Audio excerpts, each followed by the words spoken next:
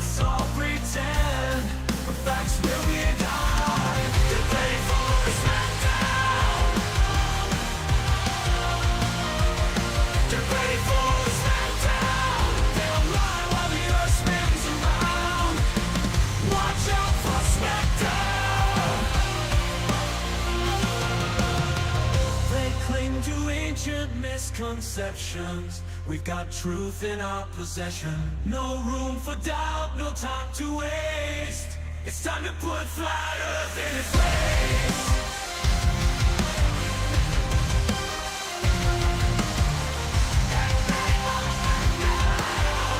Here comes the smackdown.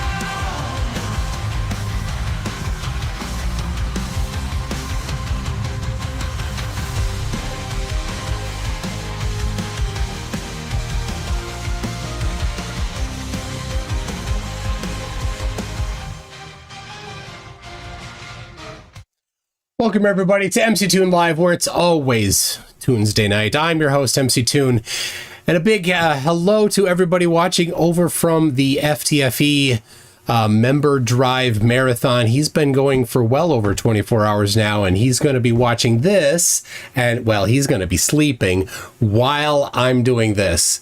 He's not had a lot of sleep, so this is his chance. I'm going to keep going until he's done sleeping, however long that goes. But I will be debating first on the Earth Awakenings Discord server. I have set this up with them ahead of time. If you're interested, I think people in the chat can give a link to the Earth Awakenings Discord server so you can come in here. But as it is right now, the way it's set up is it's a scheduled event. So I'll be in there talking, and they're going to, I think, just have one person at a time talking to me for just kind of a couple different sets of times. Before we get going, I got my Karen B's Unkept Bushes, a new member at Einstein. Monkey Cat Pat says, take your time, Craig needs a nap. Yeah, I told him I'll keep going till you're done. Dave Kircher says, good evening, FTFE. Your hair looks different. Oh. And DJ Nugs has just watched the Witsit Tony review. Gold. Well, thank you. Witsit Tony review. All right. Well, I am going to jump into the server here. Oh, yes, I did update my audio. How does it sound? Is it good or bad? I can't change a ton right now. But I reworked the whole chain, so I don't know. I hope it sounds okay. Craig says talk slowly, and Jay Coop says check out some Flurf Metal, The Ocean Firmament. Really? Oh, jeez. Okay, sounds great. Okay, super. It's difficult because I had to listen to myself doing it. So okay. I'm gonna jump in there so you'll hear them. Will you need to go faster or slower? Actually, no, you try to set their volume appropriately. So okay. So you're saying there aren't separate reference frames then? I don't know what a reference frame is, to be honest. But my point is that if everything's going the same, and you're saying you don't have to worry about separate reference frames, then that throws I got their audio fixed. Okay. Fairy Tale Coriolis out of the freaking argument. Big words which I don't know. Please, English is not my first language, so if you could. The point is, if the Earth was spinning, and it was like Velcro to it, then you can't argue for Coriolis and the whole thing with snipers and all that nonsense you guys argue. We don't. And snipers don't account. Snipers account for gravity. Snipers account for wind. Snipers account for many things. Do they account for Coriolis? They account yes, for they do. Earth spin? Not even Coriolis. Coriolis is the wrong word, because that's just an apparent deflection. That's not an actual spin. They don't the Earth's rotation because nor do pilots, because we're all in momentum with the Earth. It's because the Earth doesn't move. That's the reason, dude. No, it's if it did move with the Earth, flying against it or into it, dude, you're none of them know what Coriolis is. It's not incorrect, dude. If it's flying that fast one way, it would be wildly different than the other way. Incorrect. because we would be I in the can go from Baltimore to Phoenix for almost the exact same time. Either way, back and forth. It's a little bit faster from Phoenix to Baltimore. I fly all the time. Allow me to paint a picture in you with your own model. Let's say, Go ahead, dude. for one moment, Holy the Earth shit. is flat. Let's just say, okay? And now let's say a flat Earth was spinning in a anti-clockwise direction. I don't care how fast. Let's say 1,000 miles an hour. Correct? And the bubble, what do you guys call it? The shield of the flat Firmament. Earth. So on. The firmament was spinning with this Earth. Yes? Do you think there would be a massive vortex in the middle of the Earth? Because, the atmosphere or the firmament is spinning and the flat Earth is spinning. Dude, So would there be if air is moving at a certain speed, whether it's 50 miles an hour, 1,000 miles per hour, whatever it is, dude, you would know it. You would know it. And this the nonsense about you wouldn't feel it because we're all moving together and you don't feel the how would you feel it? 1.2 million miles an hour we're zipping how would through you feel space. it? You don't feel the 66,666 miles we're going around. What part of our anatomy the sun. feels constant motion? It's absurd. It's absurd. You don't have to test this on a plane, as a matter of fact. Remove this model I was painting before, okay? Let's say you're walking. Since the Earth is spinning... dude, are you messing with me? I'm paralyzed. I can't walk. Are you fucking with me? Hold on. I'm messing with you. I'm messing with you. All right, so real quick. Hold up real quick. We're about to start an event. So MC Toon is a guest tonight. He's going to be hosting an event. And so, yeah, welcome MC Toon. And just trying to find the transition here into the event. All right, sure. Welcome MC Toon. Thank you. All I have to say is... Yeah, so I think I think we should do it up in the stage channel. So if that's all right with you, is that all right if we move everyone up to the stage channel? It'll just be, I think, a lot easier because there's probably going to end up being 50, 60 or more people in VC. And with the hot micing and things like that, we can bring people up and on to the stage. Is that good with you? I hope I'm not too loud. Sometimes I get loud. I don't mean to. I apologize if I am. No, it's all good. All right, so yeah, so we're gonna the bot is gonna move everyone up there automatically, so we'll all move up there. And if you guys want to join the stage, you just have to click on request to speak, and then that way we'll be able to bring people up and up on the stage, and then we can go from there. So yeah, I'll move everyone up there now, and we'll. Wait, does the stage have handicap accessible ramps? Can I get up there? Yep. I'm kidding. But we do have NASA harnesses. Me too. Why did you rage quit against Alex Stein?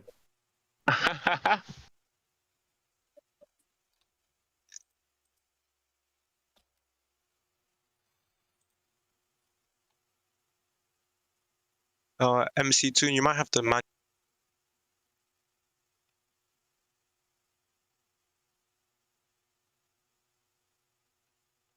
I think everybody's getting auto moved.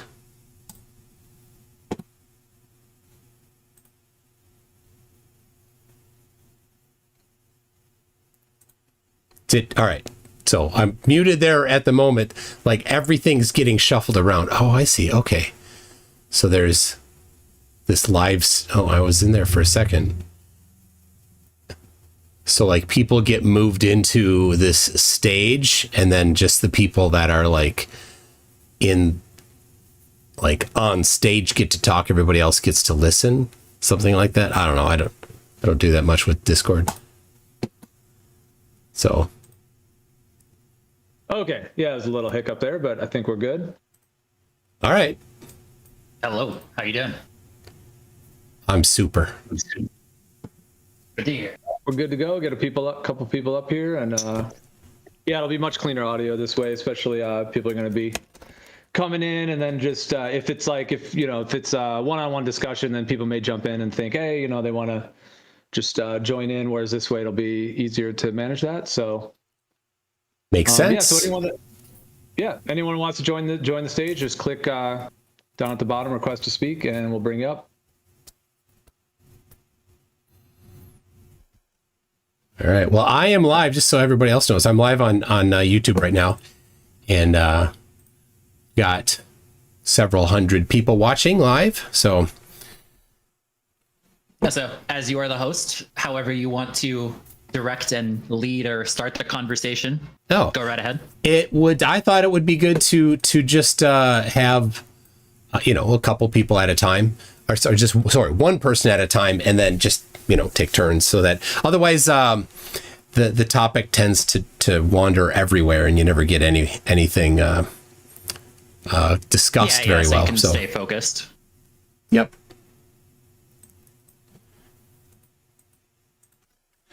All right. And I'm adjusting my volume. I want so that you hear the same. So everybody on YouTube hears the same volume from the Discord server. So, all right. Gio, thanks for setting this up. Yeah, for sure. And I don't know, is I see a couple people. We got Benjamin, Q, is it Q and P, something like that? And Yasuka? I don't know who any of you are. Yasuke. Yasuke. Okay. Where's that from?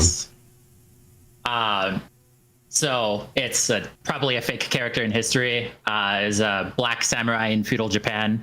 The concept of the name was I did creation in another content sphere, and it was sort of the idea of making something of yourself in a place where you don't belong. I didn't really belong in the kind of sphere that I was in, but I was still making something of myself there. Okay, well that's cool.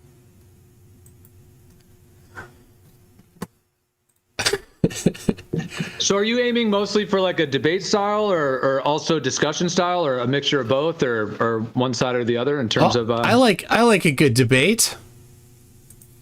So, rumor has it that there are people here that think the earth is flat, so I thought that might be that somebody might step forward with that. Okay, so I'll bring up the first topic.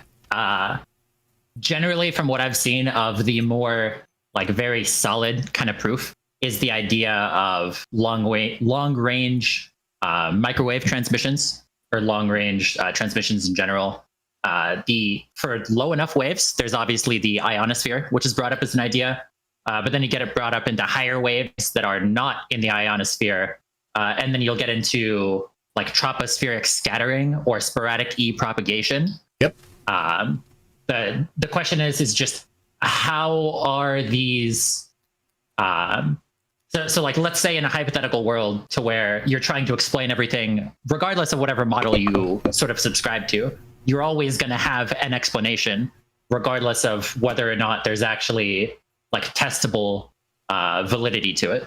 So on what angle is something like sporadic propagation or tropospheric scattering something that is actually testably proven, as opposed to presupposed in that it needs to exist because this phenomena exists? Testably proven. So do you mean in support of the globe? So how can you validate the idea of tropospheric scattering or sporadic propagation even existing to explain this phenomena that otherwise wouldn't be able to happen? Well, I don't know about the scattering. I think I am familiar with tropospheric ducting. Scattering, there's tropospheric scattering and tropospheric ducting. Yeah, ducting would enable you to propagate a signal farther than if it were a straight line.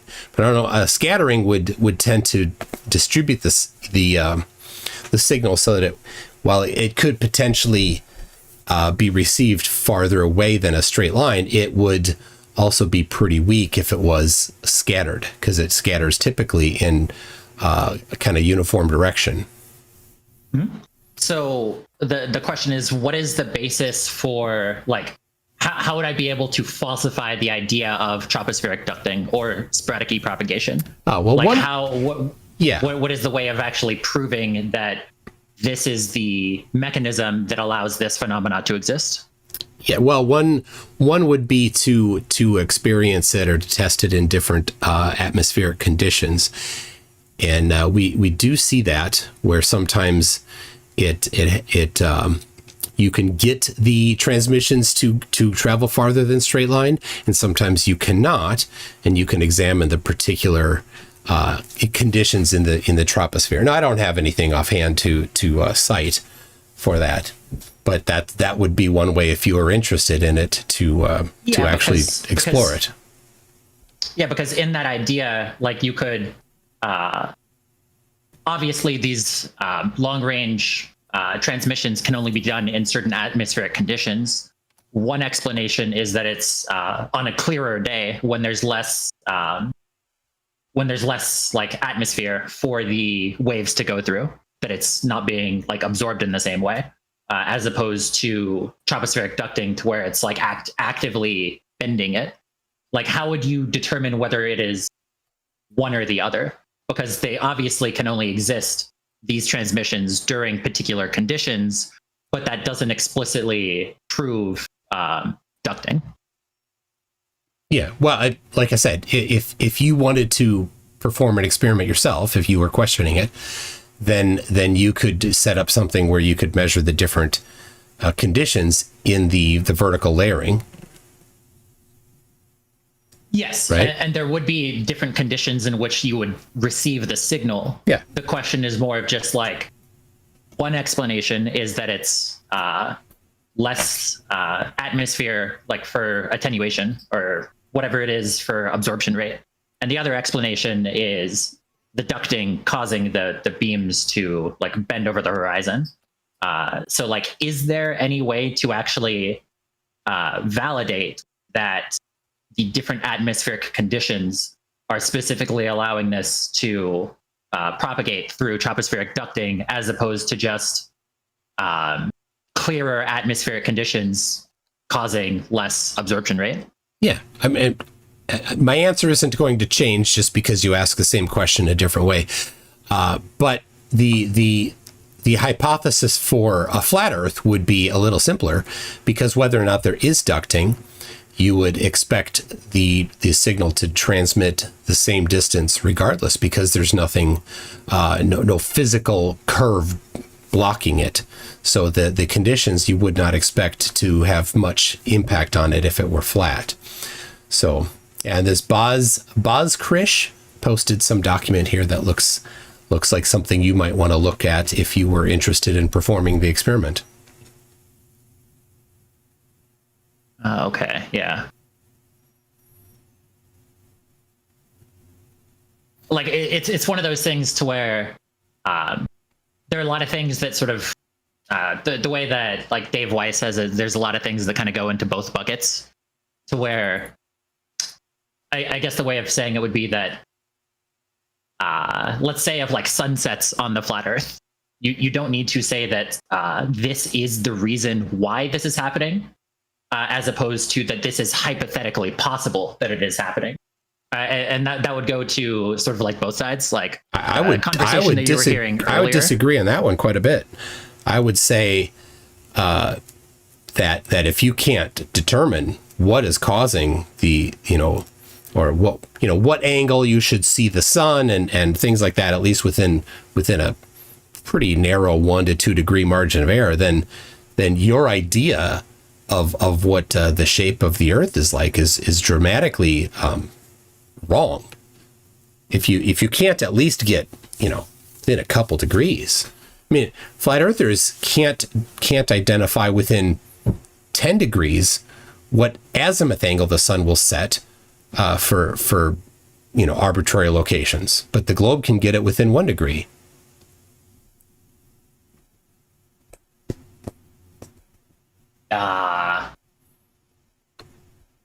You didn't know that?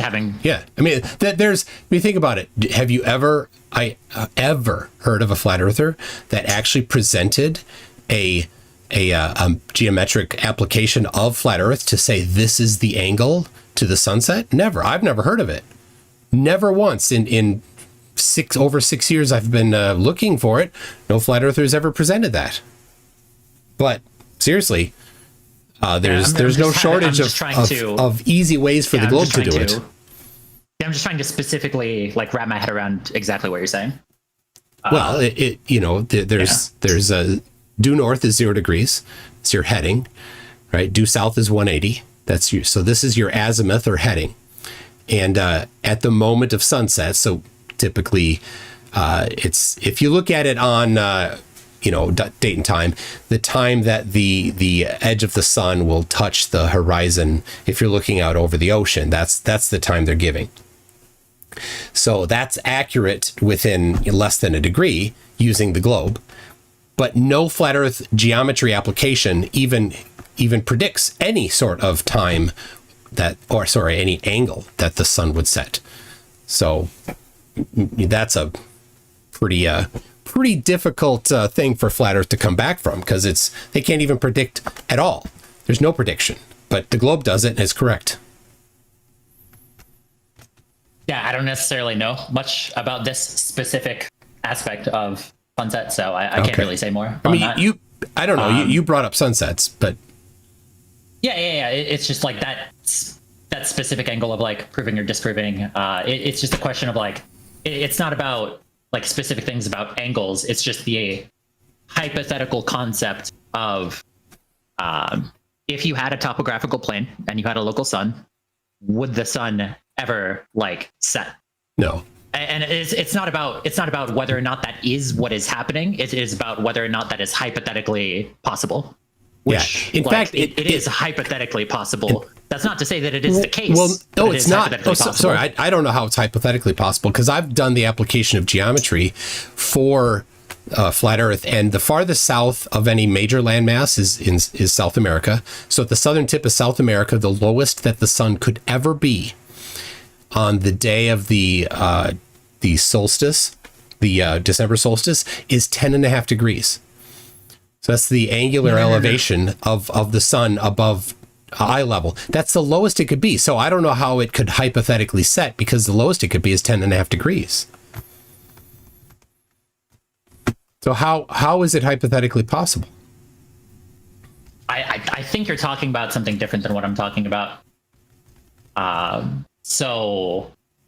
Okay. Yeah. I mean, you talked about you talked about sunsets hypothetically happening for flat Earth, and I've never heard an actual. It's not about specific like degrees or where you see the sun. It's like one thing that people will deny is the idea that if you have a local sun, will it ever even disappear? Yeah, it couldn't. There's no way. Then okay, fine. That can be your position on that. So one thing that like was always sort of like tripping me up is the concept of like daylight in the southern hemisphere.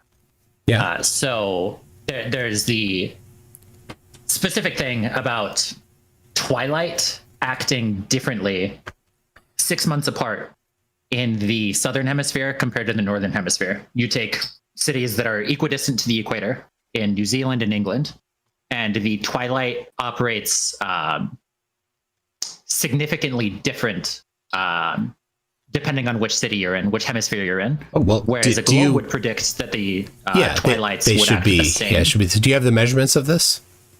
Are they, so where they're measuring it in, lux or lumens or something like that, right? I don't have them on hand. I know they do exist. I believe it was something of just like twilight is defined as when there is like when the sun disappears to the time to where there is no more observable daylight. And there are like specific ways of measuring that are just agreed upon as how you measure how long twilight is. Yeah, the definition for the different levels of twilight, because there's several different levels of it, is about how many degrees below the horizon the sun is. So 6 degrees, 12 degrees, 18 degrees is actually how they do it. But to your point, you could go and measure the lux or lumens, or however you quantify the amount of light and compare using the same metric at the same latitude, north and south. I would love to see that. And I know somebody was doing that about a year ago in the southern hemisphere, but they weren't measuring it using a measurement device. They were just kind of saying, oh, well, we're just watching, and they had like a video camera. And so they didn't really have a measurement of it. And so in the end, I don't know if anything was ever put out. I know Jaron was working with somebody, but I don't know if he ever actually published anything on that. So if maybe you have something different, I'd love to see the actual measurements of it. Yeah, it's not something that I necessarily have, like, I can't just... Okay. As I don't do this as a job, I don't have like a document list of all the PDFs of everything that I have. I don't do this as a job. This is just a hobby. You know what I mean? You know what I mean? I don't. I have a different... I don't know what you mean. A different relationship with this. I do this as a hobby. I write email filtering software as my career. So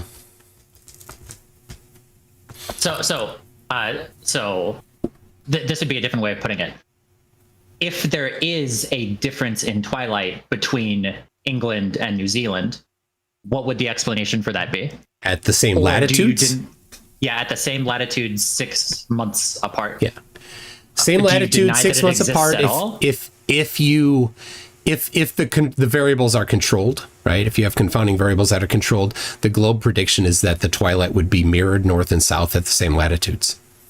So if the twilights are different on these same latitudes, like let's just say hypothetically that was the case, then that would be evidence against the globe. Okay. So I can't produce that offhand, but it's just getting that position solidified. Yeah. Yeah, real measurements would be great. Objective things, not subjective. I do know that, like, in other contexts outside of like globe versus flat debates, that twilight is often measured by like light, as in like when you stop seeing light. Because when I am in Arizona, twilight is a lot shorter than when I went to Oregon last summer, where twilight would last until like 10:30. Like I'd still be seeing sunlight really late into the day. You're much farther north. That's what the globe predicts. Yeah, because the sun in Oregon is crossing the horizon at a steeper angle than when you are in Arizona because of the latitude. Yes, but like when I was looking into this, the twilight was measured by the time, as in like the time that the visual light was there, not necessarily by any like degrees sort of concept. Well, when you look up, like on dateandtime.com, what, the different twilights, nautical twilight and astronomical twilight, those are based on geometry and where the sun is for that location. That's what those are based on. So if you're looking at something else that's a measurement of light, I'm unfamiliar with that. Yeah, but like it's telling me the times at which like this is when this happens, this is when this happens. It's observing the phenomena as opposed to presupposing the cause. So like the phenomena is how long light actually exists. So that is what we are actually observing versus presupposing the cause being the like degrees of the tilt. It's not presupposed, it's based on measurements. So nobody's presupposing anything. But no, like I said, when personally, what I see is light after sundown. Okay. And that is what is like observed for me. We're not moving anywhere because you don't have the measurements. So if you do get them, maybe we can revisit this sometime. Right? Okay. Amy, we're just going in circles. We're not making anything interesting or making any progress. So, something else you were wondering about? If anybody else has a point to bring up specifically, I don't need to be the only person in this conversation. Because like I'm specifically trying to be more, cordial, I guess. Well, I appreciate that.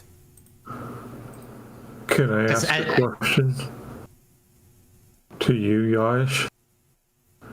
You made the claim that the sun was small and local. And what does that actually mean? Like, without defining a meaning, that means nothing. Like, we say it's 93 million miles away, or about that. But when you say small and local, what does that actually mean? Because local compared to 12 trillion light years could be 93 million miles.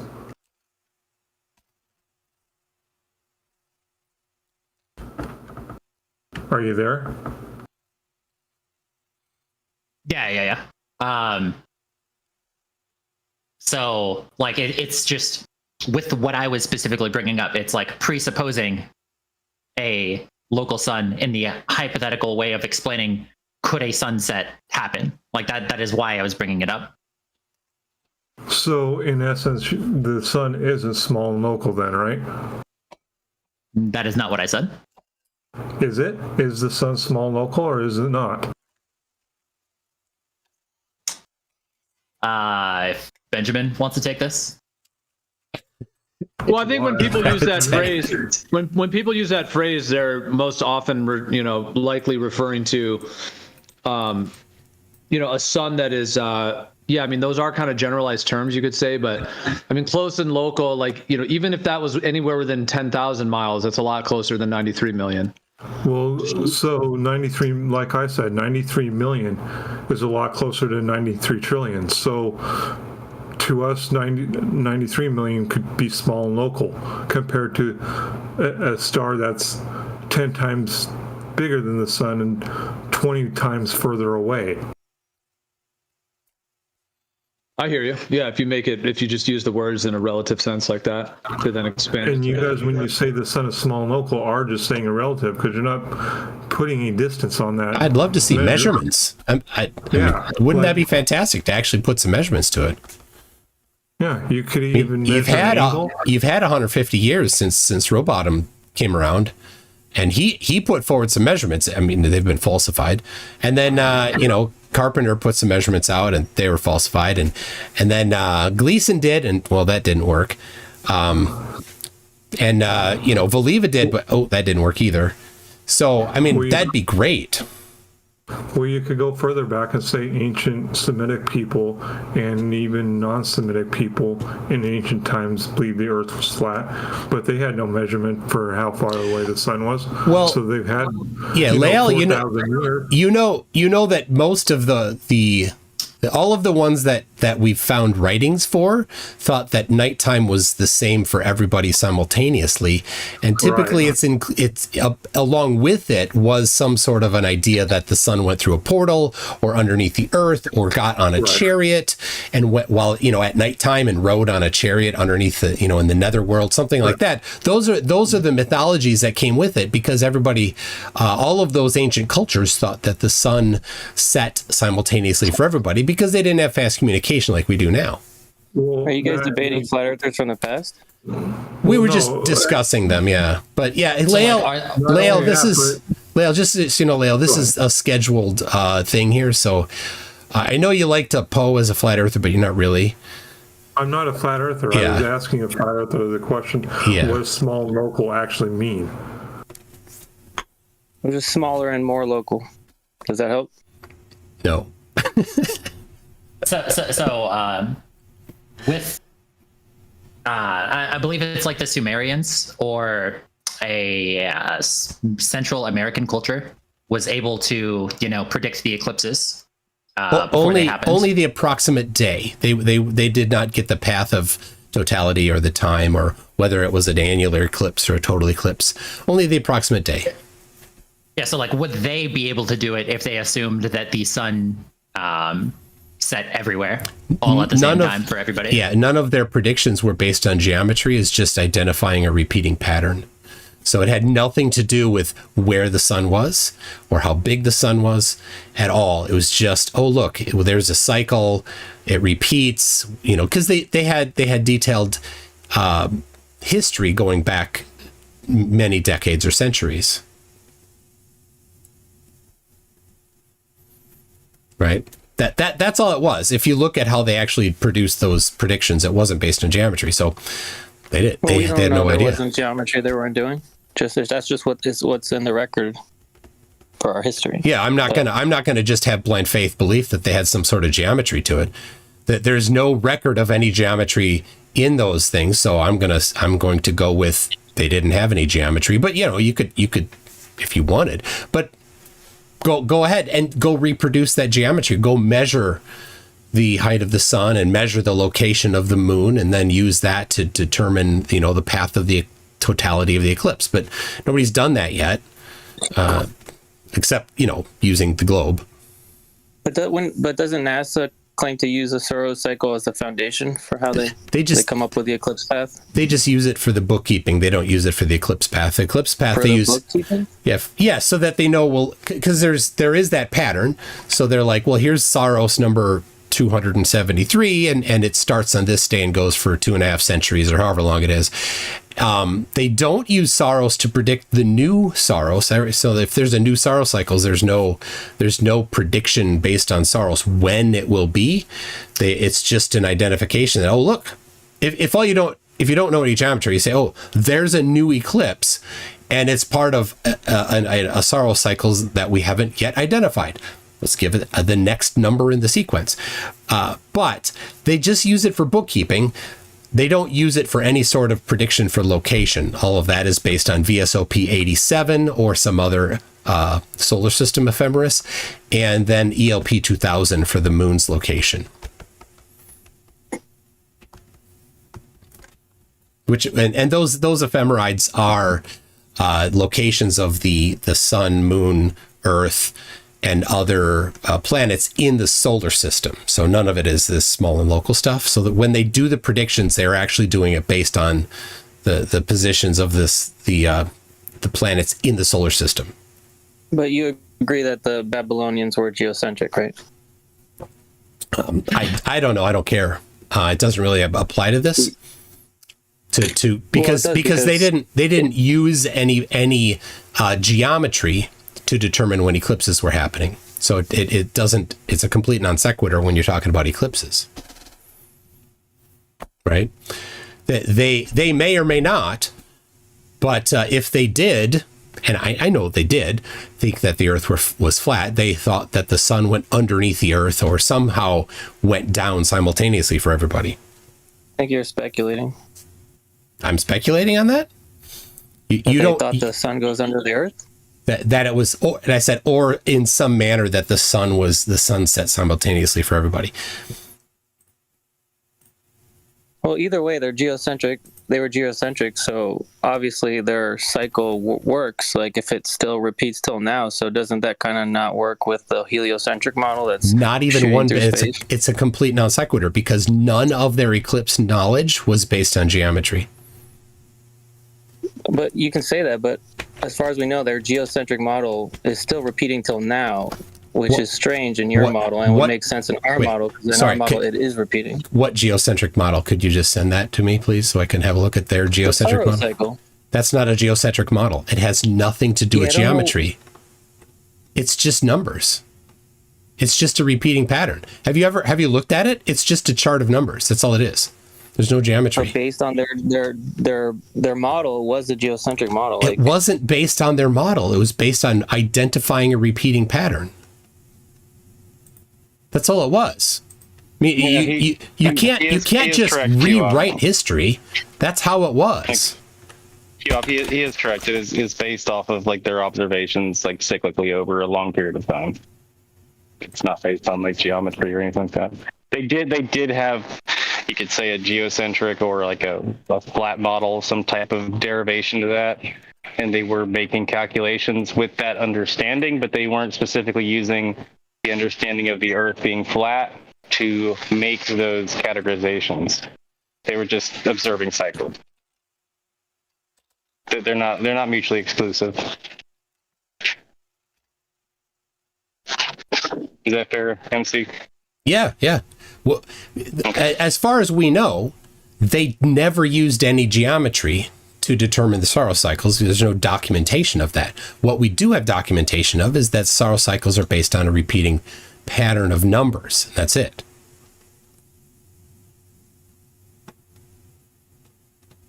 So now, when you do go and predict the path of totality, that only is predicted using the globe. And I went to the eclipse in Texas on April 8th, and I went to the place that the solar system based ephemeris said you would see 4 minutes and 20 or 30 seconds of totality, and that's how much I saw. It went into totality at the very second that the globe-based prediction said it would, and it went out at the very same second. MC, didn't they make corrections to that though? The one thing that they did was one group of people had used a different size of the sun that had been measured more precisely. So when they updated the size of the sun and redid their path, their width, it was just the width of the path. It didn't change the center of the path. So then some places that were going to get like 1 or 2 seconds of totality in the first prediction was determined to not, that they weren't going to. So it was a pretty nominal change. It was just based on the measured diameter of the sun. Right. It was like maybe like 50 to 100 miles, like on the very far exterior, where they said like you're not going to have total eclipse. You're going to actually just see. I do remember them making a couple changes. There was one change. I've not seen any more than one, and I don't know how much. There, in particular, there's some news articles about this place in Ohio, because I think the people that did these, I think they're talking about Besselian elements. They were in Ohio, so like the predictions in the newspapers and the press were using the local guys' predictions, not the ones from outside of their state. So. Yeah, I saw. I think I saw two different changes. They weren't really. It's not really anything to like write home about, for sure. Yeah, it doesn't really mean. Yeah, it doesn't mean anything. I did a whole video on that because some people had been claiming that it had been updated multiple times, but it was just once. I searched high and low. I couldn't find it. I talked to a couple different flat earthers who had said that it was multiple. I'm like, can you show me your stuff? And they're like, I guess it was just once. Specifically, Jaron. I asked Jaron, I said, can you show me the 3 times? Like, can't, there's just one. Well, about 3. I thought I saw 2. I couldn't find it using any American browsers. I did find it using some foreign browsers. I'll see if I can find it again. I'll DM you if I do. Okay.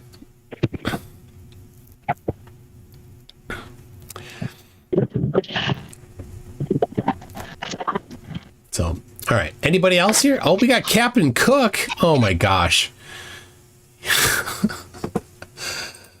He's funny. I love him. He's muted.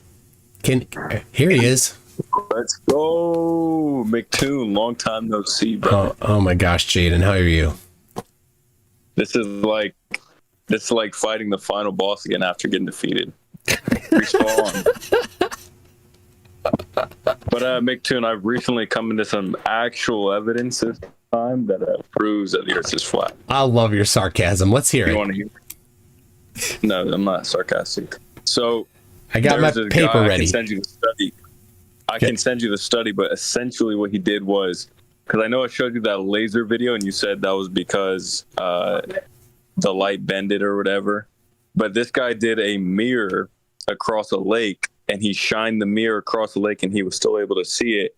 I'm pretty sure it was like 30 miles. Yeah, a 30-mile lake. Now, so you should not be able to see whether it's a laser. I know you're gonna say whether it's a laser mirror. They still.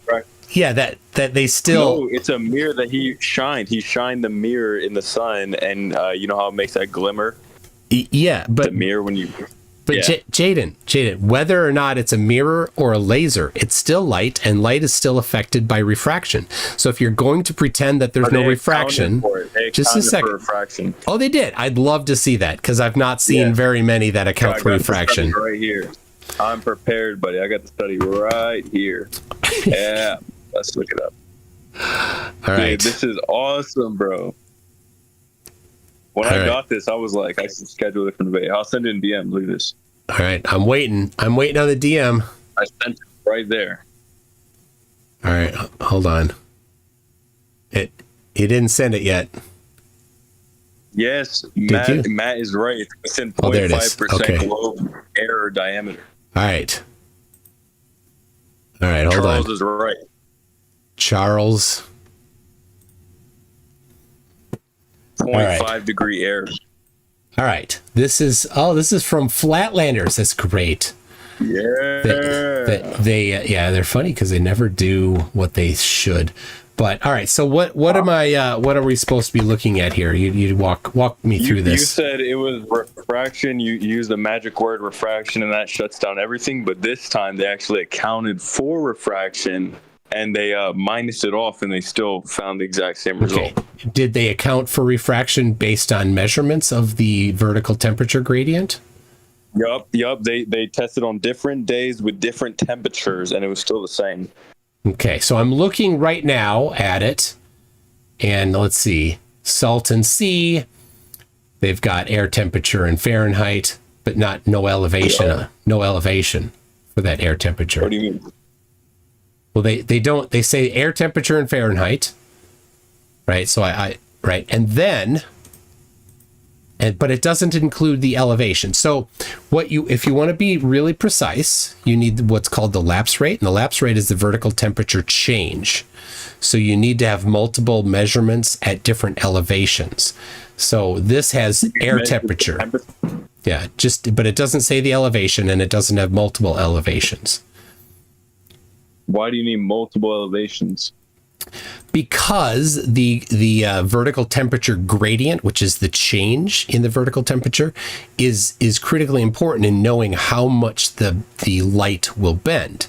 So I'll give you an example. So if there is 1 degree Celsius change in temperature over the vertical distance of 10 meters, which is about 30 feet, that will cause the arc of the light to bend with a radius of about 6,300 kilometers.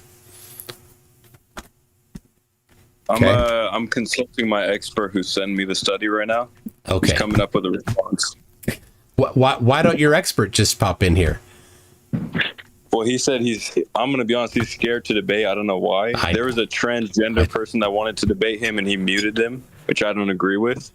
But he's in a different server right now, and he's scared to come in here.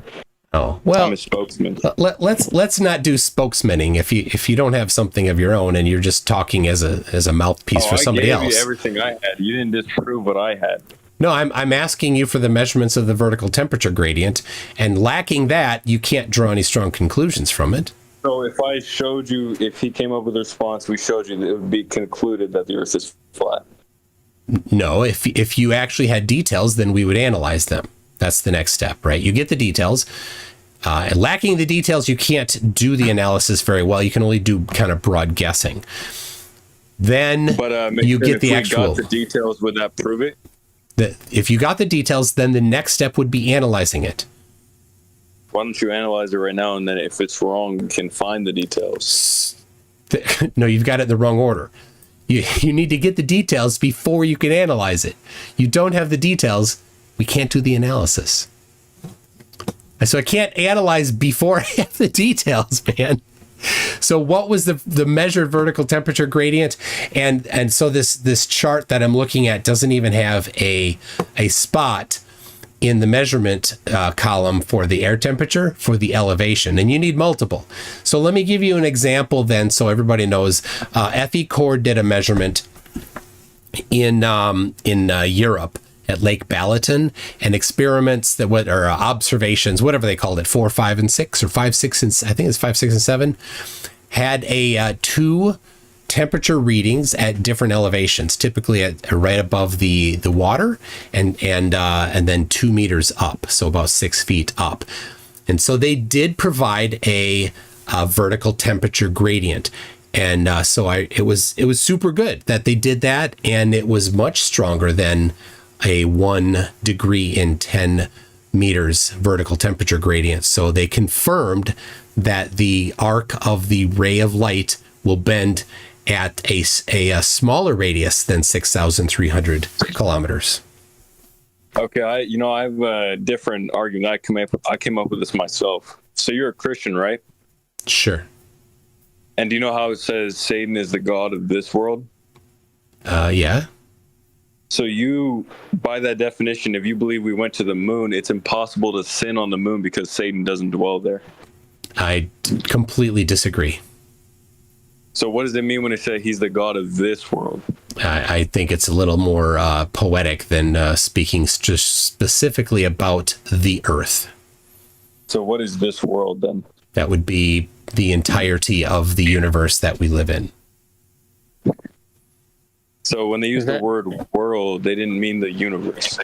Actually, they did because they knew the earth was the universe. When the word world is used in biblical, it's the word cosmos in the Greek, which is the inhabited place. And so why do you think they translated it into world? Because they knew the earth was flat and there's no other cosmos. Yeah, I don't think you can. I'm just trying to be bipartisan. Like the word cosmos does not denote a specific region that would contradict anything that. Just trying to be fair. Yeah, that's a good attempt there, Jaden. I love it. Thank you. But yeah, I don't know that you or I or any of us could accurately discern what was meant by that in that type of a precision. You really believe God created the entire universe to be empty and just have this one little planet where the main events happen? Well, it's not empty, but yeah, isn't that an enormously powerful? Aliens? Hold on. I wasn't done. Just wait. An enormously powerful God that can create such an enormous universe. That's powerful. That's really powerful. And then yet at the same time, hold on. And then yet at the same time, as is the claim of Christianity, that he's personal. At the same time, that is quite a powerful description of God.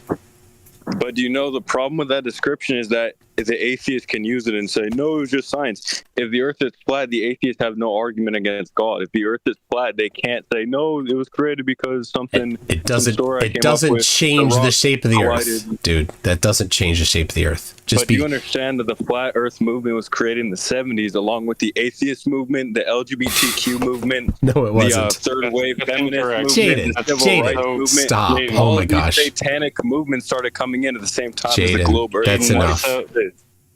Jaden, that's so wrong. How is that wrong? Because the transgender movement started before World War II, first of all.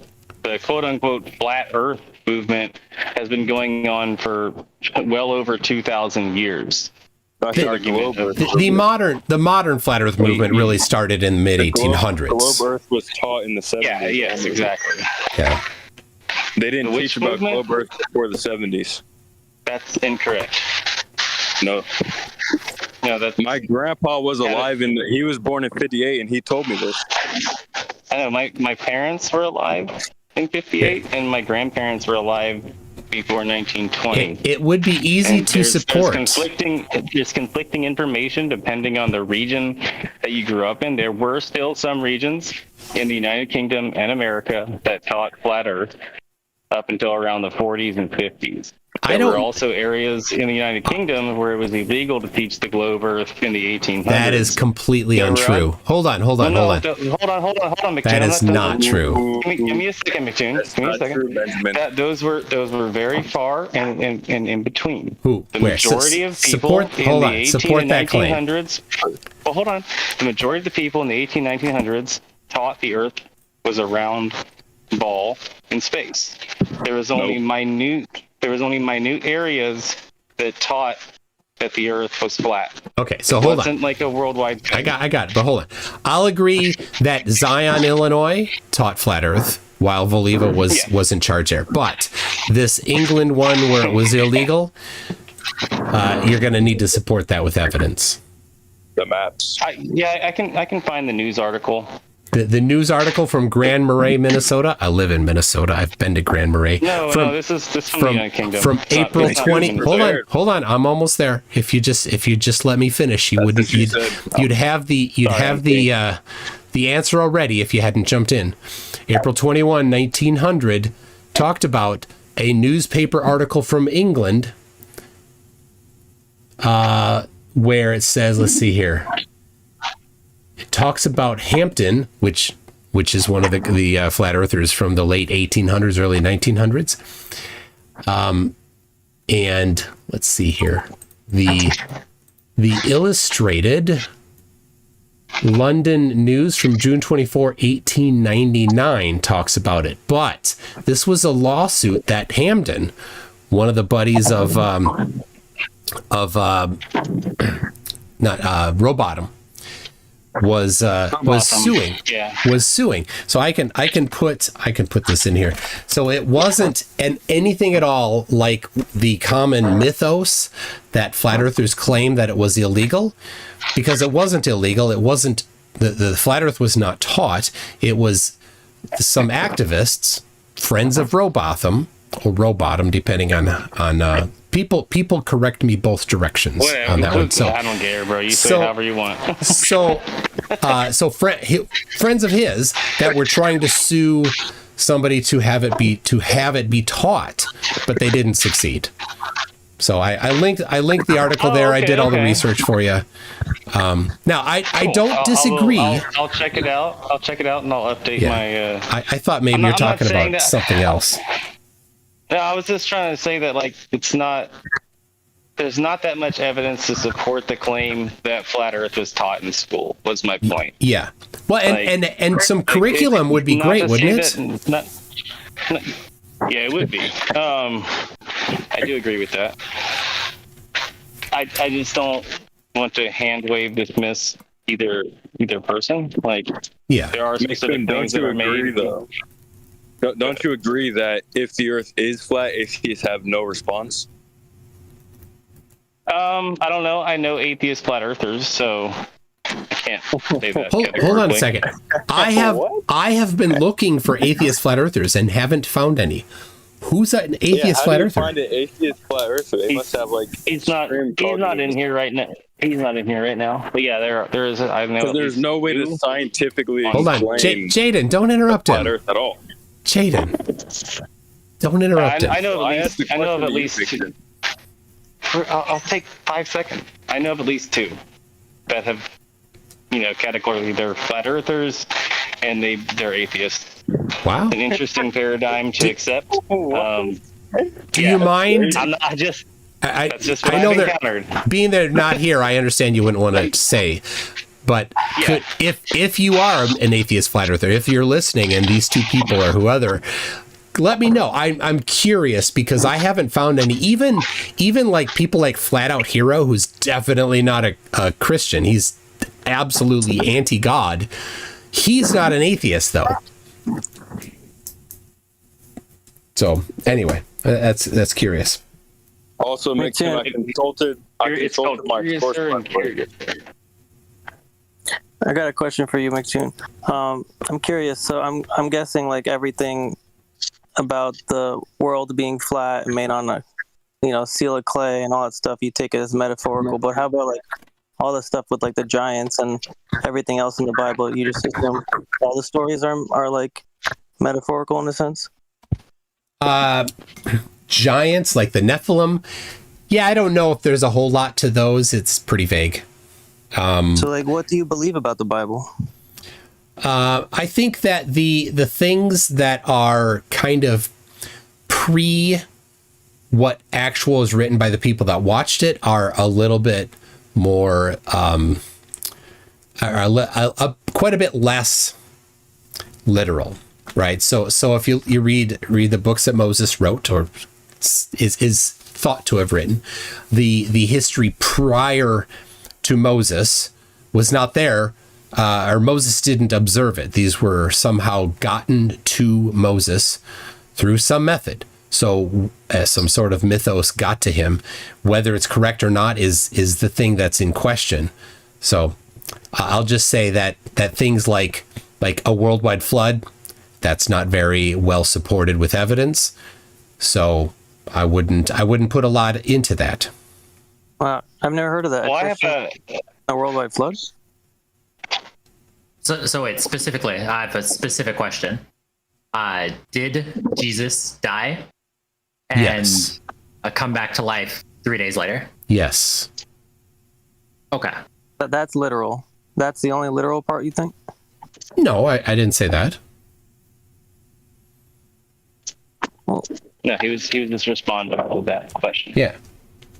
No, I'm just curious because that's you take that as like literal in the Bible, but everything else is like kind of metaphorical. You kind of put everything else into a bucket and then said, I believe something about it. No, it's the case by case. A pretty consistent framework in that anything before Moses could be considered to be more less evidence-based, you could say. Well, McToon, I have a question for you. Do you know that Jesus' lineage traces back to Adam in the Bible? Both through. It says in John, the book of John, that Adam is Jesus' actual father, or his like great grandfather, or whatever. It also gives a different lineage in Luke going through Mary. Well, right, but they're still lineages, right? And they both trace back to Adam and Eve. So Adam and Eve had to be real people, and all the people after them had to be real people. And so why would you believe that those parts of Genesis are real, and then it just skips to some made-up story, and it goes back to being real? Skips to a made-up story. The lineage listed in the New Testament isn't backed with evidence. So when you're like, well, it would have to be, I don't know that it would have to be. It would. According to the prophecy that God gave Adam and Eve, it would have to link back to Eve's seed. Well, he's being logically consistent. He's being logically consistent with his beliefs. Like, he's going with what he can provide evidence for. So, McToon, if I'm steel manning you properly, McToon. If I'm wrong, you don't believe in the Garden of Eden story? I don't know. That's all I can say about it is that I don't know. At least you're honest. But besides evidence, what's your personal belief on the Garden of Eden story? I don't know. You don't know what you think about it? No. My opinion is I don't know. I don't know how literal it should be taken. I don't know how literal it is. I don't know that there is a place that is described like that, because the Bible says that when they left that there were angels put on either side of the gate. Well, where is this on earth? I don't know. I have seen no evidence that this place exists anymore. After the flood. Does it say that, or are you conjecturing that? It's conjecture. Yeah, it's conjecture. Extra biblical texts say that it was lifted up to heaven. It said it killed all the animals on earth, and the animals were in the garden, so it had to have killed them too, meaning it had to have reached them. Apocryphal texts and pseudepigraphical texts say that Eden was lifted up to heaven. Yeah. Which I don't. Nothing for me for that, right? So yeah, exactly. My expert has destroyed you right here. This is what he said. The elevation change. He said you're an idiot, by the way. He said that only applies when you raise altitude a bunch. Yeah. He said 100 meters. That's over 300 feet. We were sea level to sea level. So your temperature thing only applies when you're high up, he said.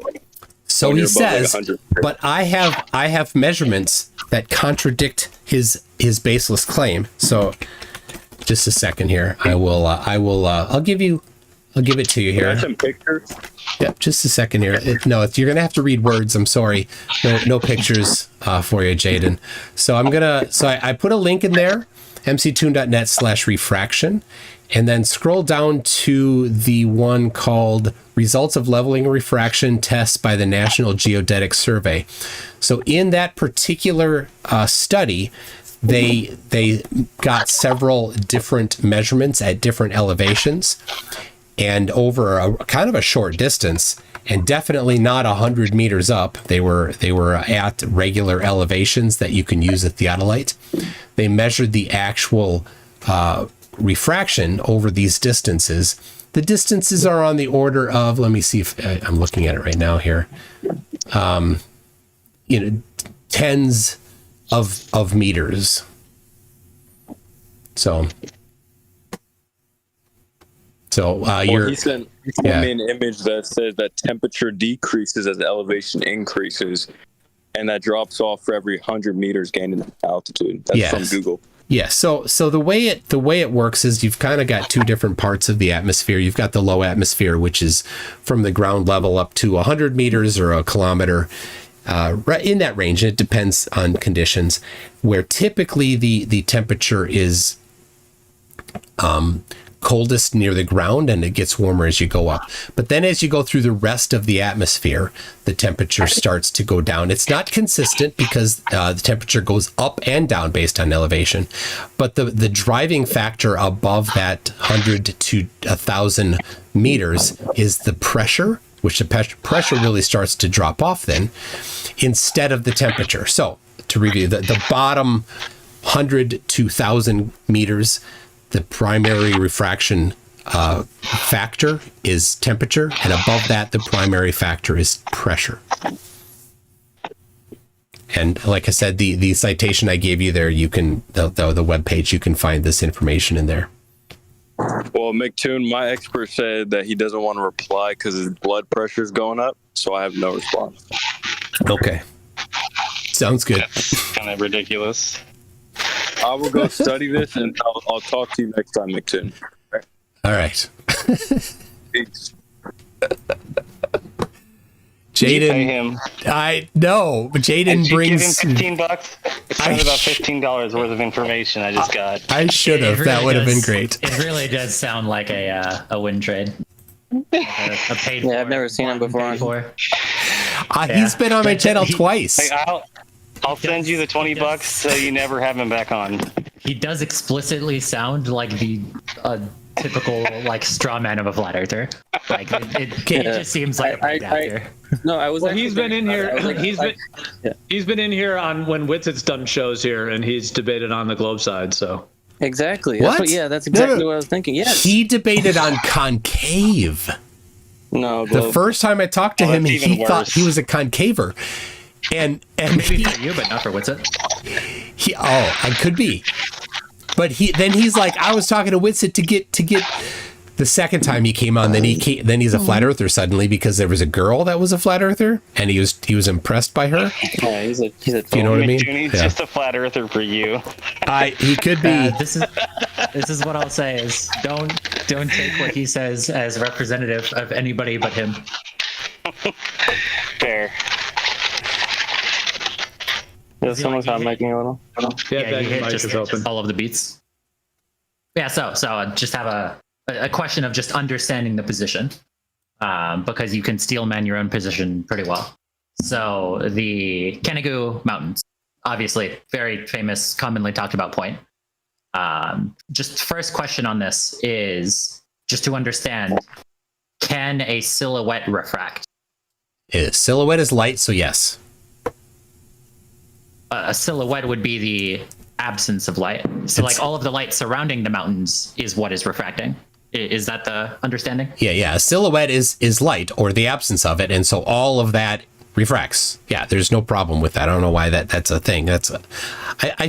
I'm just baffled when I first heard that claim. Like, why is that a thing? Obviously, all of this is light. All of it is affected by Snell's law. Okay. So we have different levels of understanding. Yes. So this is something that is consistently able to be seen twice a year.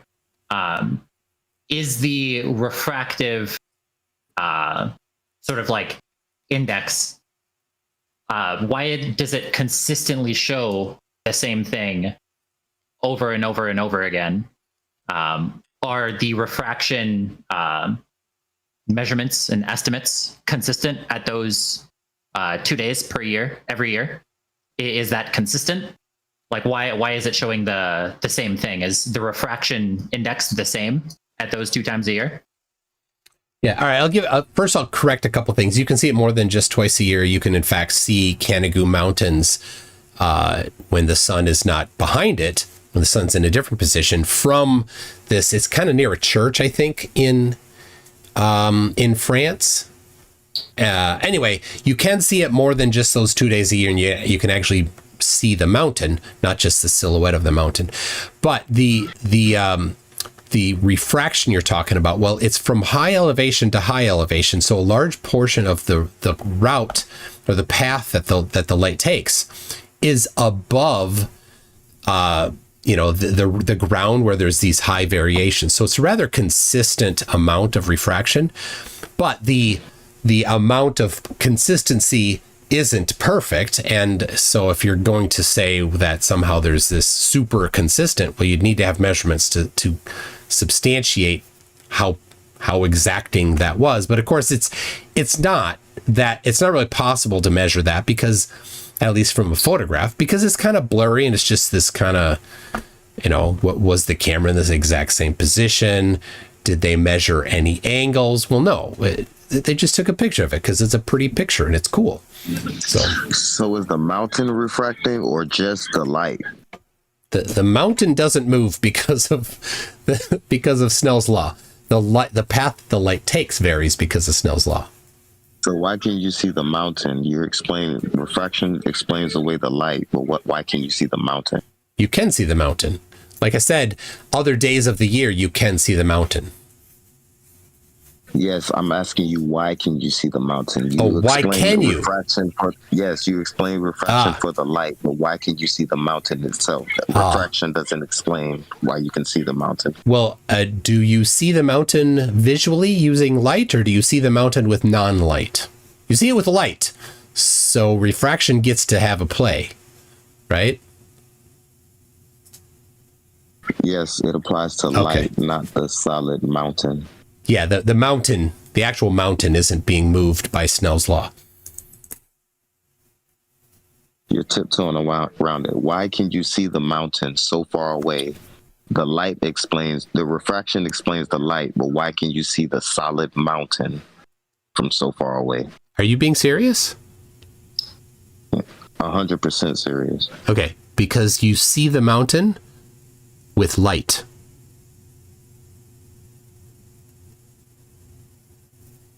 Okay. Glad you understand. So why does the light have like a tendency to make things appear to be on a planar surface when curving around the globe? Why does it do that? Well, it doesn't make it appear planar. It tends to raise distant objects up so they appear higher. And go ahead. They're angled, 90 degrees. The mountains are angled 90 degrees up. So it's not just raised up. It's also would have to be tipping it to make it look like there's no curvature. Because if there was curvature, the mountains would be angled away from us. They'd be angled away, like leaning away, tipping away? Yeah. Okay. How much? Right. If you're making a claim about the globe, you should have the numbers here, right? This is easy to do, actually. How far away is the mountain from the observer? I don't have the numbers on that. Okay. Well, here I'll make it easy so everybody can understand. So there's 1 degree in 69 miles. So if you're looking at a mountain that's 69 miles away, it should lean away from you by 1 degree. Now, I don't know how you could measure or see something 69 miles away leaning away from you at only 1 degree. I don't know how somebody could actually qualify whether or not that's happening. I would love to hear somebody's idea on how that could be done. So now if it's double that, say it's 140 miles away, rounding up to 70 instead of 69, then it'd be 2 degrees. Now, if something is 140 miles away, how do you know if it's leaning away from you or not? I don't know. I've never heard a flat earther explain how they think that they could identify something that far away leaning or not leaning. So if, I don't know, Canigoo is 140 miles, let's say it's,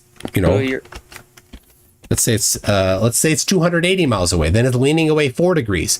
How do you measure 4 degree lean away at 280 miles away? All you have is a silhouette at that point. But so you're claiming it's being raised up and it's being kept at the same angle, and it's like it is leaning. We just can't tell with our eyes. I didn't say that the angle is changed. The angle would still, if it's leaning away, it would still appear leaning away. But like I said, how do you measure leaning away of a mountain that's 280 miles away from you? I don't know how. Either way, it's appearing vertical. How did you measure that it's appearing vertical? Either way, it's appearing vertical with your eyes. How did you measure that? Refraction. It's like you adopt refraction momentarily, then you throw out perspective when it's necessary. Are you serious again? You're looking at it. It's straight up and down. You're looking at it. I can't believe you're being serious. If it was leaning, you would notice it leaning. It's not leaning. It's vertical. How did you measure that it's not leaning? No measurement necessary. Okay, then I will dismiss your claim. So wait, hang on. Okay, but it's not leaning.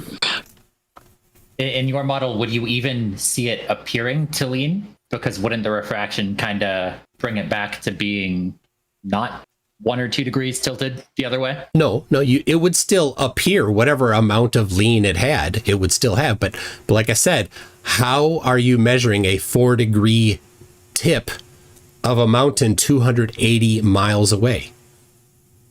No, because like the light would be bending with it. Would that not? Why would it even show the tilt? Would it not show it be relatively straight because that is where the light is coming from, that is being refracted? So it would appear to be looking as if it wasn't tilting. Let's say you had something that's the slightly a tall building, and let's say you're a little taller than half of the building, halfway up the building, and that it was a 2-part building where the bottom half of the building had a wider section, and then maybe a veranda on top of it, right? A platform of a deck, a patio of some sort, and then the rest of the building keeps going up to the top, right? So, and you're a little bit above that little platform there. Now, since you're a little bit above it, you can see the top of it. But if it tilts away, say you're close enough to see it, right? If it tilts away, then you would not be able to see the top of it at some point because the edge of it would then obstruct the top of the surface. So that's one way that you could potentially see a tilt, and refraction won't fix that. It won't change that. It'll still be where you can't see the top of that that patio or whatever it is.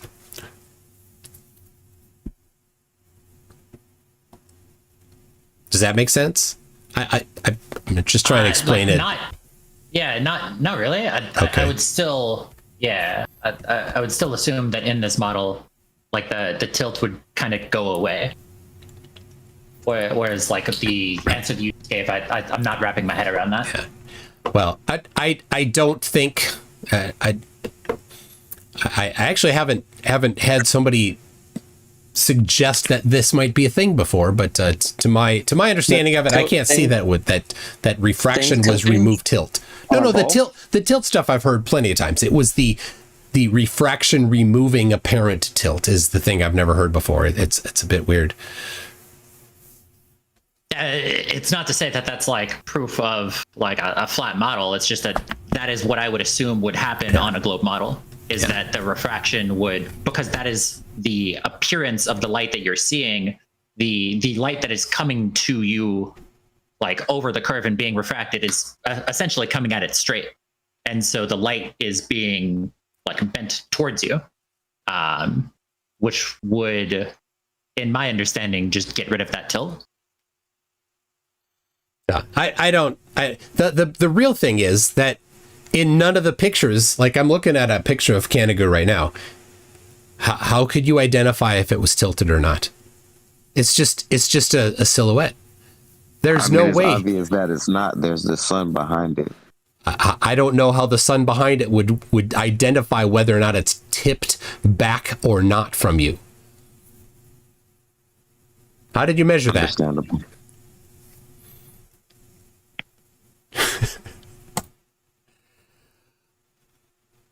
Anyway, the other thing about Canada that's often completely wrong is the people, flat earthers, claim on the globe model, they say that it should be below some massive number of miles of Earth curve, and it's always wrong.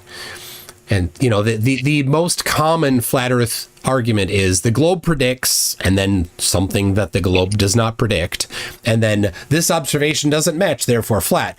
So if you're going to make a prediction about the globe, you have to get it right. Are you? So why do is we the have- measurement for the globe wrong? It's not. It's not. No. I mean, you didn't present any measurements, so what are we supposed to do with your non-measurement? Our measurements a lot when the Earth is measured flat, which is irrelevant. But Well, you keep asking for measurements. You say the Earth is flat, but don't have measurements of it. You want complete measurements when it's being measured flat.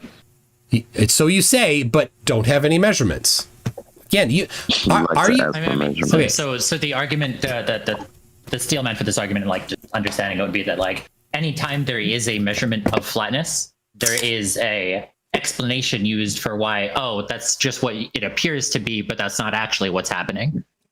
I've never seen an actual attempted measurement of flatness. Nobody's ever actually attempted that. Go get a theodolite and measure flatness, right? Use actual real surveyors' instruments, the people that are experts in measuring things. I've never seen that. Nobody's ever tried it's it. Like when you see things that are too far away, or you have like laser tests that go too far, it could be viewed as a measurement of flatness, but then there is the explanation for why. Oh, it just appears this way because of refraction, or it appears this way because of this or that. Yeah, well, that's not a measurement of flatness. That's an attempted falsification of the globe that got the wrong globe. You get to cherry pick when or not you use perspective. I was right in the middle, of my sentence there. Just, that's why I just cut you off, completely cut off completely. That's why. All right, now today, Can you just let him finish? Yeah, today I read the rules for this server. And I'm going to ask that the rules be applied to everybody. So you understand why I cut you off. Hold on. Yeah, hold on. Yeah, let's not have interruptions, Ben. Let's just let him finish, and then you can go after. Okay. Go ahead. So the if you're going to make a prediction for the globe, you have to make a prediction for the globe using the globe. If you ignore the things that the globe claims, then you're not making a prediction for the globe. You're making a prediction for not globe. Yeah, like so, if you just say hypothetical laser test, I'm pretty sure the tests similar to this have been done. You're like 1 foot off the ground on the side that's giving the laser, and then 1 foot off the ground for the receiver. If you have like a certain distance and then you get it, that would be considered a measurement of flatness. Then there is the explanation that it is not a measurement of flatness because of refraction or something. But it wasn't. But that wouldn't. Yeah, it wasn't ever a measurement of flatness. It was an attempted globe debunk or falsification. That's what it was. Because a measurement of flatness would be something like, here's how we've established a straight line, and then we're going to measure the deviation of the surface of the Earth from that straight line, and a mile away, 2 miles away, or kilometers away, here's the deviation from that line according to our measurements, and here's the margin of error of those measurements. That would be a measurement of flatness. But if you're like, oh, well, here's the globe prediction, that's not actually the globe prediction. And, oh, it doesn't match the not globe prediction, therefore flat. Well, no, it's not actually a measurement of flatness. You see the difference?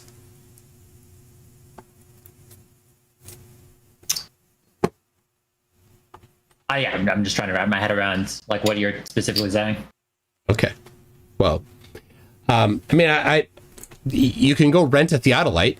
You can go and then do things like measure reciprocal zenith angles, or you could measure, drop over a mile or 2 miles distance to see if that happens, right? Go establish a certain elevation above a surface of water, right? Go to water, set up your theodolite 10 feet above it, and then go to the other side of, 2 miles away and get a measuring rod 10 feet above it, and see if it's the same elevation of the theodolite and the measuring rod. See if they match. I've never seen that for a flat Earth. I've seen it for the globe, but it doesn't match flat.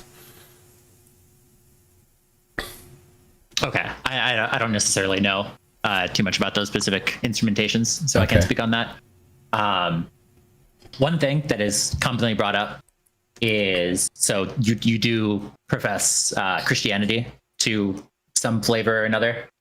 Yep. And one thing that is commonly brought up is the idea that a lot of the globe math has, 666 implanted into it, or a lot of other like occult concepts. And so the tilt of the Earth, if you subtract the tilt of the Earth from 90, then 666. But it's not. Let me. That's 66.5 something. So you have to arbitrarily round to 3 digits, and it's still not 666. It's 66.6. So that's not the right number anyway. But you can, I'll say, you can do that. You can do that for the flat Earth as well. I just dropped in a thing here. Why does the sun go around flat Earth at 1,666 miles per hour as it circles the North Pole? Why does it do that? How come there's a 666 in flat Earth? How dare you? What's up, Mike? Wouldn't that be? Sorry, I'm late, dude. Yeah, I'm not super sure. I'm pretty sure that'd be like presupposing a map, presupposing a lot of different things about the flat Earth model. I'm using the one that has been in use for 150 years by flat earthers. So I'm not presupposing. I'm using the most commonly presented one. So I want to specifically get to. All right, last topic on this. So I want to specifically get to the point is one thing that is commonly brought up is the orbit around the sun being 66,600 miles. And that is something that is commonly brought up. And at one point, Google did show that. And what is used is a debunk with the way that most people go about that. You Google that number right now, it'll show around 67,000 miles. So the number of what is appearing on Google was changed. And so some people take that as like the actual number was changed and like, oh, we just got a better number. But if you translate the kilometers per hour that is on that, and then translate that into miles, it just does go back to 66,600.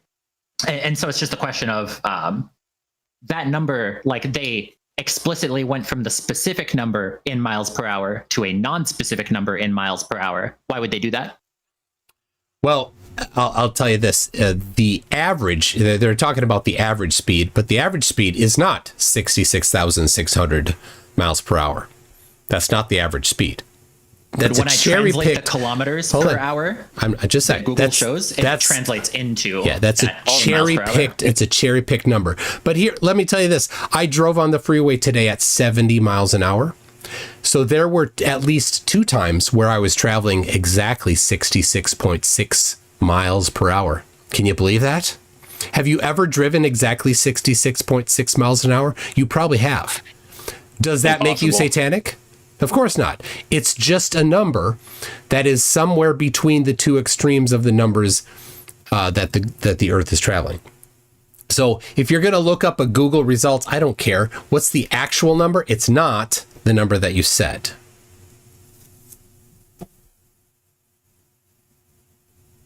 Yeah, he is correct. Like if you look into like the actual denominations of the numbers, they don't equal that. That's usually either rounded up or down in favor of.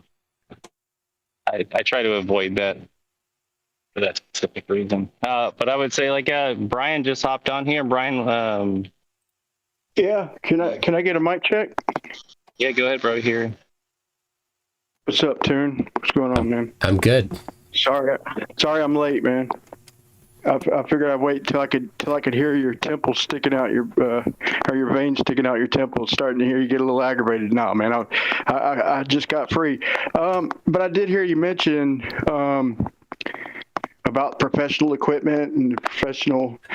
You were mentioning that, and you started mentioning a couple miles, but you are aware that even in geodetic surveying and planar surveying, the farthest they go, still today, same today as it was 100 years ago, the farthest they go is 100 meters. So what do we call? So when we derive, get our instrument and set our horizontal, if it's higher or lower than horizontal, what do we call that? higher or lower than horizontal? That's the elevation change, you mean? Yeah. Like if you set up your station, right? You're occupying a position, and then you measure your foresight and measure your back-sight, and you look like with an auto level, and you measure off the measuring rod. Is that what you're talking about? The change in elevation? Yeah. Yeah, they call it the change in elevation. Right. So we keep projecting this horizontal, and anything higher or lower is called slope, right? Okay. So why is the farthest they go 100 meters? In what? When they're doing differential leveling? In surveying. Yeah. You brought it up. All right. So let's be very specific. Are you talking about second or third order differential leveling, or are you talking about trigonometric leveling? Third order differential leveling, dude. Okay. Third order. If there was third order differential leveling, we wouldn't even be having this conversation, bro. I don't even think you know what that means. I certainly do know what it means. I have in front of me a surveying book. It's called Surveying 8th edition by Francis Moffat and Harry Bouchard. I have it right in front of me right now. So you know I can refer to this book directly. I'll give you open book test. Why do they only go 100 meters at a time? They don't. Why? That was easy. Wow. Okay. You want me to post the vice president of the Geodetic Survey Society? Stating it. So let's be specific here. You said you seem to be making the assertion that all surveying ever is only 100 meters, and that's completely incorrect. So when I asked you, are you talking about second order or third order differential leveling? That was a very specific question that you didn't really answer. And so that's what I was talking about, because when they do differential leveling, they use an auto level as an example. Third order is what makes it a globe, bro. I'm not about to have that conversation with you. Okay, we can get there, but let's at least start at the beginning, okay? Third order isn't where they make it a globe. I don't know what you're talking about. Yeah, well, you know exactly what I'm talking about. So, okay, I mean, if you've read that book, okay, so look, so what I'm asking is, they don't go more than 100 meters in leveling, geodetic or planar. I'm asking why. Oh, but they do. But they do. Oh, my God. Open book. I got it. All right, hold on. I'm in chapter. It's right in. Hey, guys, just to be more cohesive, just one at a time, please. But if Brian finishes, rebut his. Brian, let MC. I'm gonna pull it up real quick. I'll pull up the horse's mouth himself real quick. All right. For distances beyond 1,000 feet, the effects of curvature and refraction must be considered and applied. The situation shown in Figure 3.3 represents a line of intermediate length up to perhaps 2 miles. In Figure 3.3a, the angle at E is shown at 90 degrees and so assumed in this range. At 2 miles, it's actually about 90 degrees, 1 minute, 44 seconds. This is specifically this is the chapter called Leveling, chapter 3 in the book called Surveying by Francis Moffat and Henry Bouchard. Right? So it's talking about giving an example of a 2 mile long leveling using trigonometric leveling. Canyon. Yeah, so is that in a canyon or a spot they couldn't get to? I mean, what's the special circumstance there? It's not saying anything about special circumstance. All right, let me pull this then real quick. Hold on. So right here, he's giving his presentation, and he shows them, he says, in leveling, geodetic leveling, the process hasn't changed much over the last 100 years. Still do it the way our forefathers did it.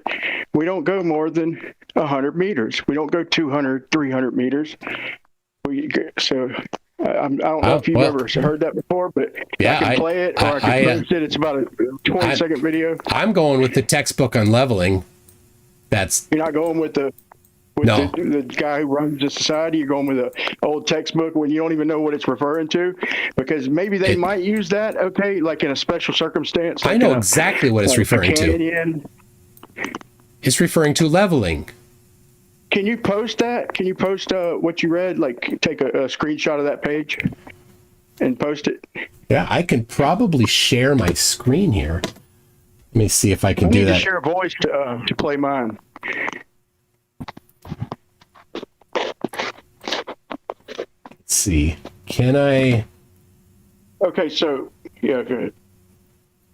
Can I? I've not. I've had trouble sharing stuff before, so let me try.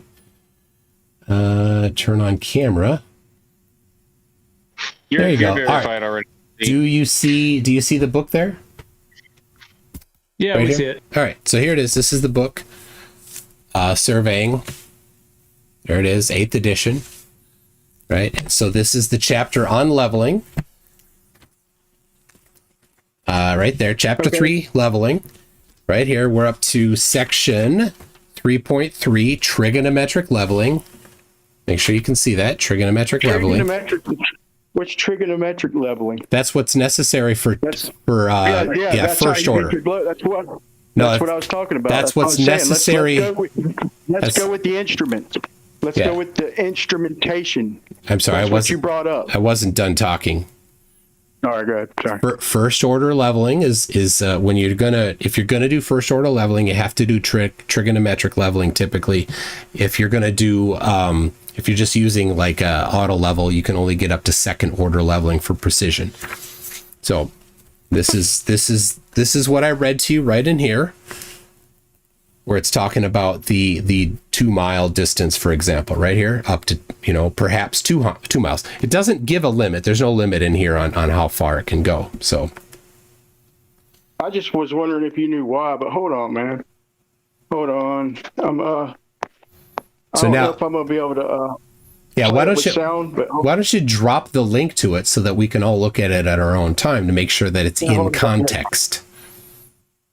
Right. Okay. Hold on. Wouldn't that be nice? You're talking about the trigonometric leveling. Let me say this right off the bat. This is why I led with the instrumentation, and why don't they shoot further than 100 meters? I didn't say nothing about the trigonometric. But they do. But they do. Right in here. Right here. It says 2 miles, for example. Yeah. That's not the shot, dude. That's special circumstances, man. That's not. The book doesn't say that. Leveling. The book doesn't say that. The book's full of shit. Oh, you know more about leveling than Francis Moffat and Harry Bouchard? You know more than they do about leveling? Well, hold on. Well, that's a lot, man. To be in your presence is quite an honor. So you just said that anything above horizontal or below it, you agreed they call it slope. I said it's a change in elevation. That's what I said. Okay, a change in elevation. Okay, so does that still apply? I don't. It doesn't really have direct relationship to the shape of the Earth, but okay, go ahead with your claim. Yeah, I'm posting it. Hold on, I just about got it, man. I got so many damn videos, but hold on, just about there. But okay, so you did say it's a change in elevation. Yes, change in elevation. How does the Earth curve? What do we do? Do we just like subtract or add to the measurement, the trigonometric measurement? Do we calculate in for Earth curve, or is it 1 for 1? So elevation is the amount of elevation is the distance away from a datum. So on this book here, it talks about right here, this curving line here is a level line. And you can see at the top here, this is the elevation here above the position. I know it's probably a little hard to read on devices especially, but because this is kind of small text here. But this line here is a curve. That's a level line. It's labeled as a level line. And the next one above it, a concentric level line. And so that top level line is where the target is. and the second level line is where the ground is. Okay, I'll put it in. Okay, there's a couple reasons why we don't shoot that far, really, but you just assume that we're doing that. So you're. I'm not assuming. Let me get this straight. I'm reading. Wait, I'm reading the textbook. Your turn to let me talk. Let me make this clear. So you are claiming that they're claiming, or whatever, that they're doing 2 mile shots for elevations. Is that, I want to make sure crystal clear, that's what you're claiming. That's what this book is claiming. For leveling, for determining elevation, they're doing 2 mile shots. It's giving an example. Yeah, it's giving an example of a 2 mile shot for trigonometric leveling. So make sure that your quote is in context, please. Okay, trigonometric leveling. Okay, so once again, is that a 1-to-1 measurement, or are they calculating out Earth curve? I don't know what you mean by that question.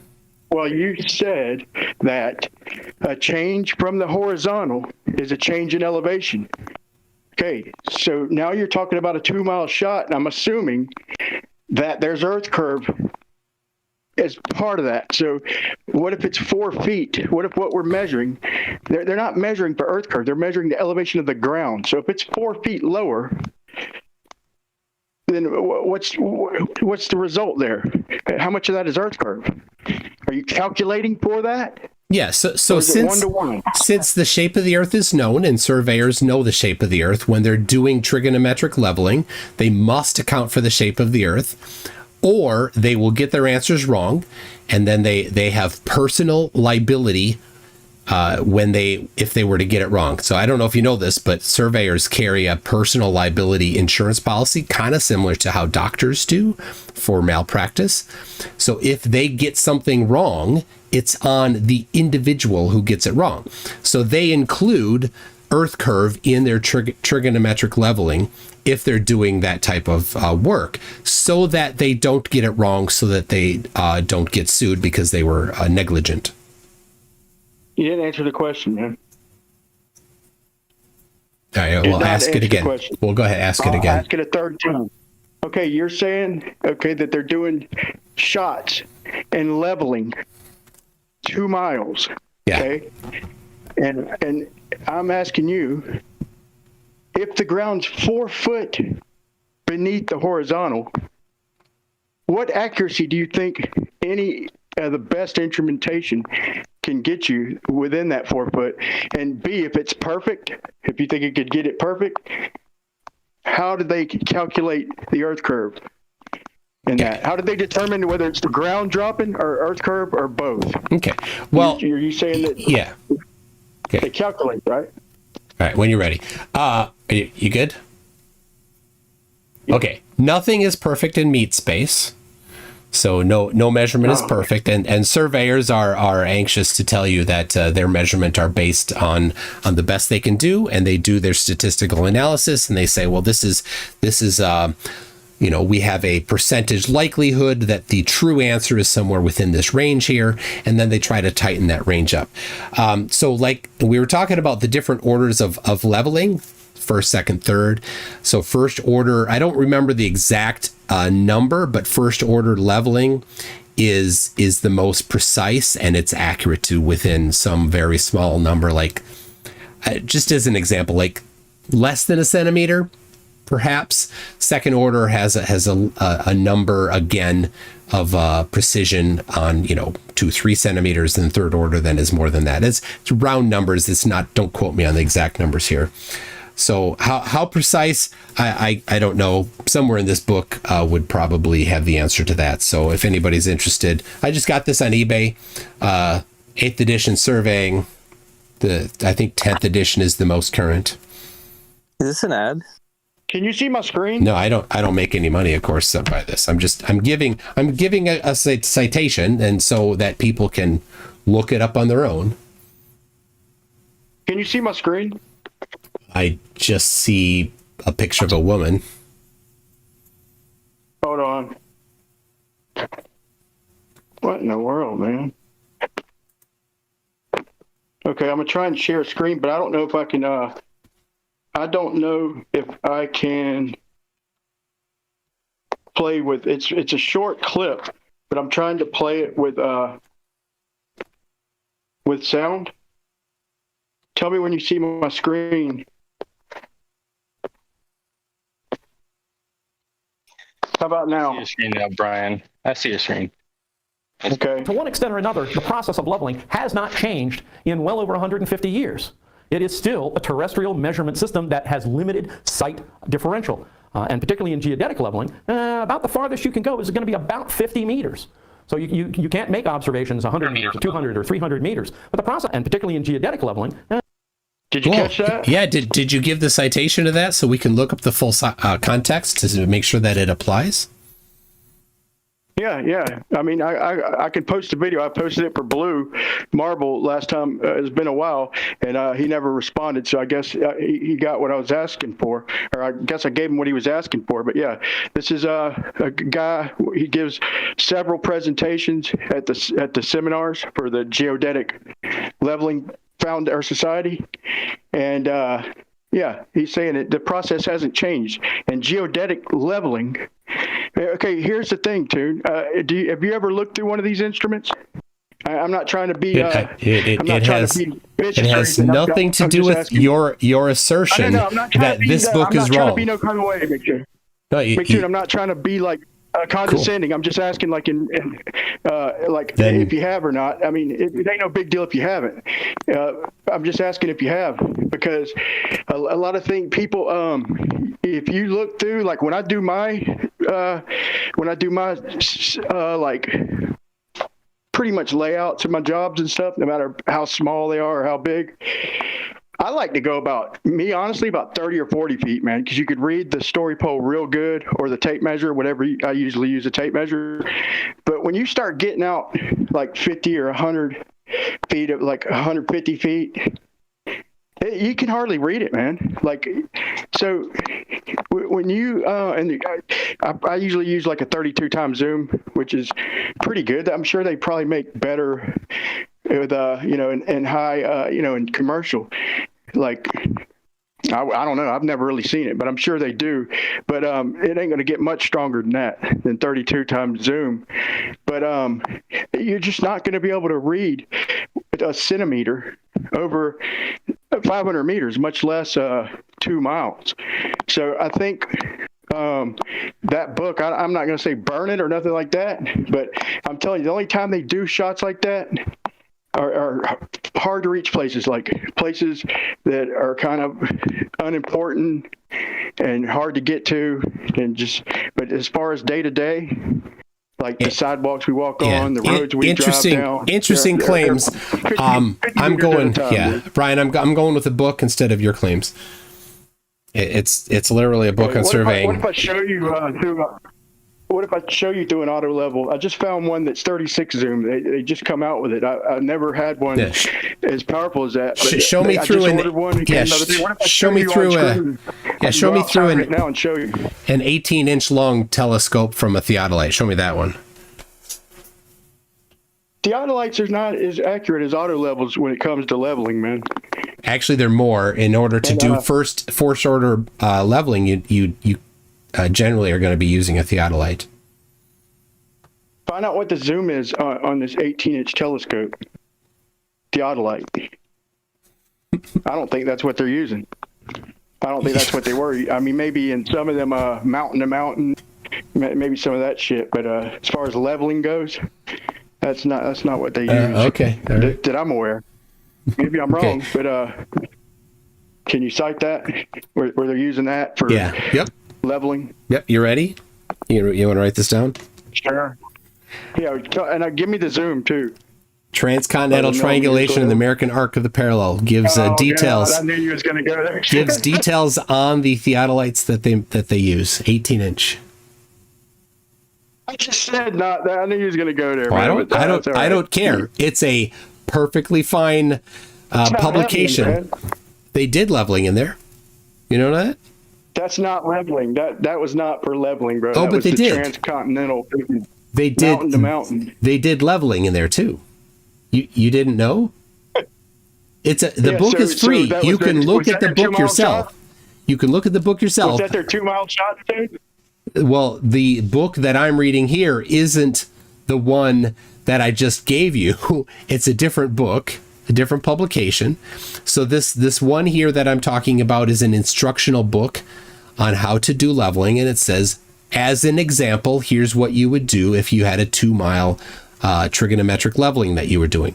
This isn't saying here's a concrete example of some 2 mile long measurement that was actually done. It's a textbook on how to do it, not an example book on how things actually were done in the field. You know the difference for that, right? This is a textbook versus a publication of an actual measurement. You're being a little stubborn, man. Like you never give even anything at all, even something like you just, dude. You're being stubborn, dude. I'm not talking about the transcontinental. I just asked me for a citation of the 18-inch. I don't know the zoom offhand, but you asked me for a citation where they used an 18-inch telescope on a theodolite, and I gave it to you just as you asked. You should thank me for it. I gave you what you asked for. I said, don't give me the transcontinental fucking telescope. I don't care. I don't care. And they did leveling in there. I don't care about your assertions. I know they did leveling because the book. Hold on, guys, calm it down just for a second. Like MC, I understand you don't care about like what he brought forward. Brian, you brought forward that information. MC, if you want to respond to that, give a critique of it without being condescending, that'd be great. We can just go forward in a conversational manner. Thank you. Okay. Well, I mean, I already did. I'm going to go with the textbook written by an expert over your opinion. So. Okay, so your final answer is, okay, all right, let's say, okay, I already knew. That's why I tried to beat you to the punch. I already knew that you could find some type of surveying with that crazy telescope, okay?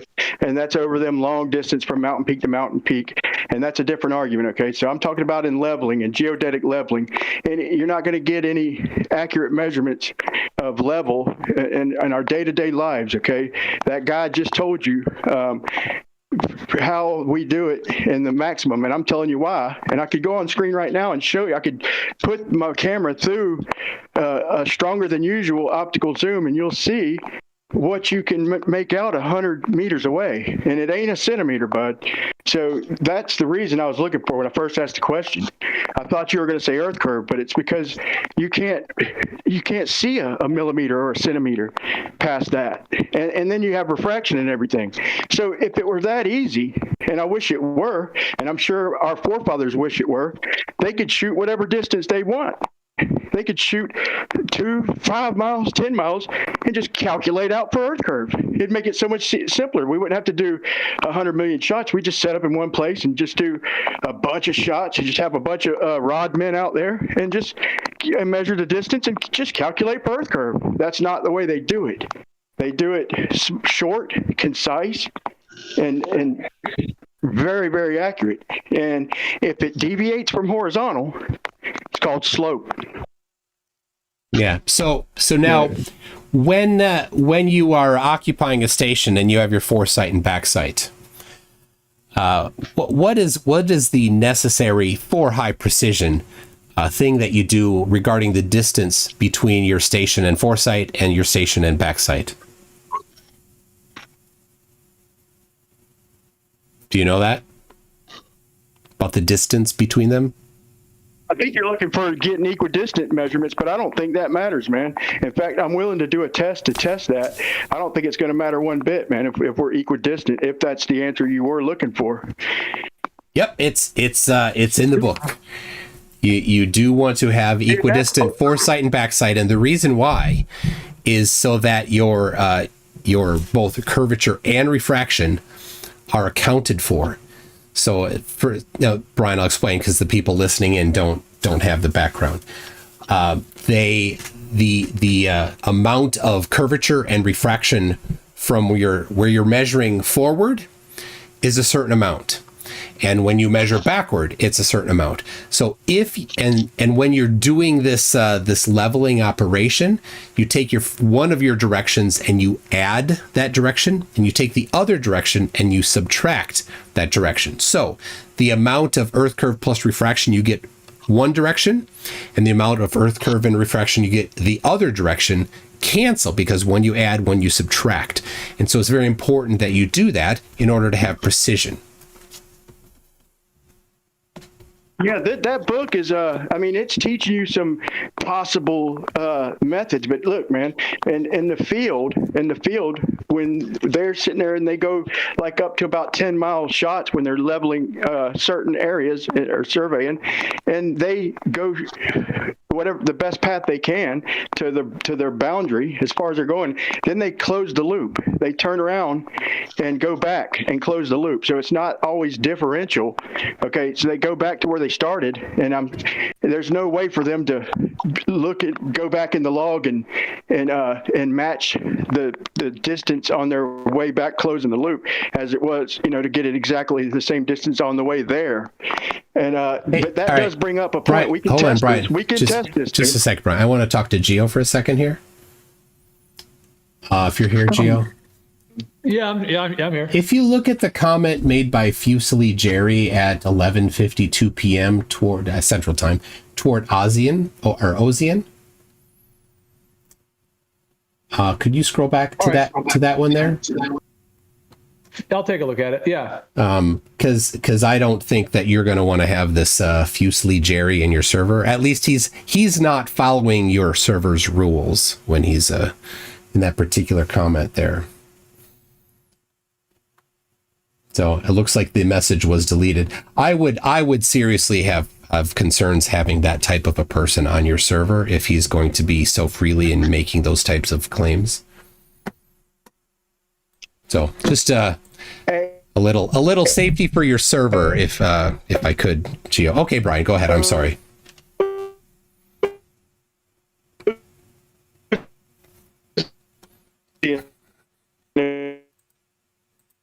He's roboting. I don't know, something with Brian's connection is dropping out.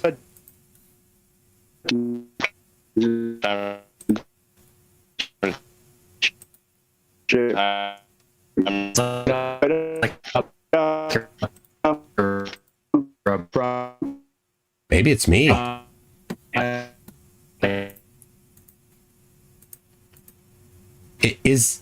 Is it me or is it Brian who's roboting?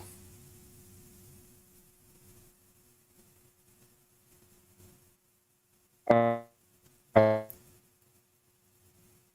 don't know. Wow. Yeah, it was pretty bad. That was like a whole server lag. You guys are back? Oh, okay. Yeah, it seems okay, that's what I was wondering. I don't know. I was hearing everybody roboting. Yeah, I was like, are they both roboting? And then it seemed like everybody was. Yeah, okay, well, that's good. On my end. Okay. Brian, is Brian back? He could... Oh, I don't see him.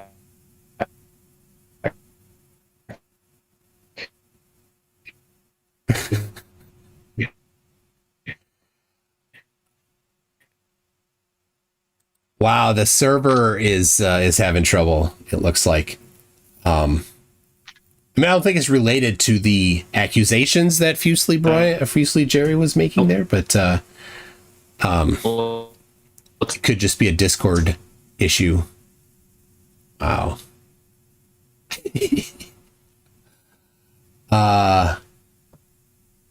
Wow. Something's very strange. Yeah, Benjamin is having the same problem. Yes. Yeah. You good now? Still terrible. There we go. I hear somebody now. We may be back. No, I hear you now. You can hear me. See how long that's going to Are you guys last? So, all right, I can hear everybody. Crystal. Let's move forward. You broke Discord, Tune. What do you have to say, man? No, I'm just kidding. But hey, I talked this over with Jesse, man. This is a test we could do. It really wouldn't be that difficult. But and he seems to, because he's kind of saying the same thing you are, and I get the point. But I believe that if I went 50 feet at a pop or 100 feet at a pop, and just went a mile, or we ain't got to go too far, but I could do two side by side. I can do one where I'm back shooting the exact distance, and the error is plus minus. So as long as you know what you're doing, you're gonna come pretty close. It ain't got to be perfect, and then I'll do one next to it and kind of shoot right beside. I'll just leapfrog basically, and I'll do differential and leapfrog side by side and go a mile. And I'm almost certain, I've never done that, but I'm almost certain I'll get the same measurement. And according to y'all, if I do different, if I don't keep the back shots fairly equal, that it will be different. What do you think? I would love to see your results there. Let's see. Glober Mom has found the full context of the it looks like it's a 9-minute video. I'm not going to play it right now, but I'll be sure to watch that later to review the context of the surveying video that you played.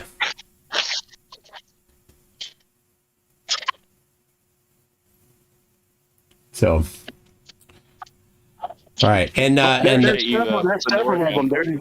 It's going to be, if she found it, I'll tell her kudos, because she had to sift through a bunch. He does a lot of presentations. He covers it all, and he's the guy who literally went back to the beginning to try and find the origins of everything, and he found as much as he possibly could. And he just said, the some origins of the markers are just, they're just there.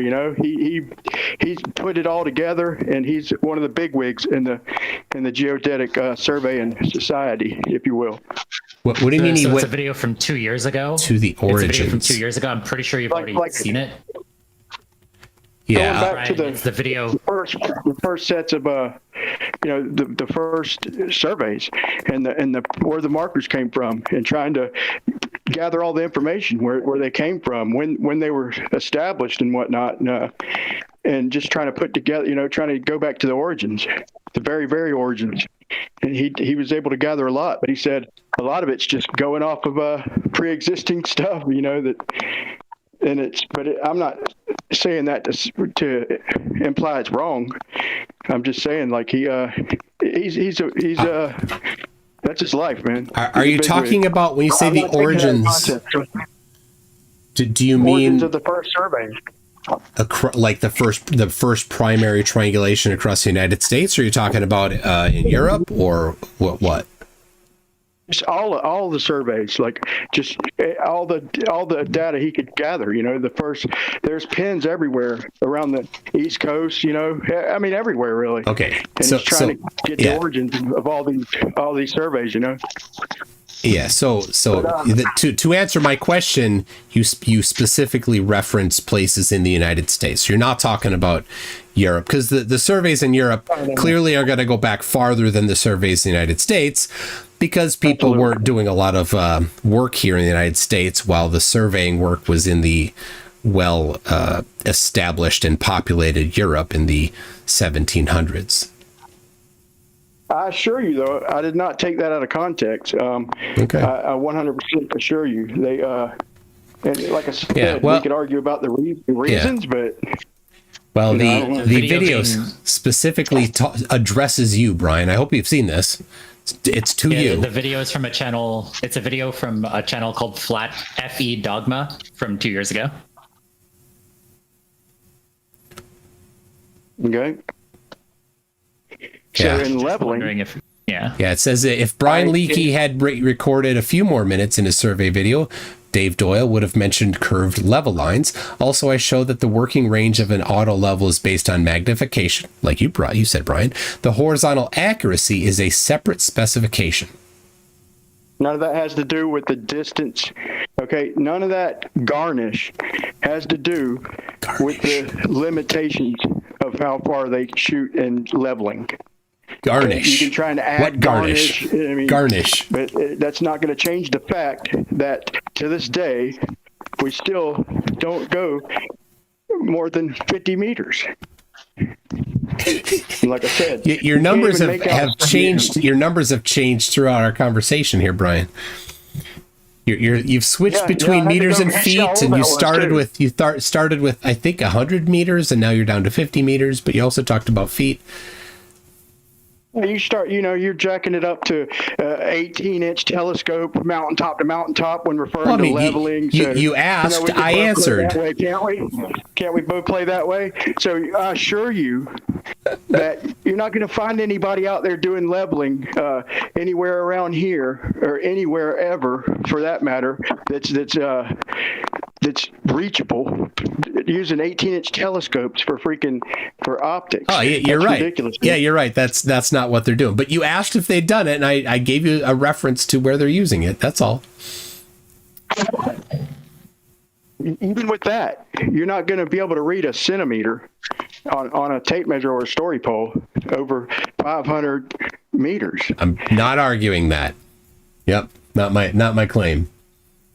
Well, you said that the accuracy was like a centimeter. Okay, that's different. So the accuracy of the end result versus the ability to read a particular, indicator on a leveling rod is a different type of thing.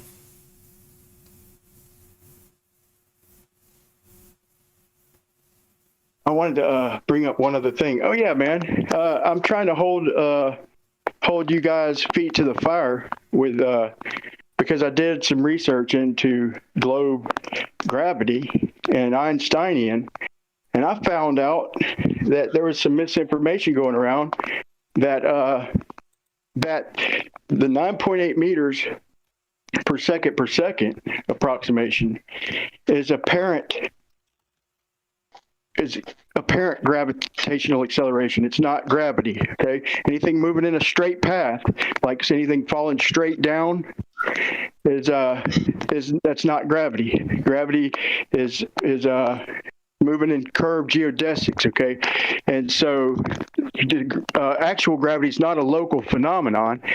And so it is quite literally the ground rushing up to meet the apple. And Einsteinian gravity and relativity. It's literally the ground rising up to meet the apple. Do you agree with that? No. You're talking about the equivalence principle, right?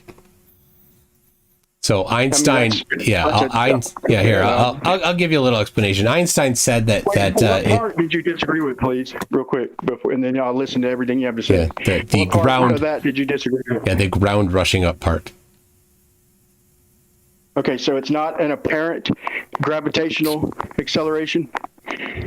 If you want to allow me to explain, I'll explain. If you want to interrupt me, then I'm not going to.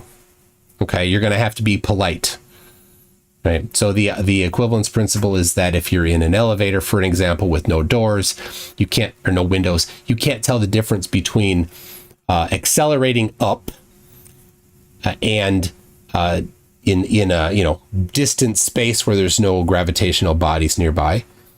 But you're in an elevator and you're accelerating, versus if you're nearby a large mass like the Earth and not accelerating up, you can't tell the difference between that, because within the elevator, if you don't have an external frame to reference to, you can't tell it. That they both appear the same in all ways to you. That's the equivalence principle. It's not that the ground is actually rushing up. It's not that you're actually like moving upwards like the Flat Earth Society people think.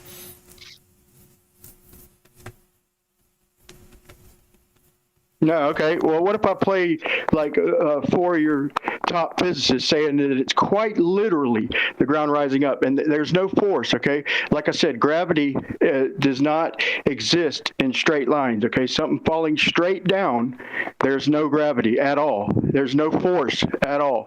The force is the ground coming up to meet the apple, okay? And it's an apparent, so what we measure is an apparent gravitational attraction. That's not Flat Earth Society. They changed it. Yeah, they were pretty much saying that how could that work on a globe? Because you're misrepresenting your own model. So what if I show you, let's say, Veritas, Brian Cox, Sabine Oppenheimer, and a couple others saying that it's quite literally the ground rising up, that gravity is not a local phenomenon. Apparent gravitational acceleration is all we witness. Brian, is it the ground rising up. You keep going between these two different things of quite literal and apparent. It's one or the other. It can't be both.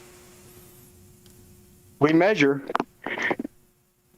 it, therefore it's apparent. The force is quite literally the ground rising up. No. To meet the apple. Yeah, that's. I think you probably would be best to reference the entire in context thing instead of a cherry picked section of it, which is my suspicion of what you want to reference right now, right? Well, they're making a couple of them are making an effort. It's even to work, because I ain't heard too much about it, where people got it wrong, where they mistook coordinate transform for bending space-time, and a parabolic transform to be exact. And they mistook what parabolic transform? A bunch of guys, like a bunch of big YouTube channels, and they literally got it wrong. And a million? Wait, a million? Million subs, a million sub channel. Oh, a million sub channel. Okay, so this is you're just referencing the quantity of their authority. Yeah, no, they got it wrong, and I'm telling you, people get it wrong. The guy tried to correct them and show them what they did wrong, and how he explains to them. And so, do you believe Veritas if he says that it's quite literally, in them words, quite literally the ground rising up, and Brian Cox or couple other people? I don't know why you're trying to throw this appeal to authority on me here. That's literally what you're doing here. I'm wondering how you're denying it. No, you're right. This is an appeal to authority, is what this is. This person with a million subs says this, therefore. No, that's an appeal to authority. Don't care. Don't care. Too soon, buddy. They were wrong. The people with the million subs got it wrong. Cool. People get it wrong. People get things wrong. People get things wrong. Right. Awesome. And just like you are right now, just like you're doing right now, you're joining the million sub fan club of like the BBC and I forgot the name of a couple other ones, but Matt over at the BBC was corrected. Okay, so I'm not referring to them as a fallacy like freaking ad popular or whatever. I'm talking about they were wrong by acting like it was bending space-time. It was causing things to fall. It's literally the ground, quite literally. I'll play a couple short clips. I don't know why you're denying your own model. It's kind of weird. I don't know why you're cherry-picking appeals to authority. So are they incorrect? I don't know, and it doesn't matter. The whole foundation of his entire argument is an appeal to authority, and he's going to cherry pick things and not do things in context. So it's completely off topic here. It doesn't prove or disprove anything. It has nothing to do with the actual evidence for or against anything. Whether or not mass attracts mass within a reference frame, that's on topic. Whether or not people who are very popular have a correct understanding of it or not is not on topic. I agree. So Brian's not completely wrong in that when, let's say, the apple is dropping and it's, hypothetically in a vacuum or whatever, it's in free fall. That free fall is a reference frame. There's a reference frame at that free fall. The apple is standing still. And in that reference frame, the Earth does come up to meet the ball 100%. Thank you. From the reference frame of that apple, that's what it appears to do. Yeah. And that's why the name relativity was put on this.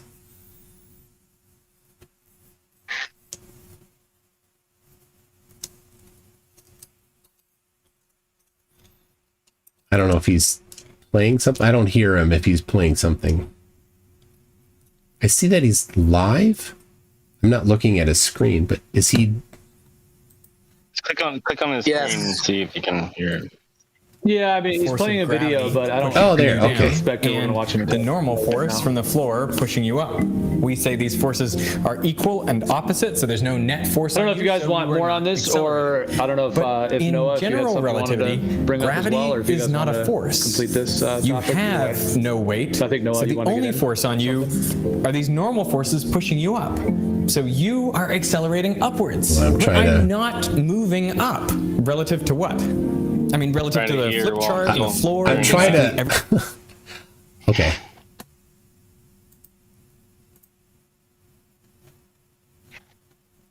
All right. Well, send the source videos, Brian. I would love to hear them in context. I know right where they get right to the point, man. I just had to find that first one. But I was just going to get right to the point. It would have took about 45 seconds probably to get a few of them crammed in there where they say quite literally. But no, I mean I wanted to get past that so we could move forward, and I had an argument to go with it. But I wanted to make sure you accepted your own model. For some reason you don't. I don't know why. I did nothing to either accept or not accept anything. My point was you are doing an appeal to authority and you're cherry picking out of context. So send me the full context videos and I'll have a look at them and we can have a conversation about them once I have reviewed so that we can see if these people are correct or not. And then Brian, you could be the one to also correct them so that they have a good understanding of general relativity. As apparently as good as your understanding of it is, because certainly you seem to think that you have a better understanding than other people of relativity, right? No, I pretty much learned from them and looked at all the evidence and the more and more I researched it, the more I realized that the globe, the Flat Earth Society was right to call y'all out on an upward rising Earth, because how could that work on a globe? Okay, I've got one explanation from any of these guys. All right, and so Brian, if Einstein is correct, that's enough, Brian. You're just misunderstanding it. That's enough. Yeah, of course I am. When I got them all saying quite literally, so are you saying gravity is a force now?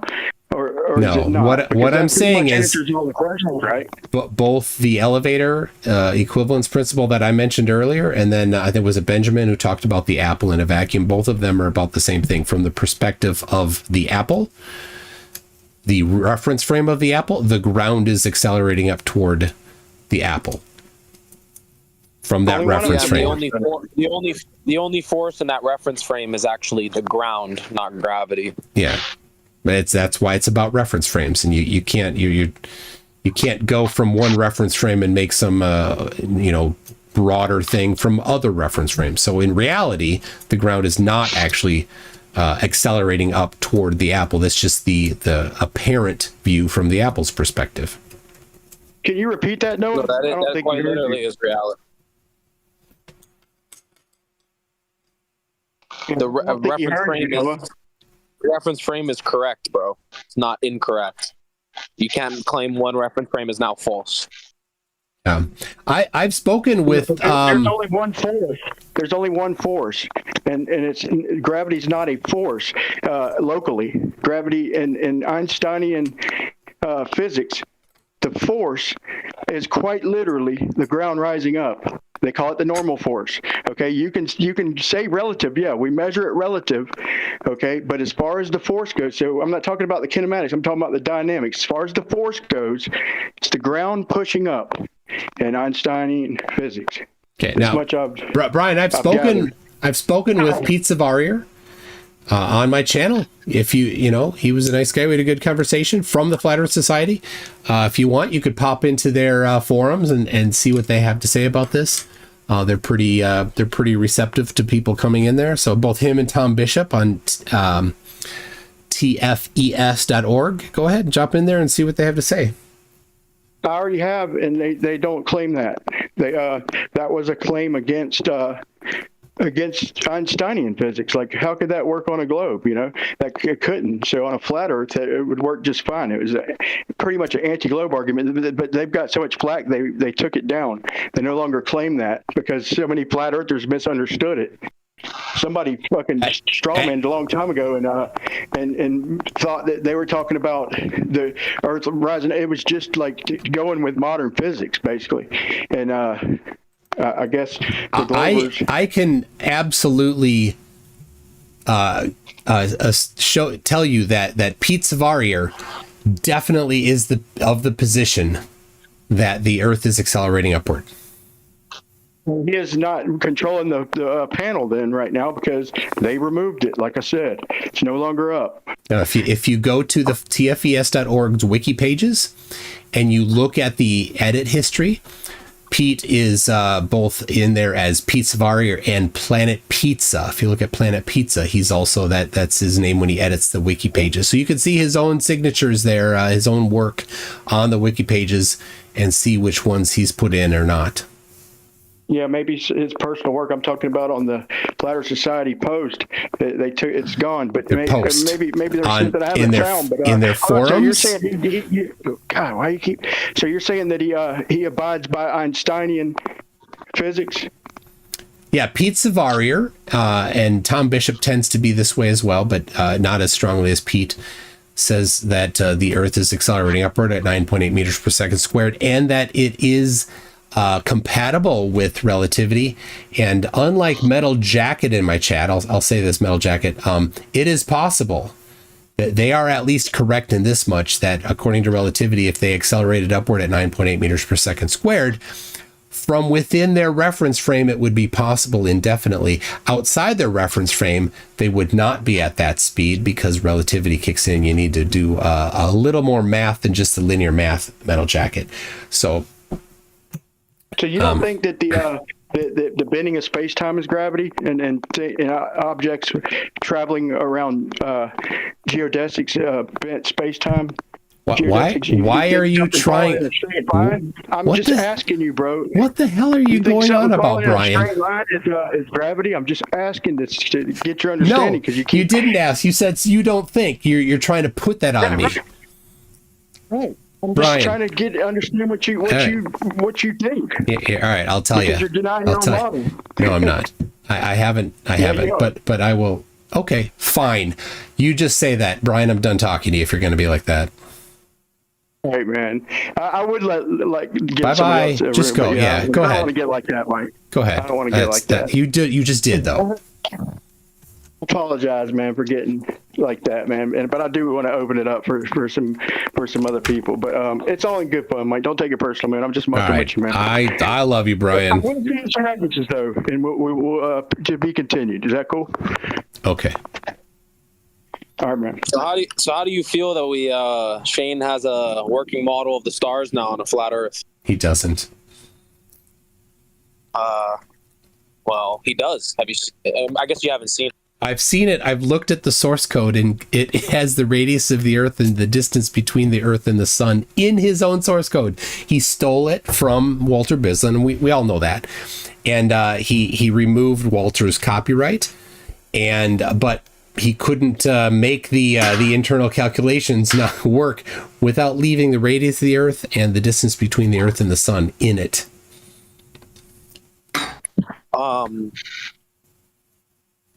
Yeah, no. So you have seen the model. So you were lying earlier.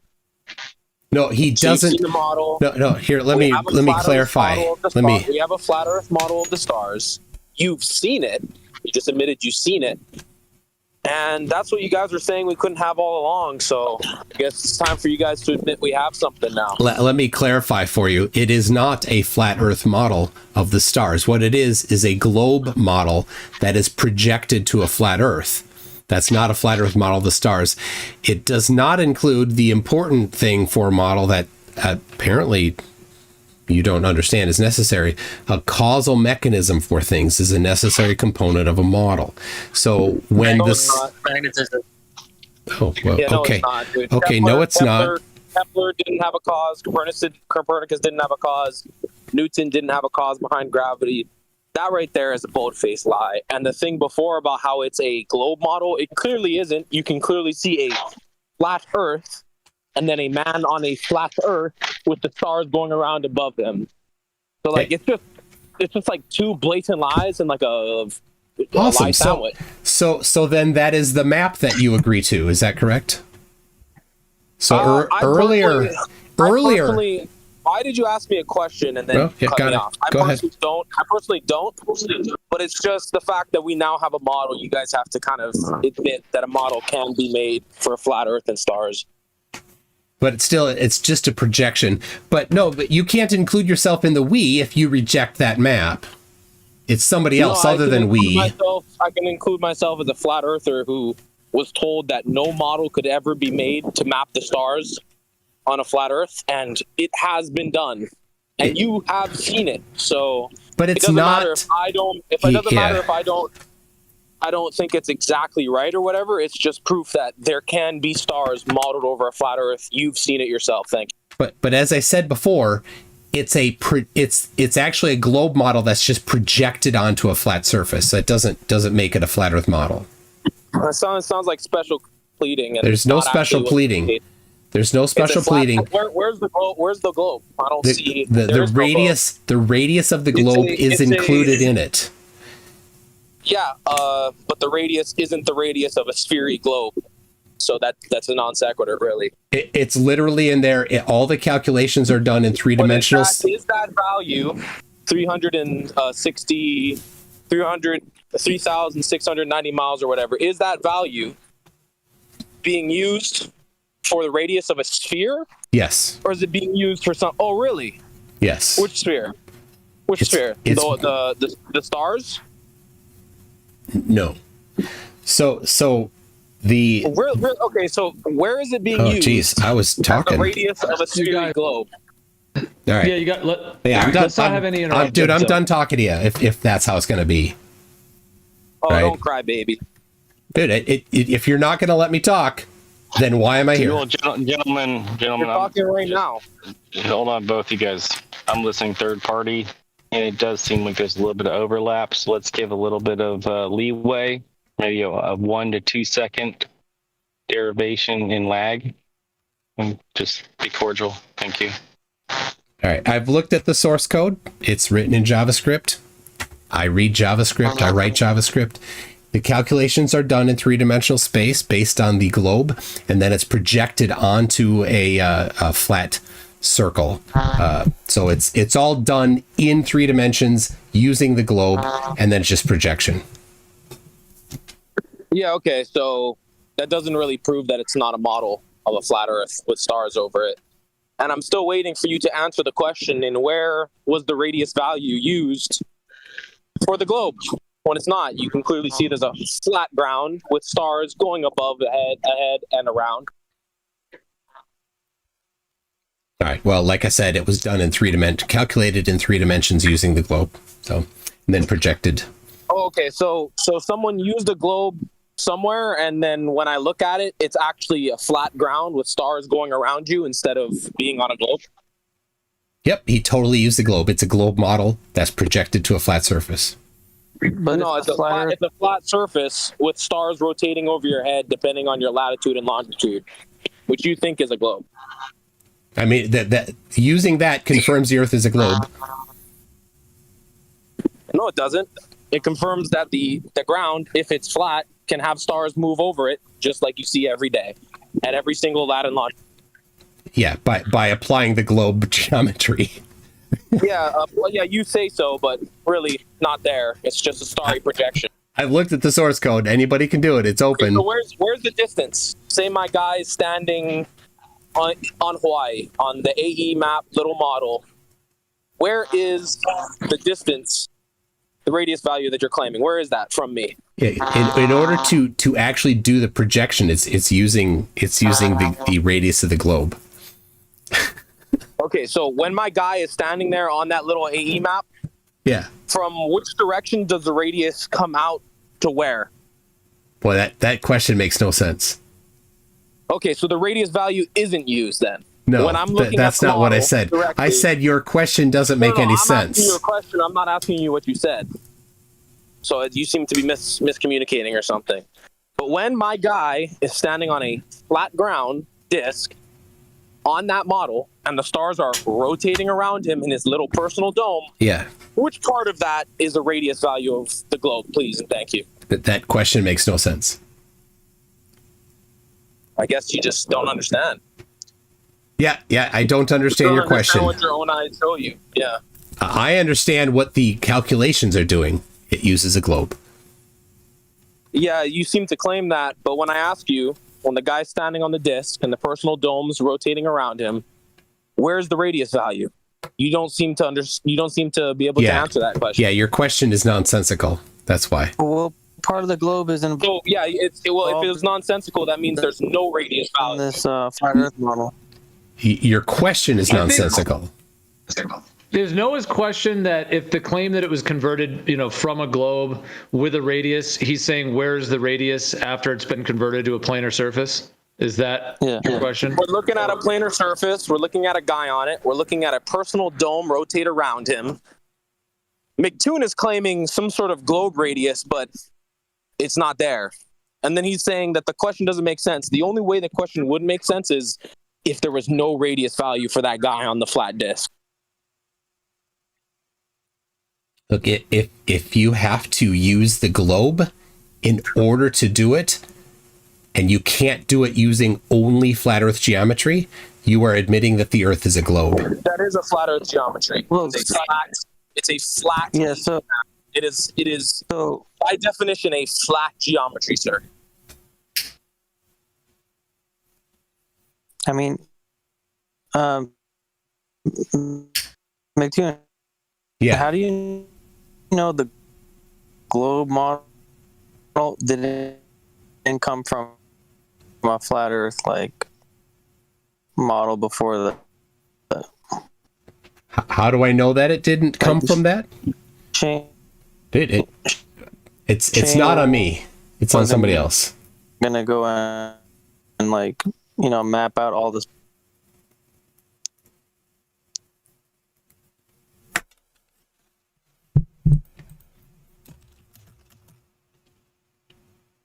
I don't know if is it you or me or everybody that's roboting. No, I think he was roboting. Okay. No, he was robot. I think it was just him. Okay. I didn't quite get his question. We have a flat map and a dude standing on a flat map with a personal dome around him, showing us exactly what it would look like at every latitude and longitude. You've just been told that this flat map has been created off the geometry of the global Earth. Please. I mean, that's your claim, but the only actual geometry you see in the model is a flat disc, which has been with a sphere rotating around a man, no globe. Which has been taken from the globe. I mean, that's your claim, but it doesn't seem to work out when you look at the actual model.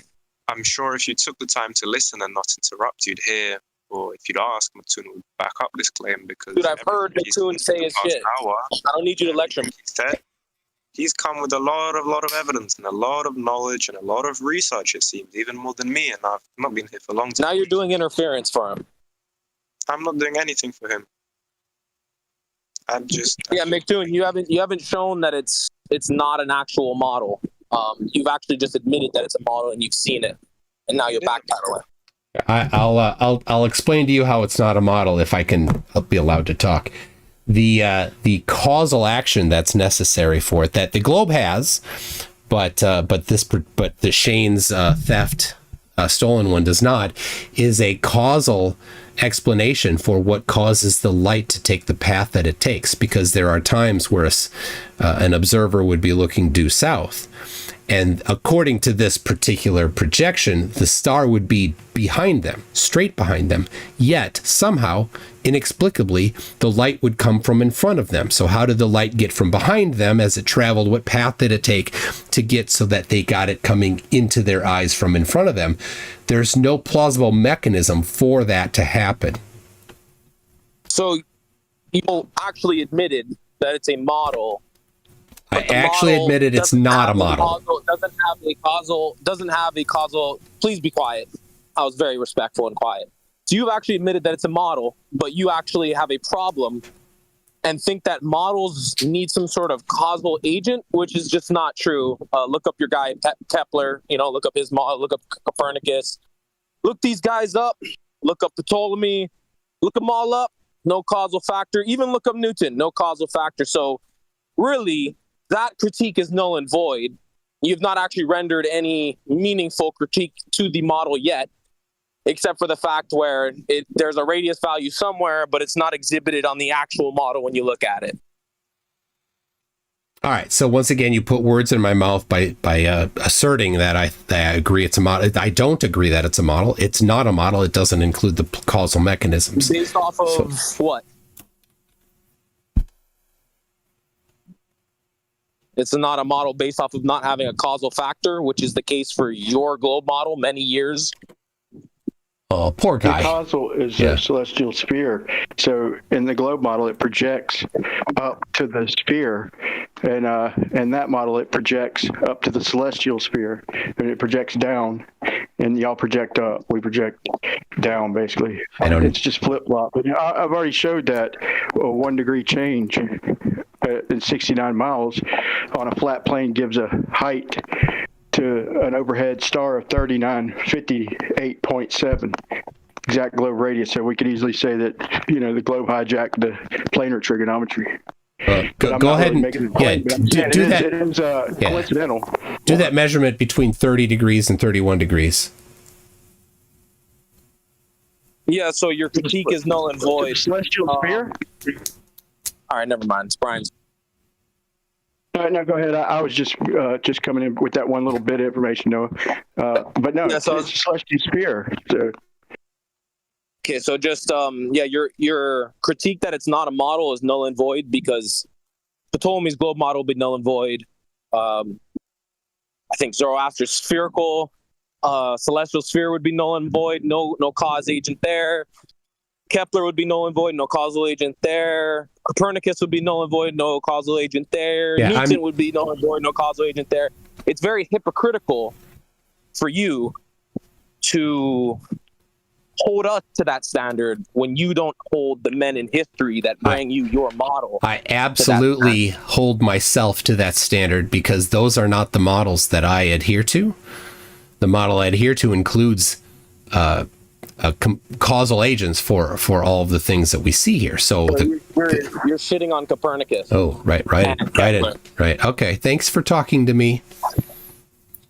That's what you just did. You said Copernicus. Thanks for over-talking me. Thanks for constantly over-talking me and not letting me talk and just jumping into the middle of my sentence. Gentlemen, I'm a mod real quick. Gentlemen, let's take a pause. Maybe 2 seconds. All right. Who wanted to go next? You want to finish up your crying, or do you want me to make up an actual point? Well, let's not do that. Like, McToon, you want to finish up your statement, and then Noah can respond. Yeah, I already did. He can go away. Okay, so since he's done, let me make my actual point. Stop crying? Since I'm the guy, since I have an actual point. Yeah, what he just. All right, I'm not listening to him for. He's just monologuing here. I'm not listening to your monologue. So it's funny how they have nothing and they want to go back and talk about old stuff. Like, we have these things now and they don't want to talk about what we have now. They only want to talk about what we used to have. Never mind that we can explain all these things now. No, I wasn't listening to his monologue. So, boys. Okay, hold on. So boys, that's a win for Flat Earth. What he said was that you weren't holding the same level of standard to the people you were bringing forward to the people he was bringing forward. Yeah, and he lied again. He put words in my mouth again because I already addressed his claim and he ignored it. So he can't have an adult conversation by not putting words in my mouth and by actually letting me complete my sentences and by actually letting me speak for myself and then let my words, the things that I said, be the things that I said. So, for example, one more time in the final time, I do not hold only Kepler's model as the model that I adhere to. I I have a much larger and more expansive and explanatory model than just Kepler or just Ptolemy or just Newton. All right, so Noah, it sounds like he has a different understanding than like the baseline for the people you brought forward. So, MC, can you give a more concise version if Noah, you're willing to provide some type of critique that he can respond to that's not just like a generalization, that's more fitted to what MC is talking about? Dude, he just threw those three guys. He just threw those three guys under the bus, man. He's thrown the three guys. Stop putting words in my mouth. Stop putting words in my mouth. Stop putting words in my mouth. I'm not going to let you do that. This is not going to happen. You're putting words in my mouth. Stop it. Stop putting words in my mouth. Stop putting words in my mouth. Why do you have to do that? Why are you doing that? Can you be an actual adult? Can you be an adult and let me say the words for myself? When it's not your turn. Both of you stop. All right. We can have one person go. You can rebut it. You can be passionate, whatever. But let's please not talk over each other. I just want to hear McToon say space time.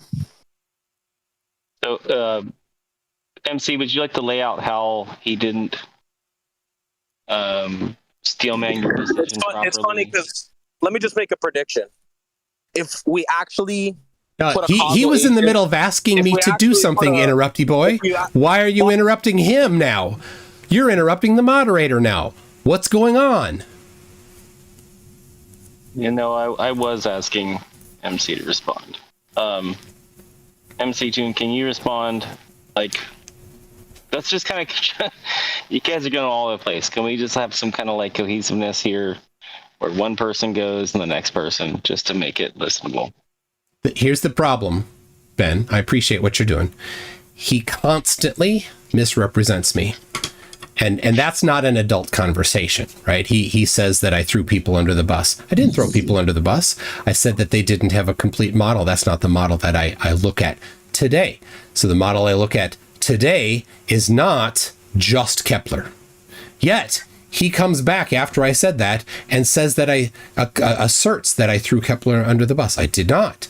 Kepler did great things, and he had a fantastic understanding of the laws that he put forth. But it's not a complete explanation as we use today. That's a fair understanding. Noah, can you give a... Yeah, so I'm making a prediction here. Once, Shane and our boys give a causal agent, this agent is then going to move the goalpost and tap dance away from his stand where he is now, just like he'd tap danced and all the other globers have tap danced against from their stand earlier that a globe's not a model, the flat earth is not possible. They're rendering the globe true. Now we have the model. Now they're tap dancing away to causal agents, which isn't the official actual way science works. There's models without causal agents, i.e., the 3 grades of history that I bring up, he threw under the bus.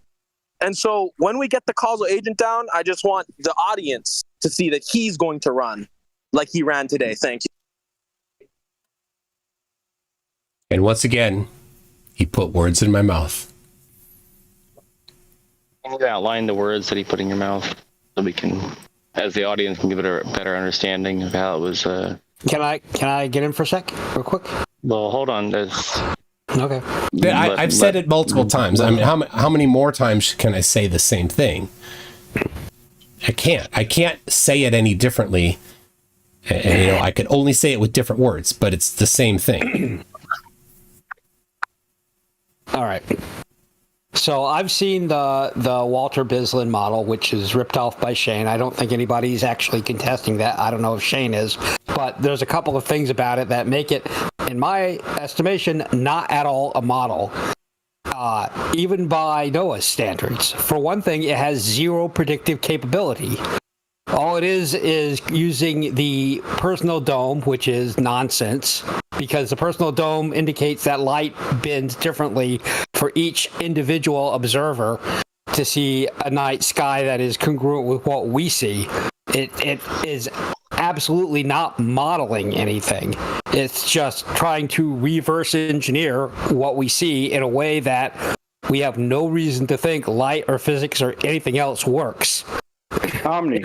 In addition to outside, what do you see when you walk out? In addition to having zero predictive capability, it's not based on any underlying principle at all, which, for example, Kepler's laws of planetary motion 100% were. He had a theory that planets move in elliptical orbits, etc., etc. When we put those together, it had enormous predictive power. Those were used along with other things to predict the first path of totality for an eclipse. Halley did it. So, can I get in? Yeah, none of that stuff makes it a reasonable model. I'm done. Okay, so basically, go ahead. Basically the argument was the stars can't be mapped over a flat Earth, therefore globe. Then a model was made. And Shane and the boys, Alan and Toby, they'll come up with an Aether cause just to watch McToon run away. But it doesn't matter, because their whole argument against this new model is basically a no true Scotsman fallacy, rendering their entire argument null and void. Thank you. No. That's 100% not true. So first of all, it was Bislin. Maybe MC Toon wanted to respond though. It's a great point. There is no causal agent. There's no reason why starlight should bend in that manner, and coming up with some plausible mechanism for it. Super. Let's see them do it, and of course, it would be backed by experimentation and evidence. No, it won't. They don't do those things. Walk outside. Walk outside. What do you see when you walk outside? You look at the stars. You see a hemisphere, right? So that has nothing to do with what the shape of the ground is, because you're in just one little flat spot of your little territory on Earth, whatever Earth may be. So to say that this isn't kindergarten, Brian. This isn't kindergarten. Wait, why? No, why is there a sphere around me? Why is there a hemisphere around me in one little flat spot? So you're saying that we live on a sphere and there's a celestial sphere, and that's not how the math is done. The math is done from a flat spot in the center of your chopped in half globe, wherever you may be, and it's egocentric. So you got to treat the flat Earth the same way. Wherever we're at, we're seeing the sphere around us, and we're doing the same math up to the celestial hemisphere. You're doing it from a plane in the center of Earth, or the center of a plane. So that I don't see how I don't think that's true at all. Where do you get that from? Here's the Brian, the answer to that. There's predictions you can make, right? You have a hypothesis, and we can compute the consequences of it. If the Earth is flat, then everything that we can see in the sky is above everybody simultaneously, and since there's no plausible mechanism for why light should bend in any particular way like that, then the actual prediction for flat Earth is that everybody would see the same sky, but from different places.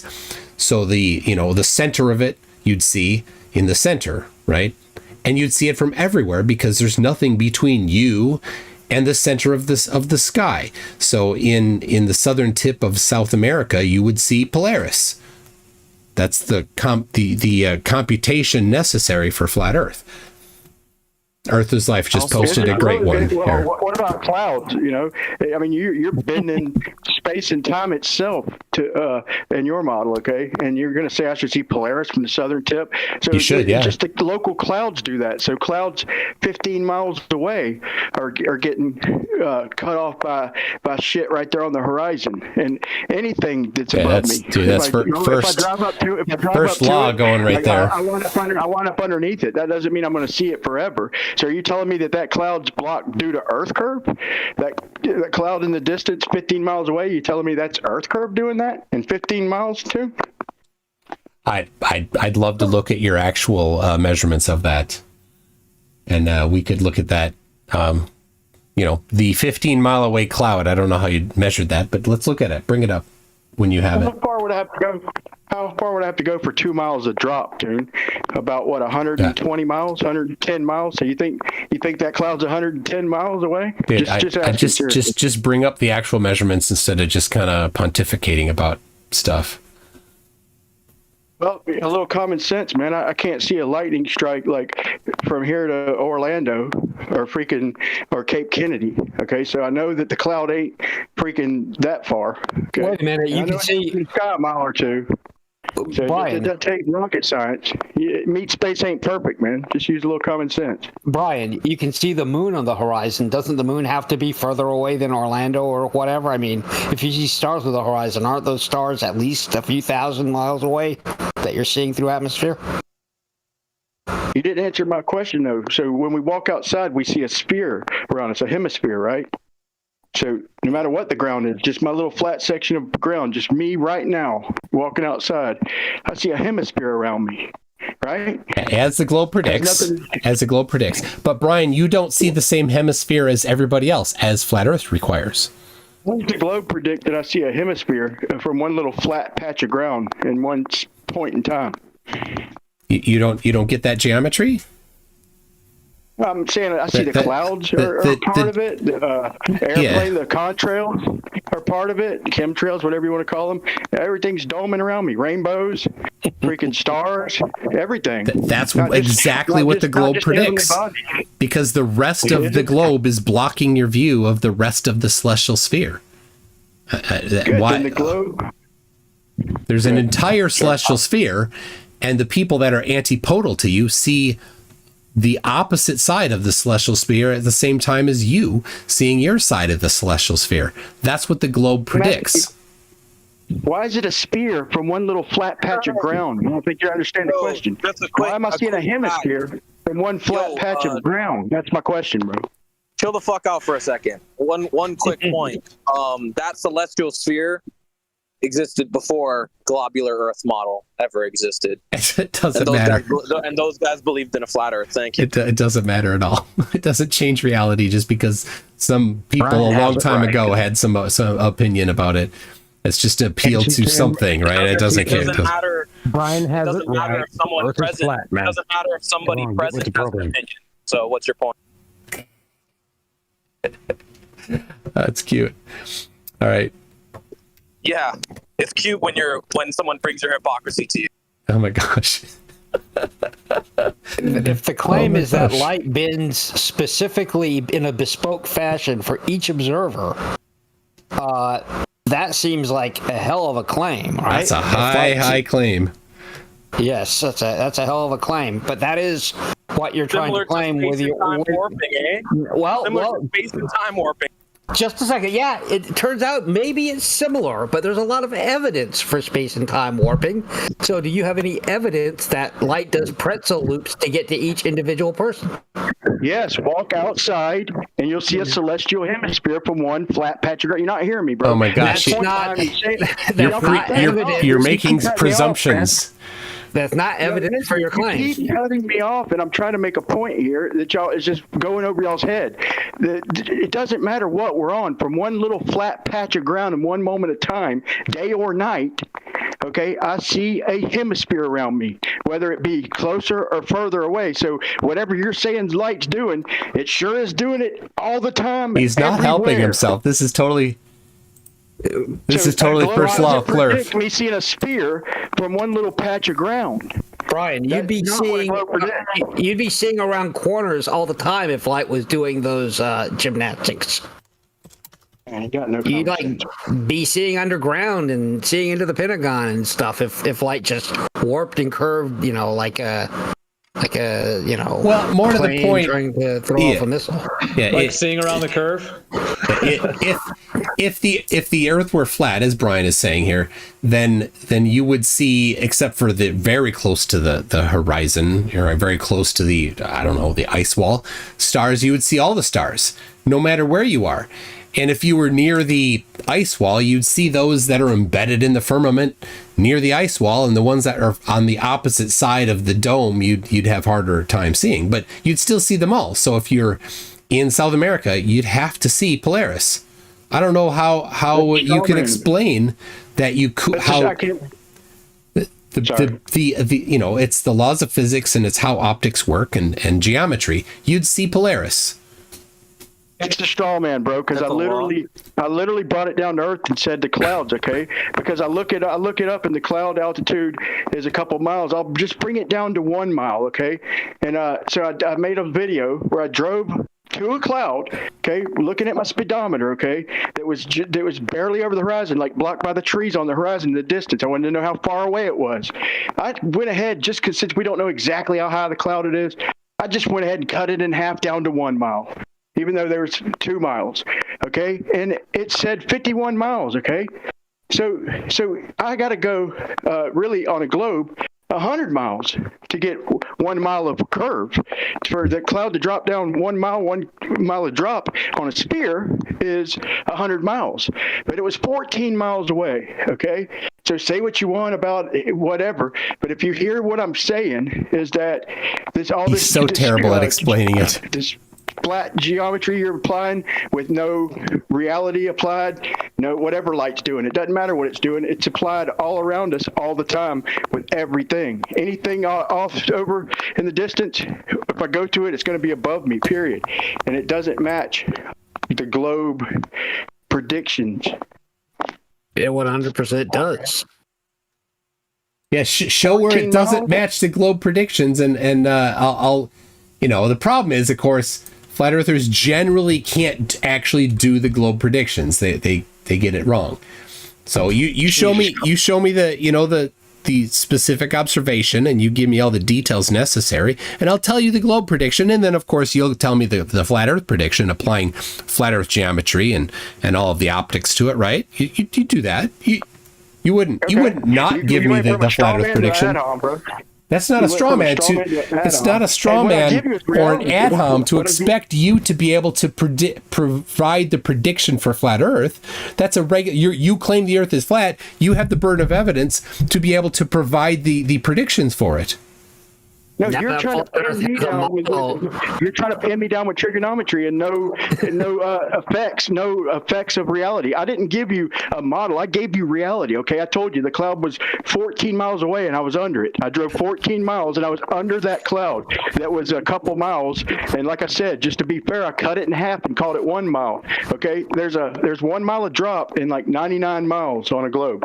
There's 1 mile of drop. If you want to add perspective, it should have been about 57 miles. Okay, and that's how did you add perspective?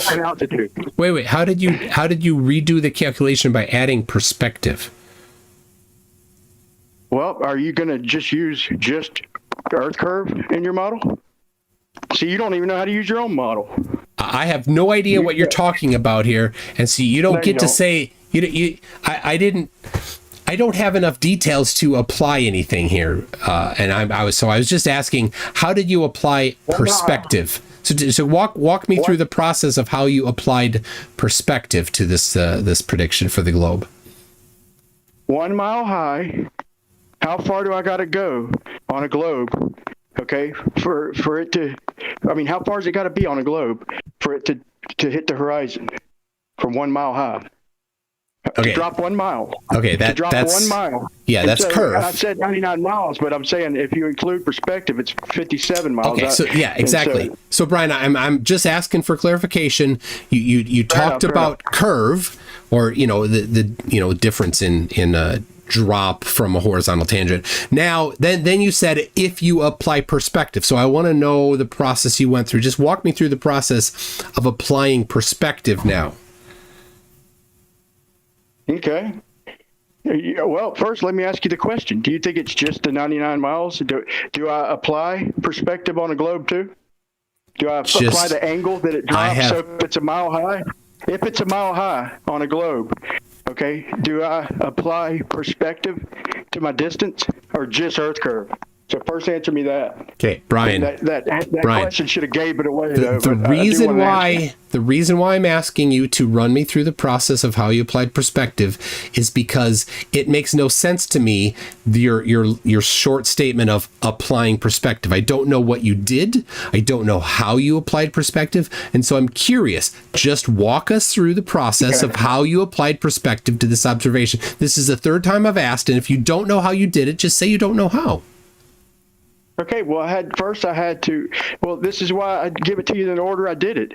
I didn't have anything to apply at first. All I had was a cloud that was sitting on the horizon, and me myself sitting in my car. Okay, so that's where we'll start, right where I started. Now, I wanted to drive to it and see how far. I know it's not exact. I know clouds aren't exact, so I was very lenient with it, and so I just called it 1 mile high. Okay, now. So you look it up. As far as Earth curve goes, it's like 99 miles to get 1 mile of drop. 99 miles of distance. Okay, but I do have to apply perspective. But I've got to know how far it is before I can do that, right? Before I can do any calculation.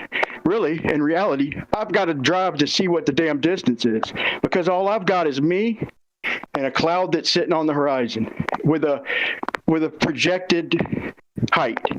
So I drive to it. It's about 14 miles, which was also generous. I added a mile or two for like the fact that the road wasn't perfectly straight. Okay.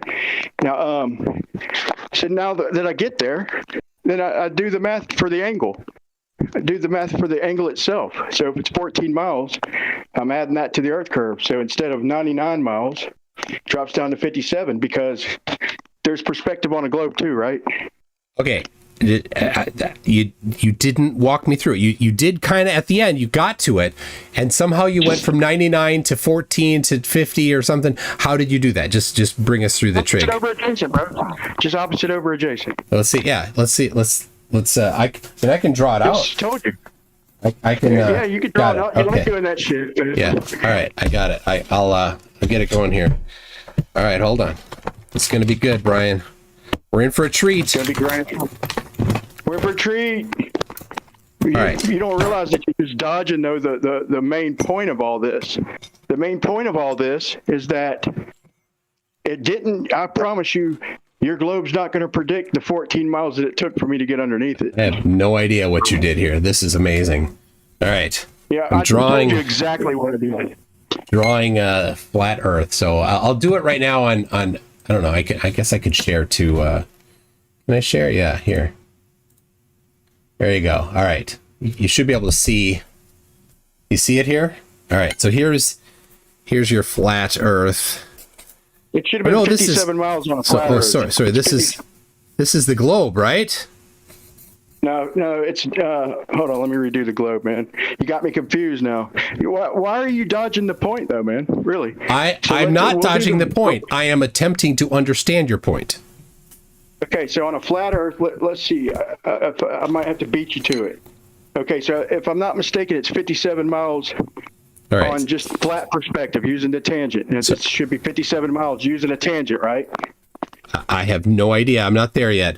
So we've got Brian. I got Brian here standing, right? That's you, right? Okay. But don't quit acting like you don't understand what I'm saying. You see exactly what I'm saying. I am not right? acting. Did I start off in my car? Okay. That I started off in my car and I set out to drive and see how far away a cloud was that's sitting on the horizon. You do understand? Oh, did you? Is it just me or did he get? I think he cut out. Okay, this is. Okay. I don't know. I'm just trying to draw this. So I don't know how high the cloud is here. But maybe he's gonna have to I don't know if he's in his garage or if he's away from his access point.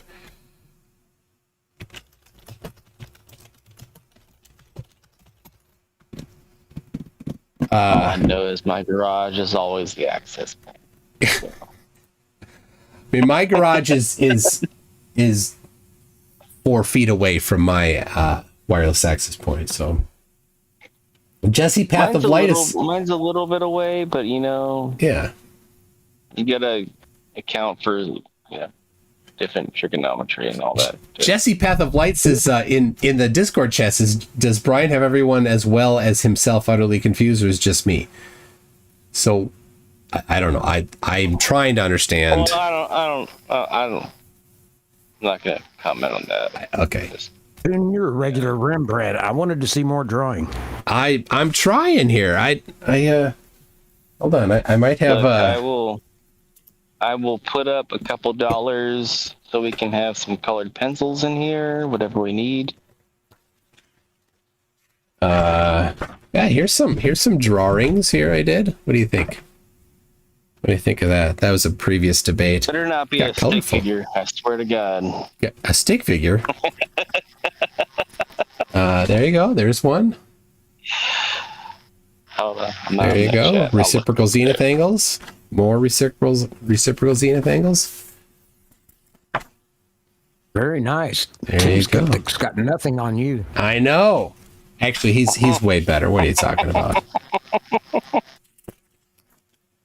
There you go. Here's the helicopter.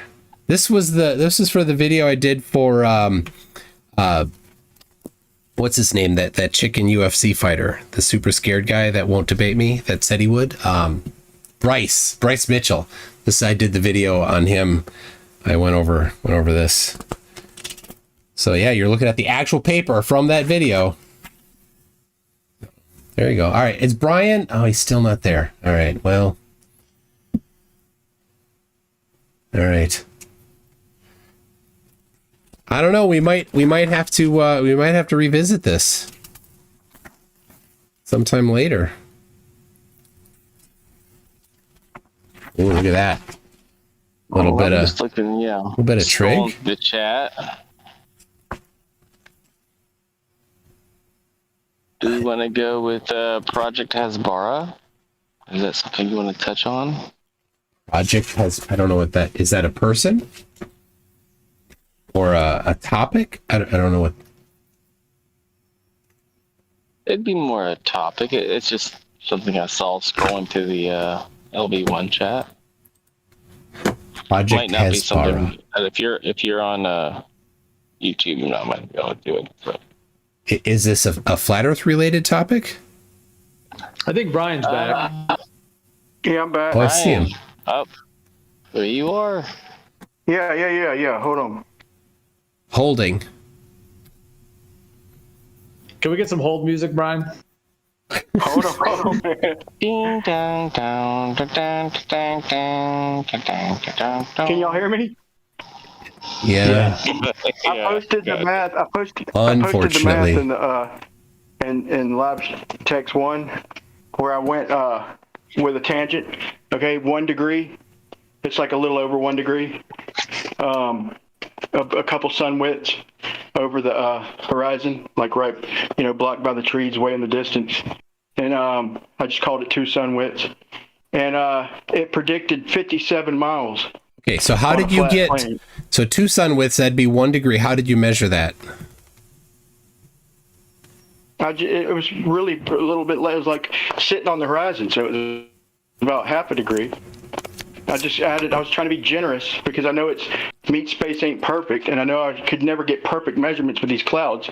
So I just try to be generous with the numbers. I recommend that everybody try this. Pick a cloud that's just being blocked by whatever's in the distance, and anytime you have a straight path that's any kind of distance, and track and see how far you go. And then just keep track of your speedometer. We could do the math together, whatever. Toon will do it for you gladly. And you'll see that I don't know what it is bending or what's happening. I know that the perspective that you saying we should see Polaris from the tip of South America, that math don't apply, or else I'd have had to drive 57 miles. All right. So all right. So I'm just trying to understand. So do you see what I'm drawing here? I'm trying to. Hold on. Let me. To draw your what you saw here, right? You eyeballed the distance between the horizon and the cloud to be 1 degree. So your precision there is eyeball precision, whatever that is. Just on the horizon, man. Okay, so now just sitting on the horizon. So then you drove to the cloud, right? Yep. Yep. Let's put you here. We'll put the new right here stick figure there, Brian. All right, And that was 14 miles? Yeah, roughly. Okay. All right. Awesome. We're cooking now. So we got 14 miles. I posted the math and all right. So now takes one. All right. So I now, like watching you do math, man. So go ahead. all right. I'll watch. So now what? Now what's the next thing you did then? How do we take into account perspective? You claim that is perspective, just the trigonometry, right? The angular size. Yeah, but you said I did this, and then if you do perspective, then it has this different result. So I just want to know what's the process that we go through to apply perspective? It's just the fucking tangent. The trig itself is perspective. Are you saying that it ain't? You're confusing me, bro. So here's the process. Are you saying there's more to it than just the calculation? Because you're confusing me, and I can't hear you, man. Hold on.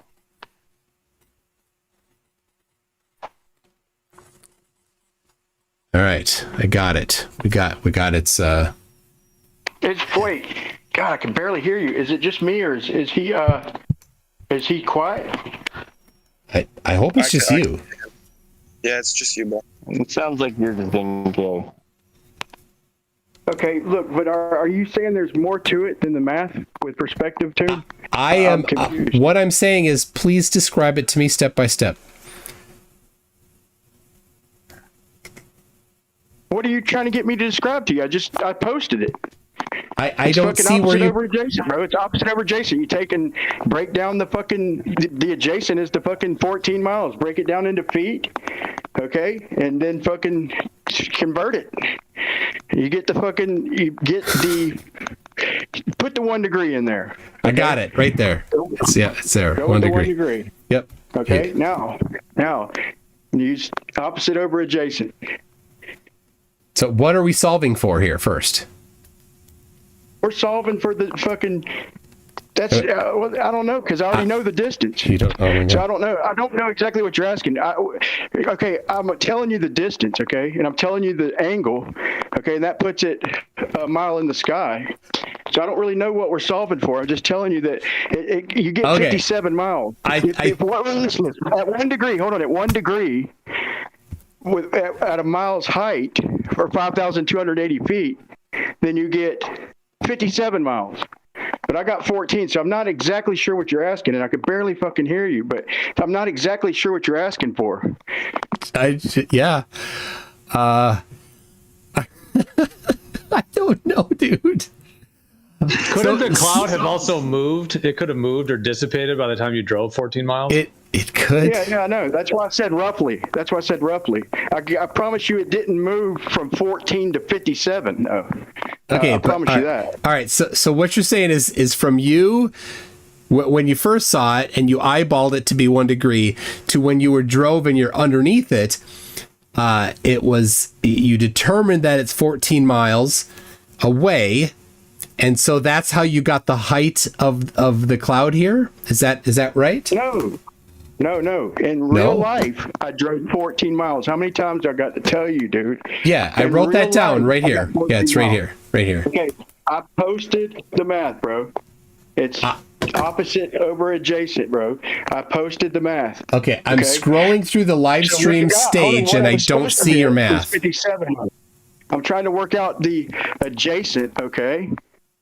I'm trying to figure out the adjacent, what it should be, the way you're describing us seeing Polaris from the tip of South America. So by just trig, unless I'm missing something, am I missing something? Is there some other function I'm supposed to add to this? Or just please tell me what I'm missing, because I'm telling you the function, and I'm telling you what I'm telling you what I got in reality, and I'm telling you I posted the math of what it should have been. If it's just perspective, what am I missing? Well, without having an understanding of what you did, I can't answer that question. So, all right, I think I found where you posted the math. Okay, there it is. Okay.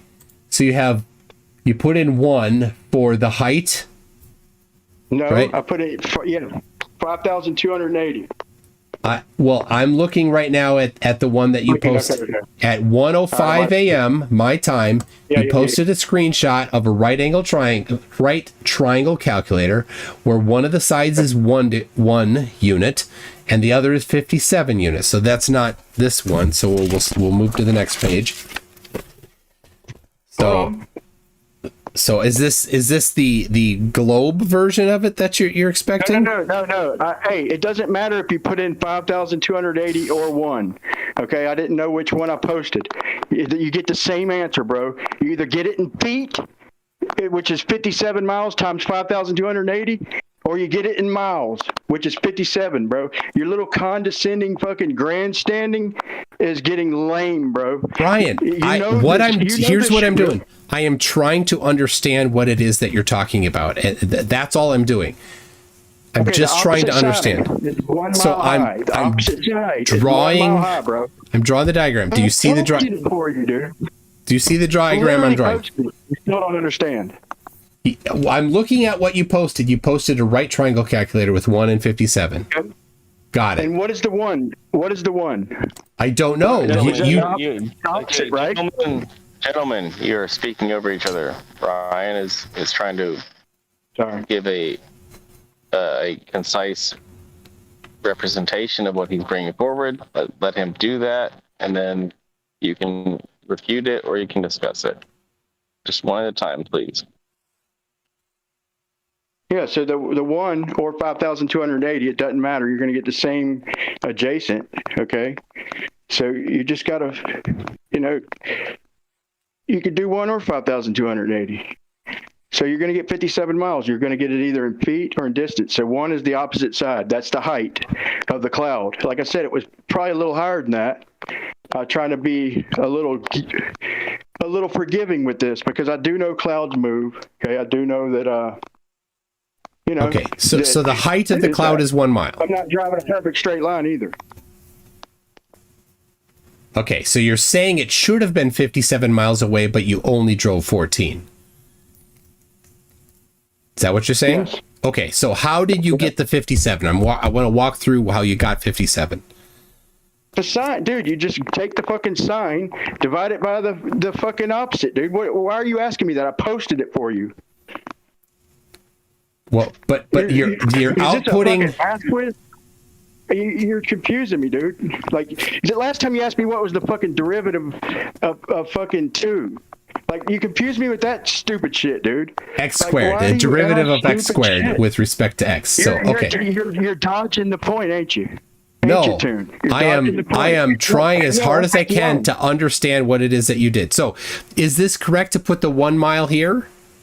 Yeah, Brian, why don't you just walk them through it? I mean, your last response is you were just kind of, it was sort of almost like, you're just kind of ad homing. But why don't you just walk through where you got the 57 from? Opposite tangent. Oh my God. Opposite over adjacent, man. You got to get the sine of 1 degree. Hold on a second, man. I'll post that too. Y'all want me to show my work? Hold on. For fuck's sake, dude. But you're saying the difference on a globe versus a planar surface is between 14 and 57 miles? No, that's a tangent. That's a straight line. That's a straight line. 57 miles is a straight line. So he's basically arguing with the triangle calculator, trying to dodge the point because he knows it's right. And now I got to find a pencil and a piece of paper and shit to write it down. I use the triangle calculator. Okay. Okay, I think I got how you got it. I think I figured it out. So let me see if I got this right. You have the triangle. Can you see what I'm doing here? I want to make sure that I'm not. I can't see it, but you can explain it. Dude, I'm sharing it, right? I'm looking for something, man. You got me looking for pencil and paper, man.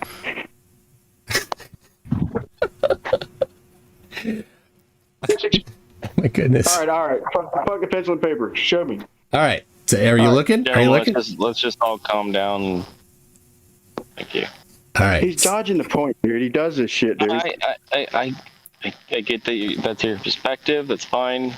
And let's try to go forward and have a cordial conversation. If we can't do that, let's move forward. All right. So you eyeballed 1 degree and you guessed that the cloud is 1 mile. I think this is correct. This is what you did. So when you solve this triangle, because this is a 90 here, right? So you've got angle, side. We can solve that triangle. That gives this distance of 57 miles right here. Is this what you're talking about? The base of that triangle is 57 miles?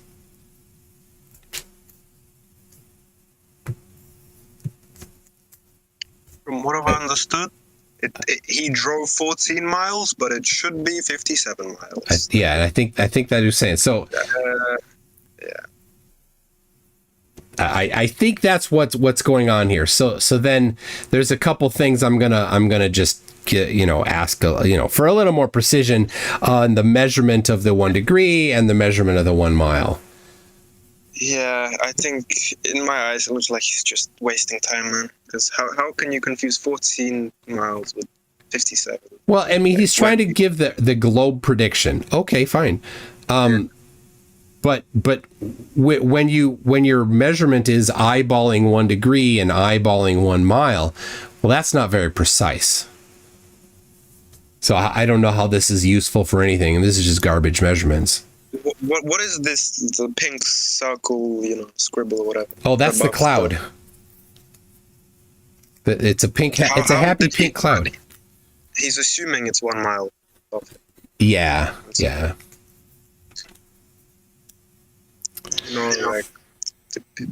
We need to know what type of cloud to know how high it was, because most clouds, except for like thunder and stolio, like rain clouds, stratus clouds, they happen around 1 mile, but the rest of them are like 1.5 miles and above, long term. All right. I don't. Is Brian still here? Oh no, he's gone. Okay. Well. Yeah. There we go. There we go. I'm colorblind. I don't actually see rainbows very well. You drew it quite accurately in my mind. Yeah, it's not. I just know because it's. I just know it from memory. Anyway, okay. Well, is Craig back awake? So I don't know. In Discord, so FTFE is doing a membership. Member drive for his channel, and every time somebody becomes a member or upgrades or gifts a membership, he extends his live stream by 3 minutes, and he's been going over 24 hours and still had 9 hours left when I started this stream. So, but he was taking a nap and just live streaming my video here. Can we give subtractions or anything? Can you remove memberships from? Yeah, I don't know how. We just like remove all the time and make it worthwhile. I don't know. Give it a shot. Oh, he's still sleeping. Okay. Whose stream is it? Can you Nobody worth a grain of salt. It's FTFE. Craig. Craig McNeil. Wait, come on, McToon, you're better than that. On YouTube? Yes, on YouTube. Craig. He meant YouTube. FTFE is his channel name. Oh, it looks like he's. Oh no, that's not it. It looks like he's awake.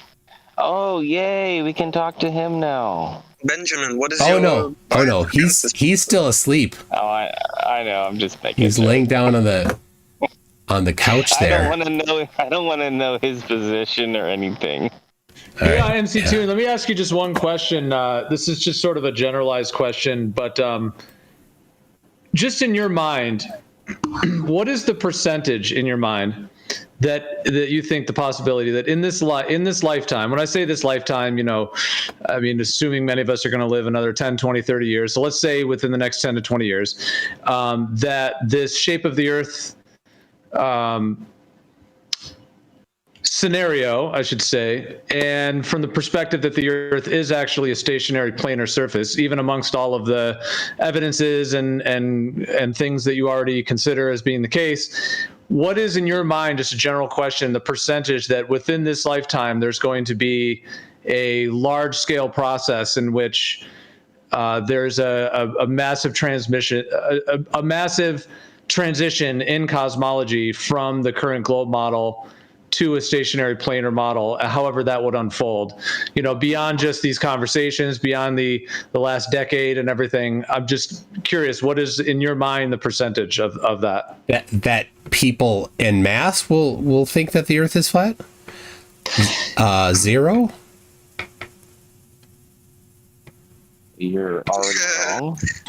Well, it's not necessarily, I'm not necessarily referring to like belief patterns, like a bunch of people thinking something different. I'm referring to like tests, measurements and tests being done in the future that will more so even challenge the current paradigm, like namely like a physical measurement of the surface, like not optical, that would, create a massive paradigm shift within the larger professionals and in these fields. Yeah. Like force align as an example.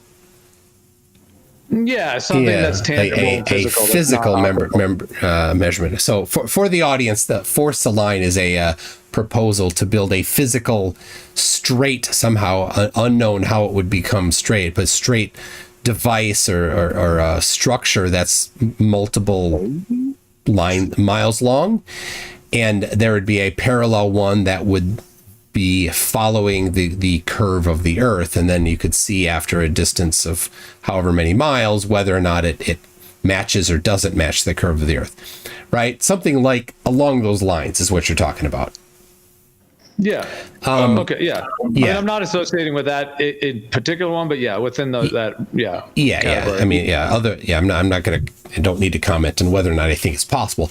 Again, I don't think it is likely at all to happen because, there's a lot of things that simply can't happen if the Earth is things that would need to be provided for and answered in a way that makes sense, right? So, for example, all long-range international travel uses the globe for navigation, so that would have to be completely replaced. Something that would provide a mechanism to describe using geometry the angle and time of the sunset. A prediction of the eclipse path of totality would need to be something that Flat Earth would need to provide. An explanation for the cause of the heat and light from the sun, an explanation for what keeps the sun up, an explanation for what keeps the sun moving, radar measurements to the moon, why they take the amount of time that matches 280,000 miles instead of local, whatever that means. All these things have to be done. And 150 years in since Rowbottom started doing it, and there's no answers to these kind of basic things. Okay, well, it's a little challenging to respond. I saw Percentage jumped in here. I don't know whether he has something he wanted to bring up as well. He may have a topic to discuss as well. And my only reason I couldn't respond just because those are several things. We could go through those one at a time, of course, though. But it would be difficult for me to respond because you did, to all of those at once. Yeah. Because you mentioned several, and that's understandable that there would be.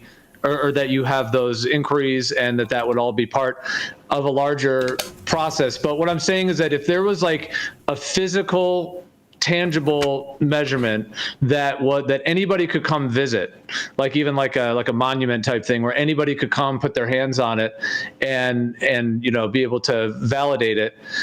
How long would it take for scientists and people from all over the world to begin to take note of it? And if the ground is measured planar in that fashion, in a tangible physical way that doesn't rely on optics and doesn't rely on any calculations, but is something physical, if that was just solid, does that not I mean, would that not start a paradigm shift in and of itself? I mean, even beyond what already is the case in terms of what's already occurring, to the point to where all those other things you mentioned would have to still be, thought about and considered. Of course, with the sky, it's challenging because unless we can get up there and really be able to get a tangibility to it, it's really only an observational thing, but only something we can observe optically. But so I'm just saying, like, if the tangible measurement was there, would that not be like, that people would have to say, okay, well, the Earth is planar, and now there may be various fields that would be thrown into some turmoil. Not all of them, but various fields would be.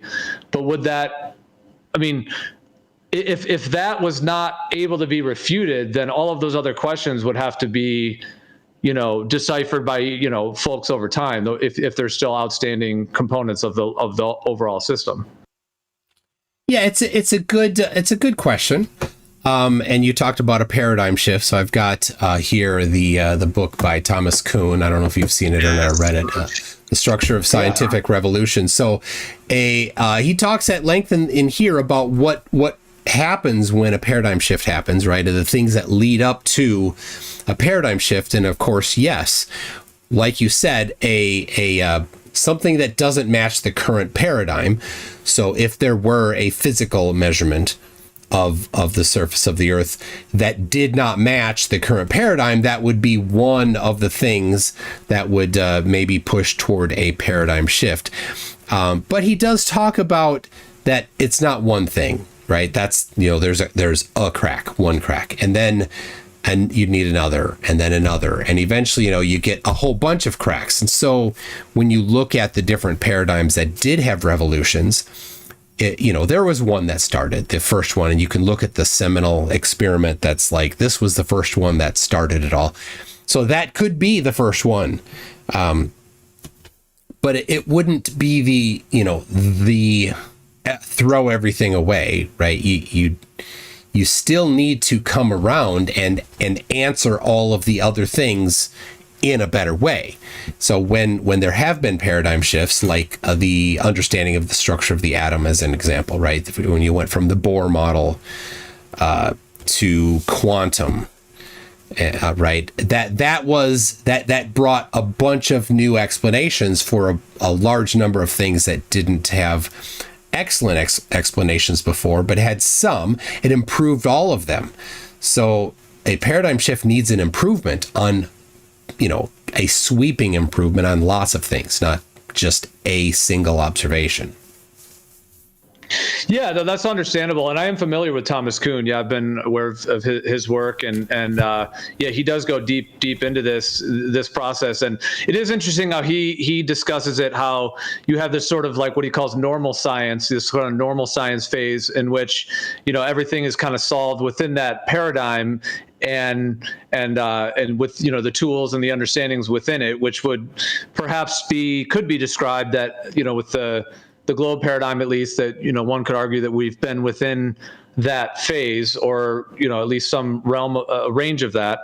And then there end up being these anomalies that are part of within the normal science phase that are there's already some anomalies, but they're either perhaps like dark matter could be considered one currently that would be in this, where there's some anomalies, but it's not necessarily enough to overthrow an entire paradigm.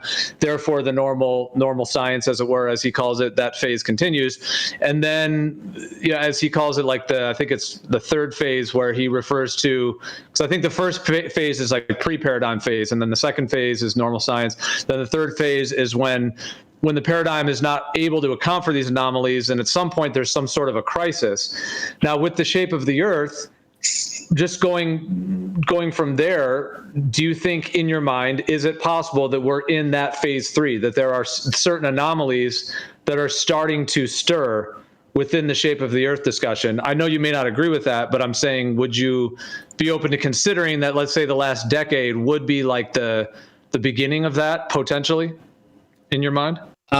Well, having looked at all of the different things that I've seen, I mean, obviously there's a lot more than I've seen of the claims from flat earthers.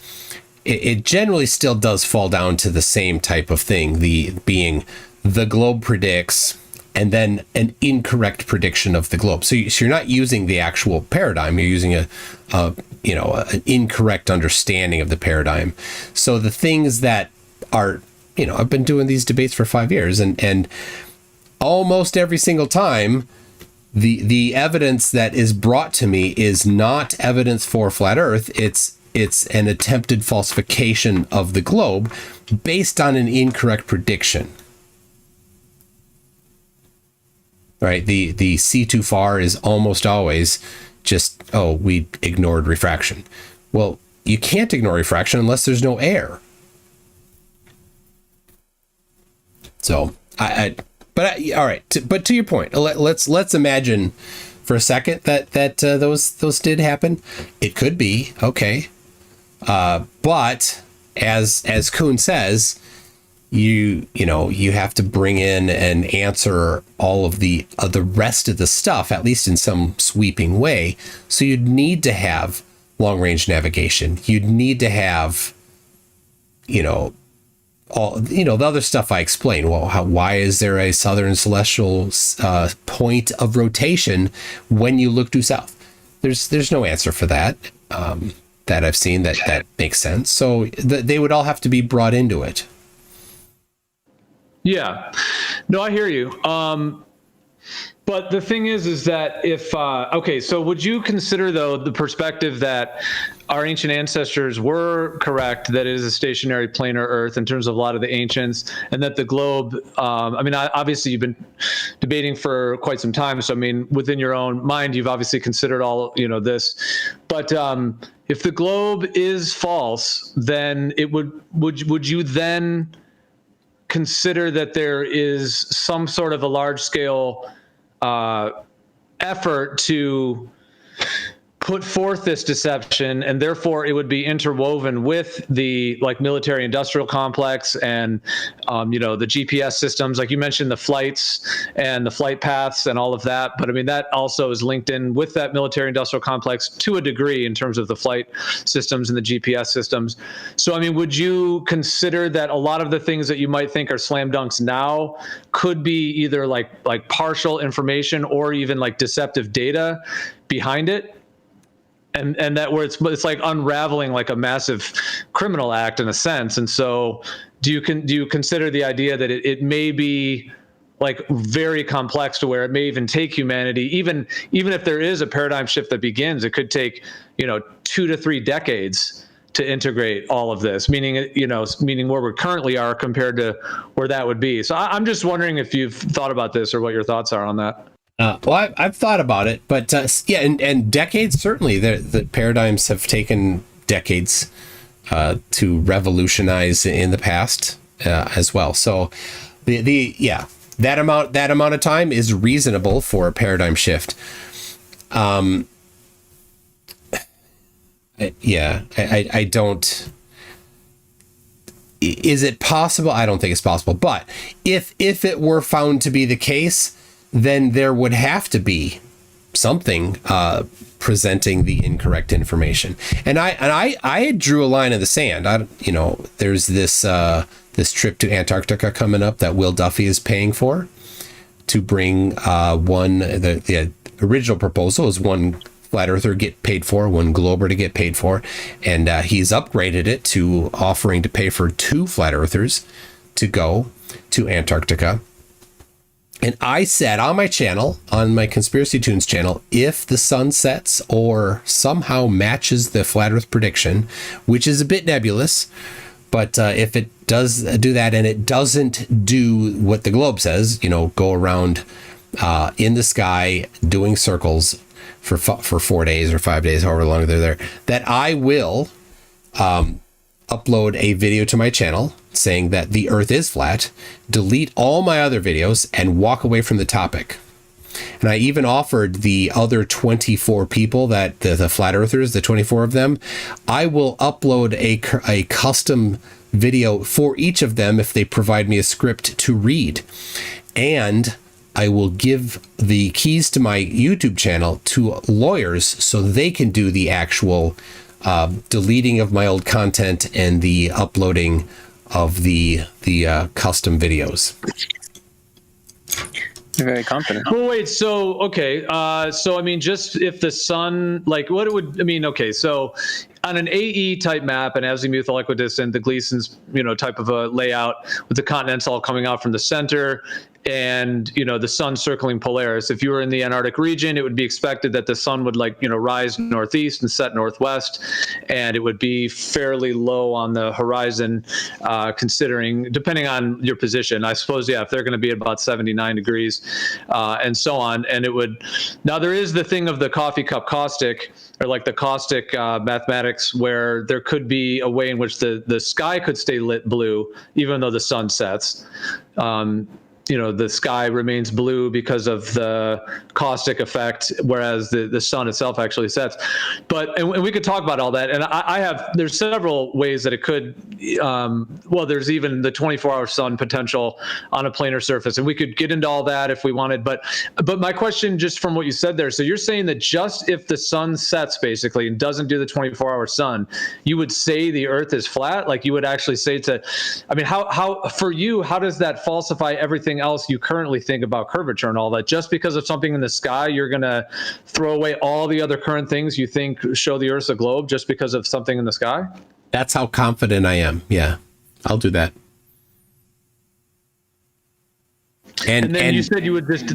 Okay, go ahead. If you want, I'll offer this to you, Gio. I'll record a video just for you. And with your script. I'm not really into roasting others. Like, it doesn't matter if someone's wrong to me. Like, to me, it's what is. There's that quote. It's Thomas Huxley, I believe. He said, I'm just going to paraphrase it, but basically, it's not who is right, but what is right.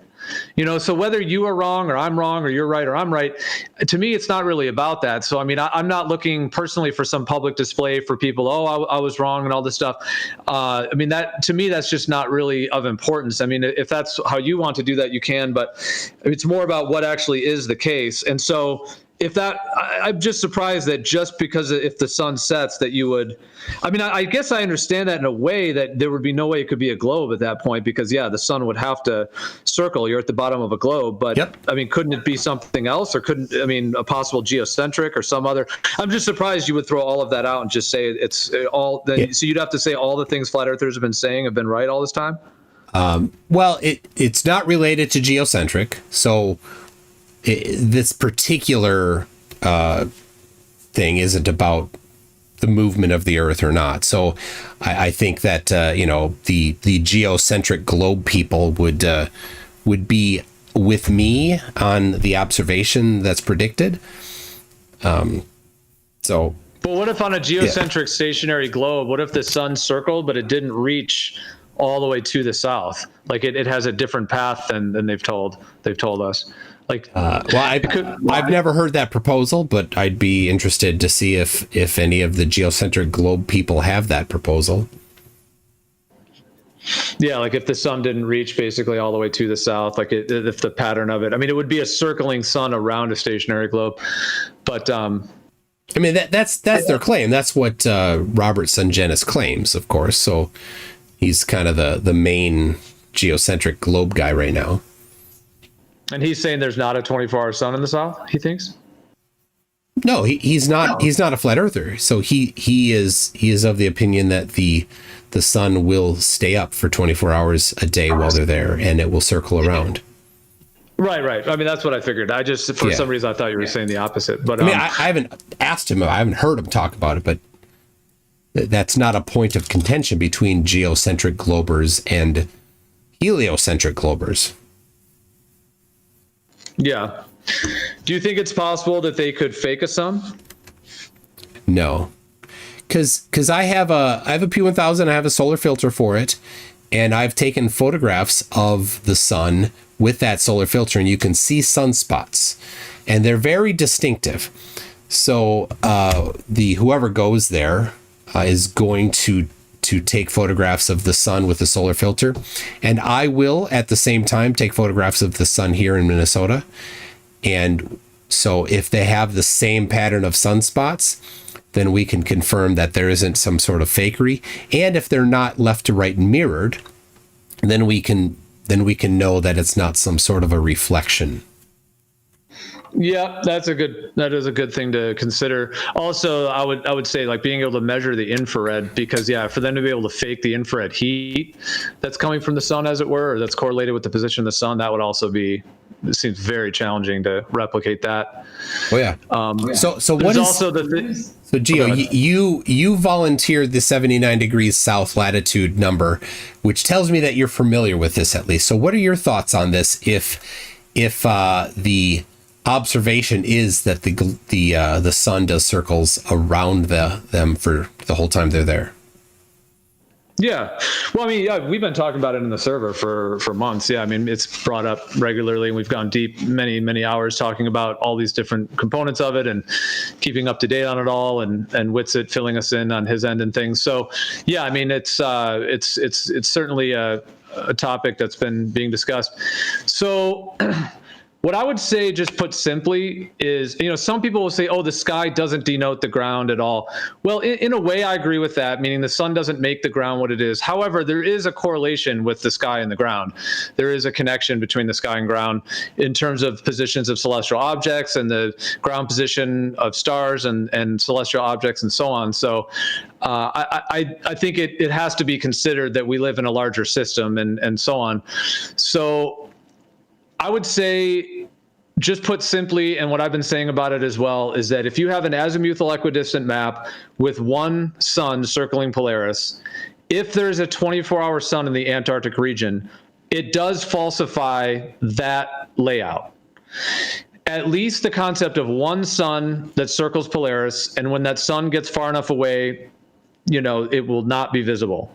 So in that sense, it does falsify that. However, that doesn't mean that there's not other possibilities in my mind as to how it could still be occurring in that sense. So it doesn't necessarily falsify a planar Earth, like a stationary planar Earth, but just put in the very simplest sense that when the sun gets too far away, you can't see it. And if it's circling Polaris, and if it does circle you 24 hours a day, then that's not possible with one sun circling Polaris.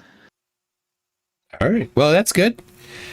However, there is so for example, could there be another sun on an outer region that then overlaps and creates the 24-hour effect? Have you seen sort of like a figure eight or like two circles? Sure, but how would the one sun and the other sun swap positions? How would that happen? Well, you'd see it. One would set and the other would rise or something like that, right?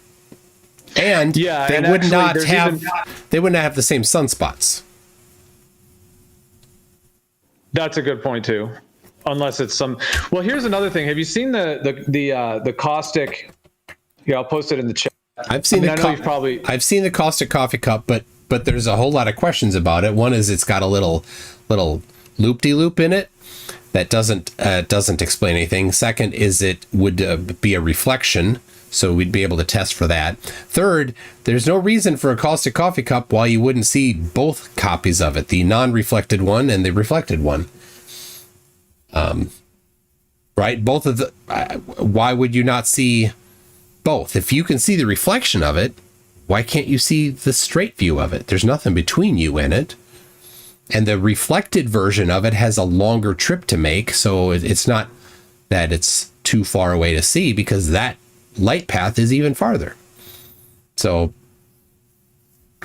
all these things, they're great things to bring up, but you think about it a little bit and they kind of fall apart.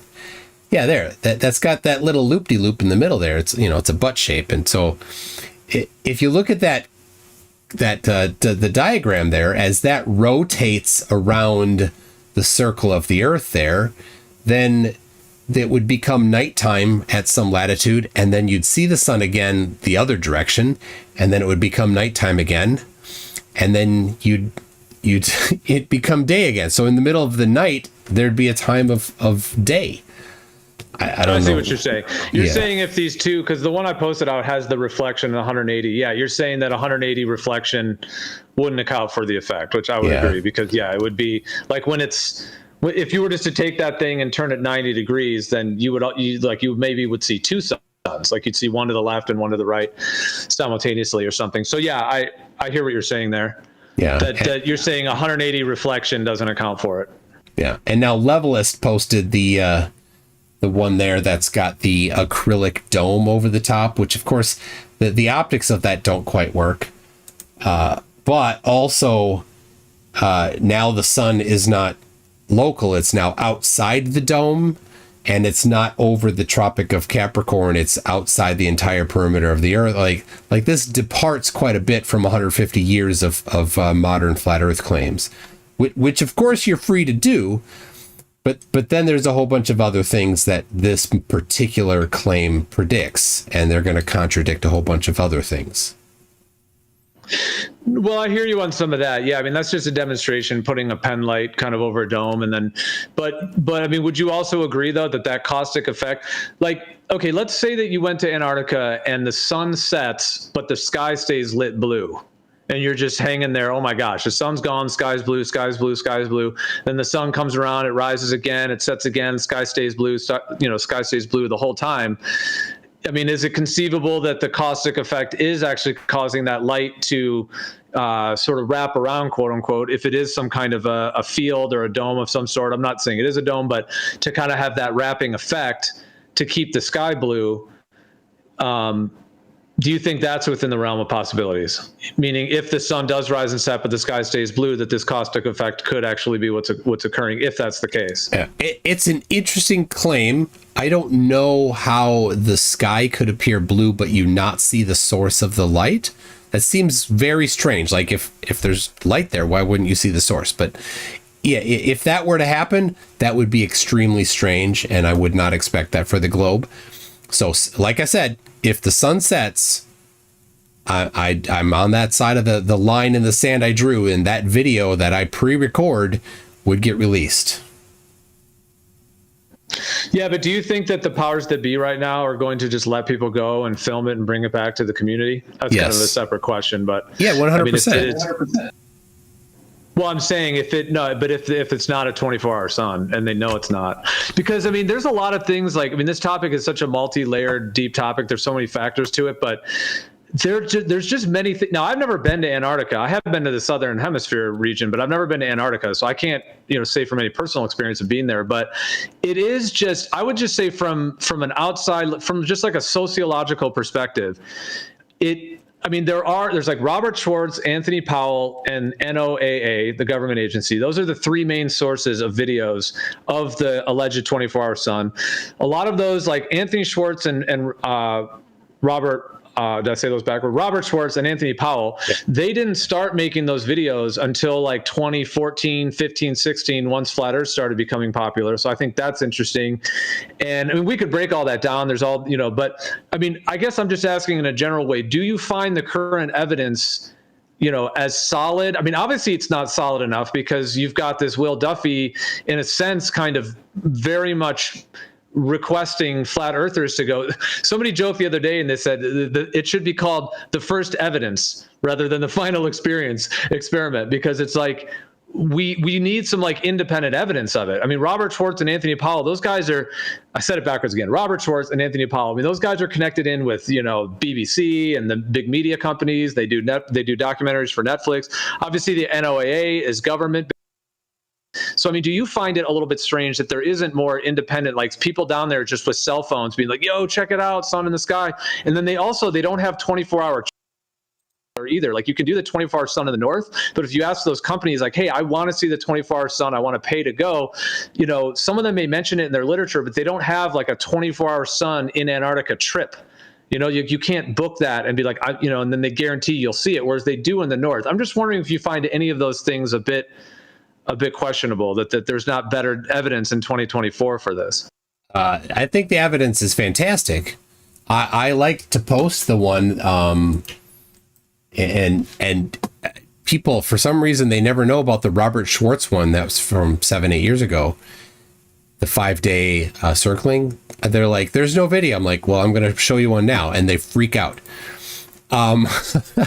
Obviously, you know about it, but I think that's great evidence. I don't know why that is any different than the videos of the 24-hour sun in the north. It's the same. It's somebody showing I think it's better. I don't know if I've seen as good of a one in the north. as Robert Schwartz's video. So I'll put it in the chat here for everybody. I don't know why I don't think it's any evidence of whether or not some tourist has in their literature some particular phrase that you want to look for it. The reality is if you go there and there's a 24-hour sun doing circles overhead, it means one thing. And if it doesn't, it means another thing. So whether or not there's literature that says something, it doesn't change that. Right? Is there anything they can't bring with them on the plane? I don't know, the guns.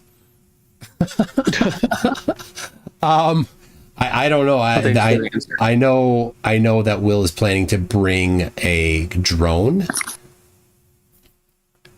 I'm just curious how they're gonna track where they're going. If there was something weird like, oh, you guys can't bring your phones, then I'd be like, oh, that's interesting. Oh yeah, they can bring their phones. I mean, there's people that at that same place that have lots of pictures. I mean, it's not hard to find pictures that people have taken on their phones at that same location. Well, it just seems like there should be more independent evidence of it. It would seem like the way there is in the North. It's like a bucket list thing. People like to go to the 24-hour sun in the North and, they want to see it. And it's, wouldn't there be people that want to do both? As a bucket list, they want to go north and south, Antarctica and the Arctic, and they want to get both 24-hour suns. And, there's plenty of people that have north and south bucket list items. For example, there's a marathon at the North Pole in April, typically, and there's a marathon in Antarctica. And my person I work with, his dad wanted to do that. He did, but the weather was crap, so they did the act. This is stupid. They did the actual marathon on the boat. But others have done the actual marathon on the land in Antarctica.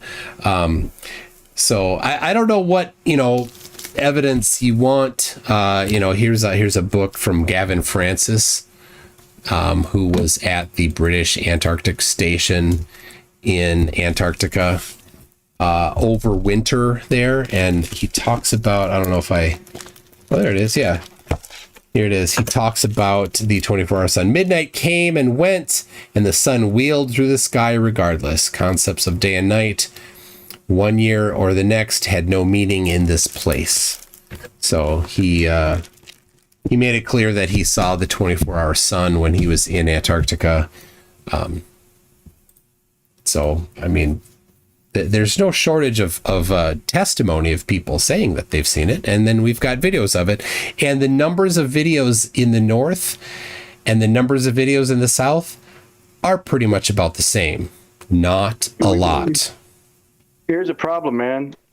Any video from Schwartz or Powell, we've already showed if you want to buy their backstories or give them a second chance, once we showed a fake, and you said there's plenty of testimony, like you just pulled one out of a book, but there's a lot of testimony missing what we would think should be there in a lot of books. We would think they would have highlighted that, and we've seen whole expeditions without them even mentioning it. But maybe it is. Here's my prediction, though, and but I got to revise it. My prediction is, because I'm wondering how they're going to cancel it without being obvious, is I think it's going to be an outbreak, man, and it's going to get canceled over that. But now I'm thinking it might go like this, it might be because flat earthers are acting like it don't even mean a lot of flat earthers anyway, are acting like it doesn't mean nothing anyway. And a lot of them are saying it wouldn't even debunk a globe if the sun set. I'm like, what are y'all fucking talking about? If the sun sets, bro, the globe model's dead. Who's saying that? Like flat earthers are saying that?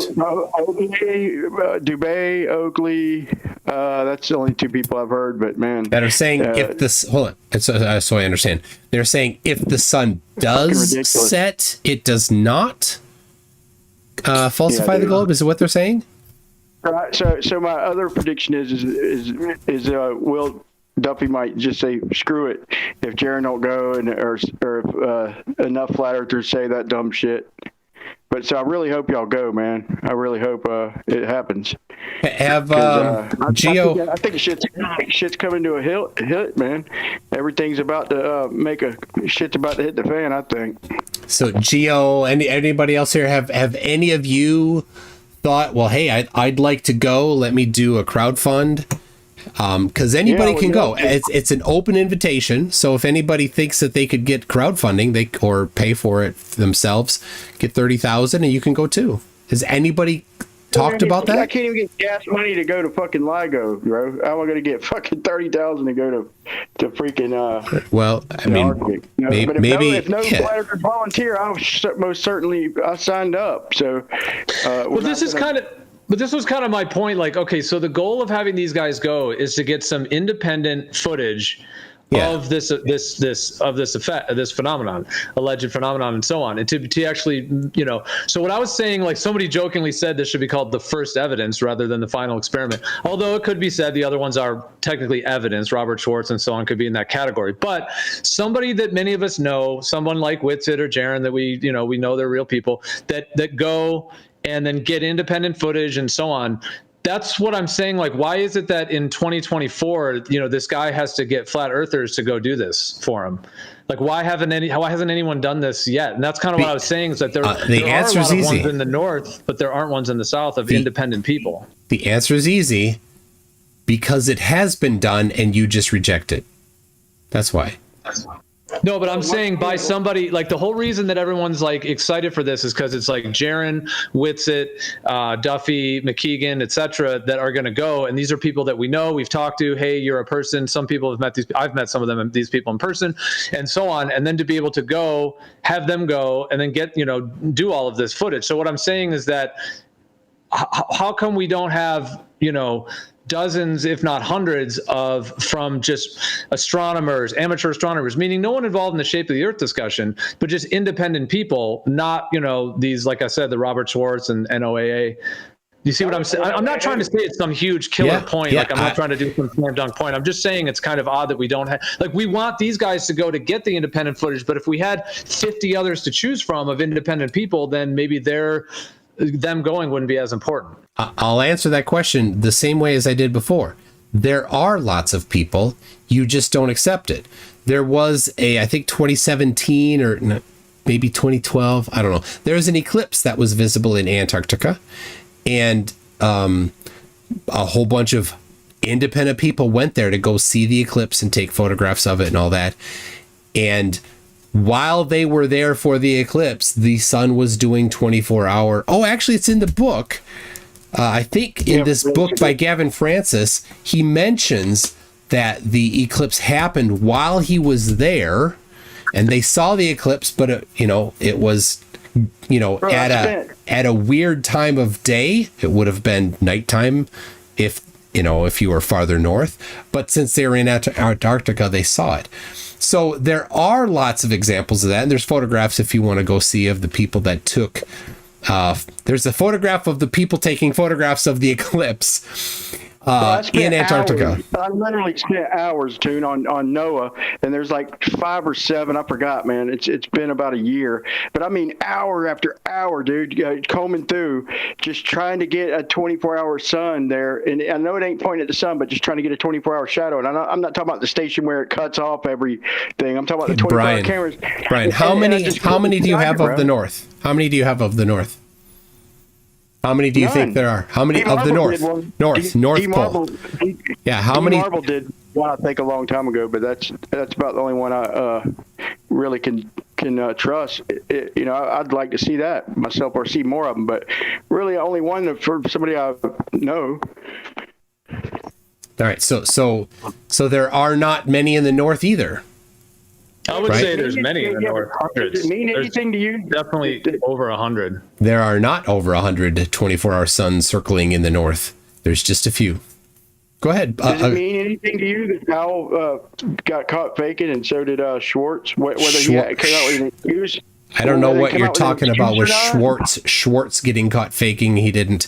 And Powell has displayed an Earth is Life has it on his channel of the original non-edited video that was in the edited video that went into the documentary. Yep, that was edited, but he has a video of the original non-edited copy of it is on Earth is Life's channel. I showed cuts in that too, bro. I literally broke that down and showed cuts in that. And that probably doesn't mean nothing to you. No, it doesn't. We caught Powell with the same flashing sun, and I really should have. I'm pissed off that I didn't notice it, because what's making the bitches flash in the high speed is the clouds themselves. And then he shows the same blinking sun with the same background and no clouds, like 12 hours apart. So you trust his 24-hour his new one? Like, oh, he didn't get his first fake right, so, dude. I mean, you trust. What do you mean his new one? I'm skeptical. I posted. Once I got you once, bro, I don't trust you. That's just how that works. I really don't care about your incredulity here. I posted the one from Robert Schwartz. What does the sun do at the pole? Is that the one you're talking about? Yeah, dude, go through it again. Look at my video, bro. I went back through it, and even in that, there's clips where there's breaks in it where he says this is how it should have been over 24 hour, and there's a cut in that, like in the first, I think, 8 hours. I have to go back and watch my video, but like I said. But like once you fool me once, man, shame on you, man. Fool me twice. Like, so Brian, answer me this. That's all I'm saying. One photograph of the sun while facing due south falsifies flat Earth. You don't need a 24-hour video. You know that, right? That dude on Nathan's channel showed the sun off the coast. At like about, I think, 77 or something latitude and off the coast. And so what do you see? And it was setting. Okay, so you try to tell me that he was looking south off the coast? Dude, you totally jumped the topic here. Just listen. Yeah, it's like looking due south, looking and due south in Antarctica and seeing the sun falsifies flat Earth. Right, that's a single photograph. You don't need the 24-hour sun. All you need is to look due south and see the sun. But see, as far as I'd be willing to go, though, that does falsify, like I said, like an azimuthal equidistant type of a map with one sun circling Polaris, with the sky working in a way that, like, with physics, that, like if there's a light on the ceiling and it's moving, that light has a physical location, and so on. Because I mean, there could even be ideas of, not to go too sort of out there, I guess, in terms of speculation, but like, what is the sky? Is it even physical? Is it holographic? Is it something else entirely? I'm not trying to go down all those roads. I'm just saying, I don't think that it falsifies a planar Earth. In terms of the sun, and it may falsify just the AE map with one sun that is one, physical or, one kind of light source that's circling Polaris. I would agree it falsifies that, but it doesn't necessarily rule out other possibilities, because I mean, if the Earth still measures planar, and like I said, if we have that tangible physical measurement as well, and let's just say for thought experiment's sake, there is a 24-hour sun in the south, then then you would have both. Like, okay, you have the physical measurement of planar and the sun is still doing that. Question mark, mystery, continue researching, go from there. You know what I'm saying? So like it does, I'm just saying something in the sky doesn't necessarily falsify what the ground is, although I'm not saying that there's no connection between those. I certainly agree that there is, because some people are saying there's no connection at all. I certainly say there is. There definitely is.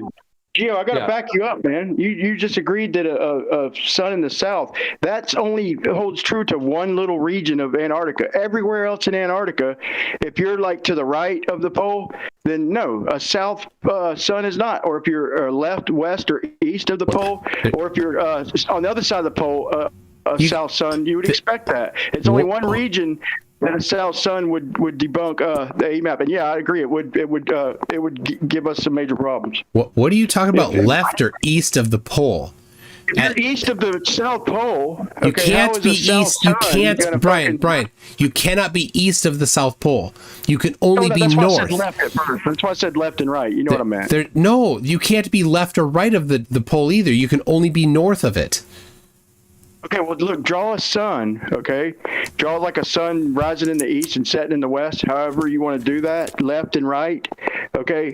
Now, there's only one spot that that one picture can debunk it, and that's like in between the South Pole and like the South America region, right? The Antarctic Circle. That's when it starts. Yeah. Think about it. Roughly. If you go to the pole and you take a left, immediate left, then you're looking south. You're basically looking west. So that's where you would expect to see the sun. Oh my goodness! Set. No. It'd still be looking south. It would still be looking south, even though you fucking took a left. You're looking back to the west. Even though you're looking south, you're still looking west. What don't you get about that, dude? Why are you getting on my nerves tonight, Toon? Dude, I get on your nerves every night. If you're looking at the South Pole, right, and then you look to the left, you're looking north. I know. I said if you travel to the left and then you look back south, you're basically looking. Okay, so if you're not at the pole, so if you're north of the pole, okay, so there's the south. I don't. Do you still see my drawing here? I mean, all you need to do is just be looking at the southern pole or the southern rotation of stars, or the South Pole, quote unquote, or just be looking south. Although, I mean, if compasses are not accurate down there, there's that question. But I mean, yeah, they're not, because the South Magnetic Pole is not even in the land of Antarctica. It's in the ocean between Antarctica and Australia. But I mean, Brian, your point doesn't really refute what he's saying. He's saying if you're looking due south, as it were, and you're seeing the sun in the sky. Okay, what if you go from South America and you cross over the South Pole, and then you look back to the south? You're looking north. I mean, y'all don't. You see what I'm saying? In other words, if you cross the South Pole, then that's exactly where we would expect the sun at noon. But that's something different. I hear you, but that's something different. If you're left of the pole, then you look back south. You're looking west. If you're right of the pole, you look back south. You're looking east. So there's only one spot that I agree that it could give us problems, but not from anywhere in Antarctica, just from one little region, like in between the pole and like South America, somewhere in that region. It couldn't be from just anywhere, is what I was saying. That's all. Yo, McTune, did you say the southern magnetic pole is in the ocean? Yeah. Where? What? I've never heard that. Yep. The South Magnetic Pole is kind of close to Antarctica, but it's in the ocean south of Australia. So yeah, so when you're in Antarctica, a magnetic compass is off dramatically, and so unless you have a really accurate declination understanding, it's not a great tool to determine cardinal directions. So the explorers that went to the actual South Pole, they had to use different methods to figure out cardinal directions. So they used sextants and the elevation of the sun, which is pretty difficult to do, but they were they used some interesting techniques to determine how which direction was north based on the elevation of the sun. What kind of magnetic toroidal field doesn't have like the southern pole right directly below? Sorry, two people were talking at the same time. Go ahead, Q-Up. Yeah, I think Q-Up had a follow-up. I want to go after him. Yeah, so what kind of toroidal field, magnetic field, doesn't have the southern magnetic field pole right directly at the bottom, like at the opposite end? Yeah, I can draw that. If you can see my I'm still sharing it to you, right? I don't. Yeah, although it says Elgato, no signal. Oh, that's the wrong one. Okay, hold on. How do I pick? Oh my goodness. All right, I gotta change the camera that is sharing. I mean, has anyone else heard that there's a southern magnetic pole in the ocean in Australia or whatever? Yeah, the first time I hear about it.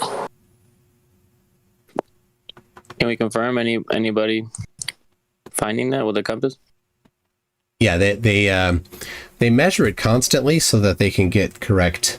Yeah, there you go, from Daza. So they can get correct declination. It's an important thing to know for navigation. I don't know how to choose the camera.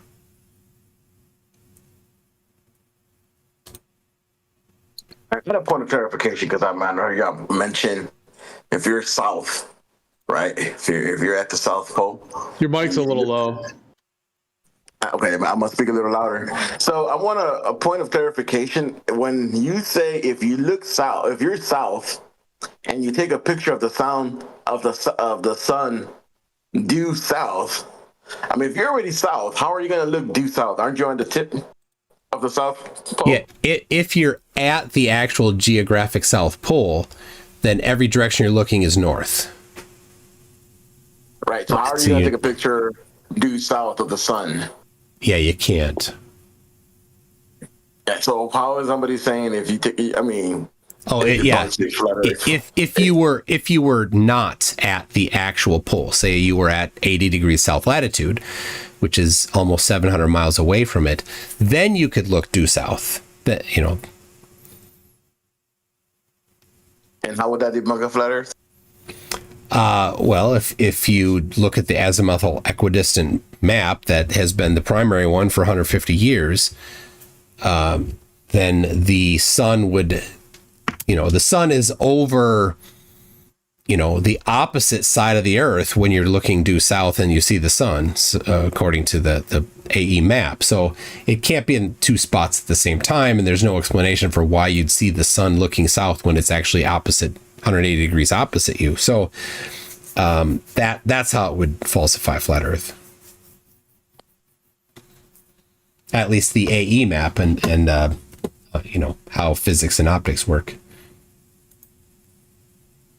Okay. I was going to ask you just to pick up a little bit because you were saying that if there is if the sun does set in the south, and then you were saying that you would just you would say that you would come out and say the Earth is flat. I mean, those were your words, right? Like, just if the sun sets and there's not, like, if you went tomorrow yourself and there you are, you feel confident that they took you right to that 80 degrees south, Union Glacier, etc.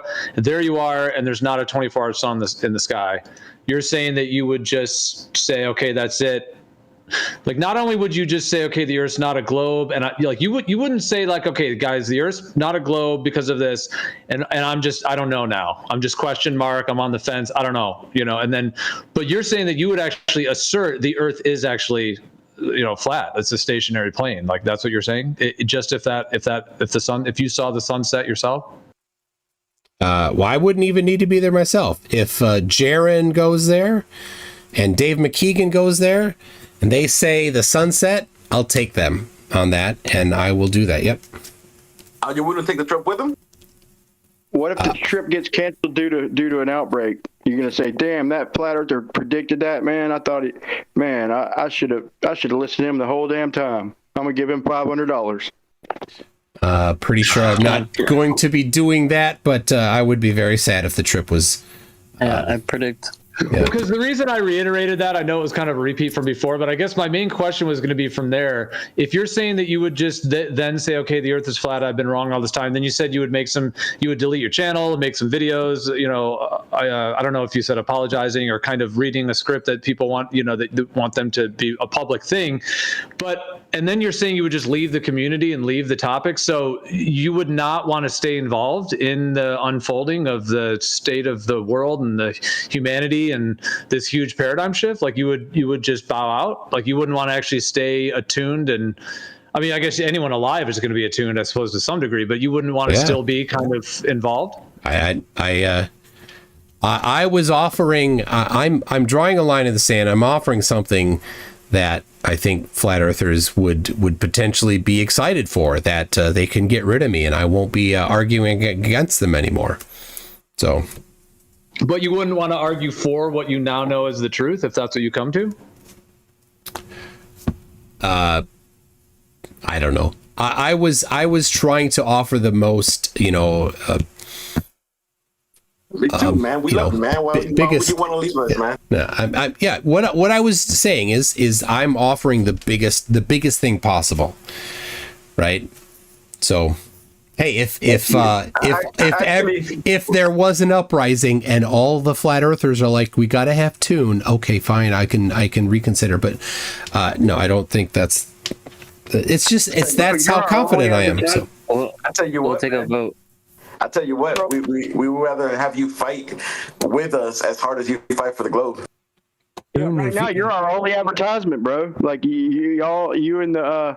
I hate to say it, but we're not getting promoted nowhere. I can't even. If I grab somebody else's phone, sometimes I can't even find my own channel. Like, bro, y'all are the only advertisement we get, and it ain't much. June, if you'll post that picture on Craigslist, I would gladly pay $2 for it. This one. Yeah, I love it. It's awesome.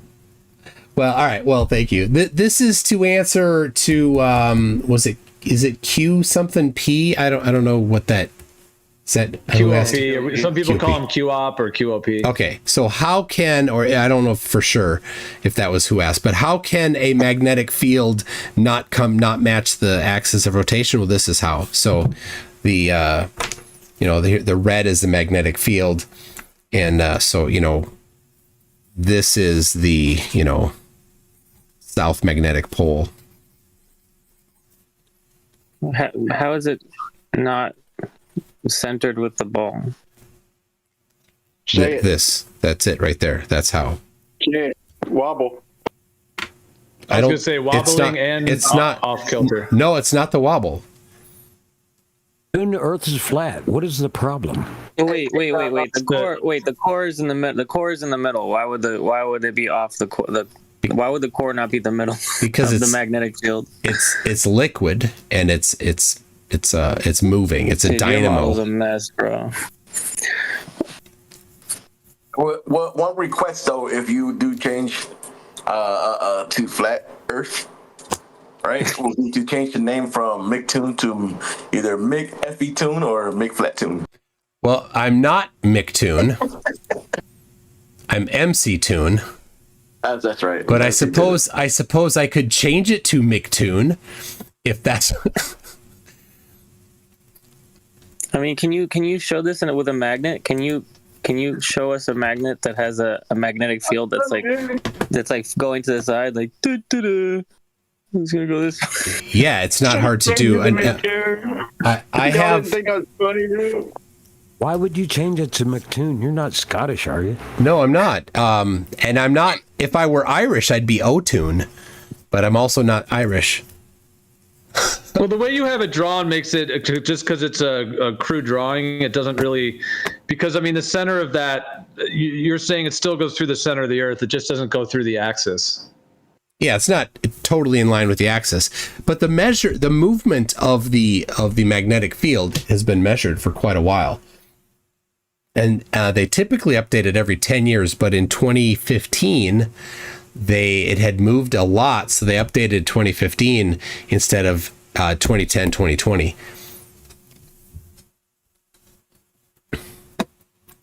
So here is just a little thing. If you want to bet against me on whether or not the observations in Antarctica will match globe or flat Earth, I put some Bitcoin in that bet there on MooseBet. BetMoose. It's called BetMoose.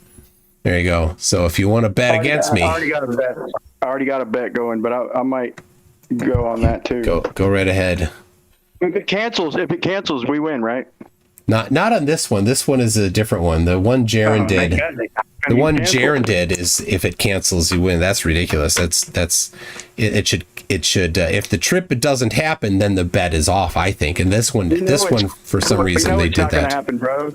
Same thing with that professor. Like I said, when I first joined, and it just went away. Right, well, and then Greater Sapien, it went away. And then Leslie acted like he's getting a charter. We called him, and he went away. It's just more of the same shit. It's going to get canceled, okay. Man. We all knew that. Got it. I've heard your prediction already before you made it again. So there you go. If you're interested in betting against me, there's where you can do it. That's where I put. How much did I put in there? 0.02 Bitcoin, and 0.069 Bitcoin. See what it did there? So then let's play the other role then. Let's say they go and they do see the 24-hour sun.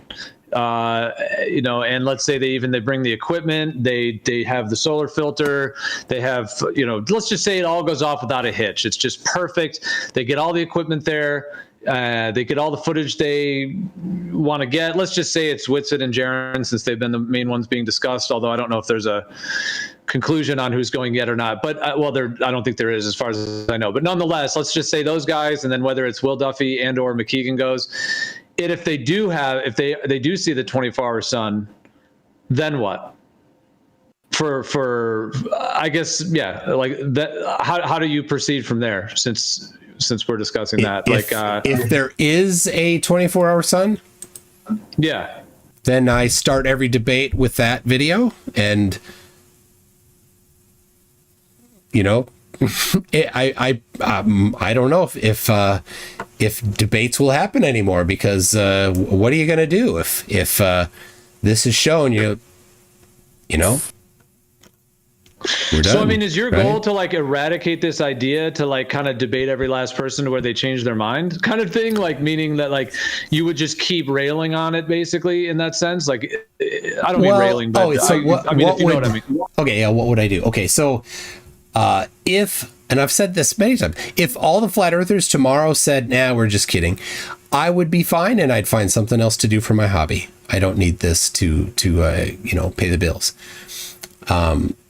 If after the final experiment, all the flat earthers said, "Yeah, we're out," we were convinced, then okay, I would maybe have nothing to do on YouTube anymore, and I could do woodworking, or I could build speakers, or I might find something else interesting to do here. I don't know. I mean, at what point would you stop debating it? Like, let's say you went in an independent civilian space travel, and you went up there and you took 1,000 pictures of it, and you're floating out there, and you got live streams of yourself floating around the globe. Like, at what point would you stop debating it?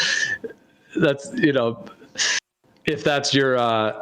I'm just wondering what the goal is. Like, if the goal is to find truth, then it would just keep seeking truth. But it seems like your goal more is to just debate this thing. Well, or just to. I'm not the one funding it. I'm not Will. He came up with the idea independent of me. I didn't know about it until after he had launched several videos. So his initial goal was to get rid of flat Earth, and I think it's a bit of a high goal, but okay, if he does, then super. I don't know. Is it my goal? No, my goal is I enjoy exploring this topic. I enjoy talking about science.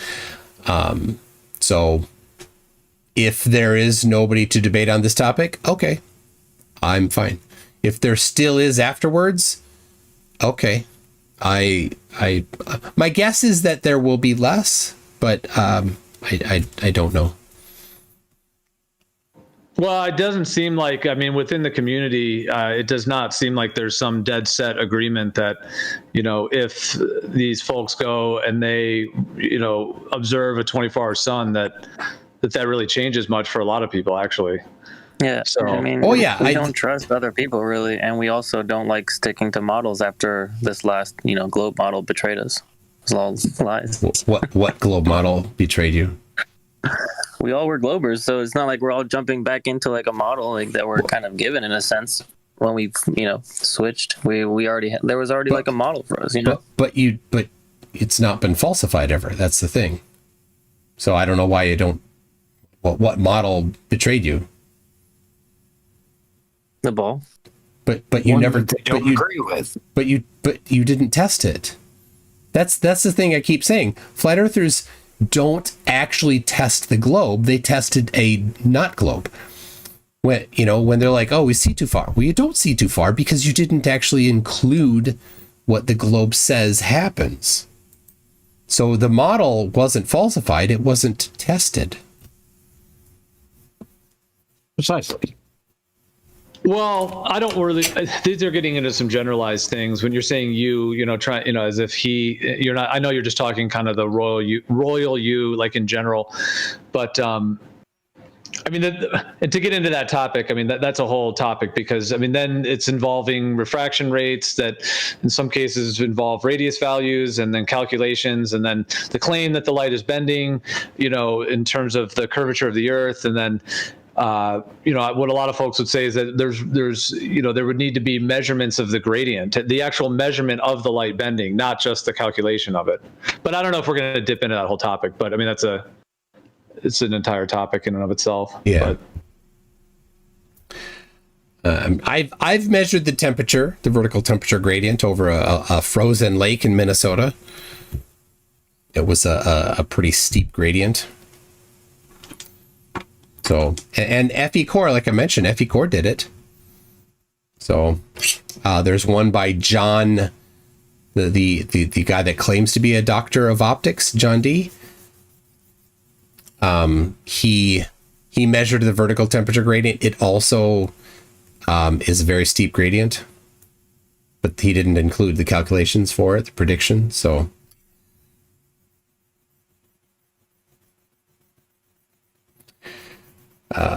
Anyway, I don't know. It's getting late. Do we want to wrap up, or is there somebody else that hasn't had a chance and they want a chance? I see Sin Cleanser. Sin Cleanser the Poe is still there. How you doing, Sin Cleanser? He's on the periphery. Oh my gosh. Do you let him talk? Do you take him seriously at all? He's one of our priests. It depends on. Well, I don't want to say. Depends on the topic. He's funny. Depends on the day. Yeah. All right. He is a character. Yeah, that's for sure. Many times. But yeah, well, no, I mean, I appreciate hearing your thoughts on all of this, and yeah, I mean, it is all interesting for sure, and that's why I was asking before. In your mind, in all of this, that's kind of why I was asking. Like, is there a percentage of you that wonders if you're not right? Basically, do you question that you could be wrong? Well, like, I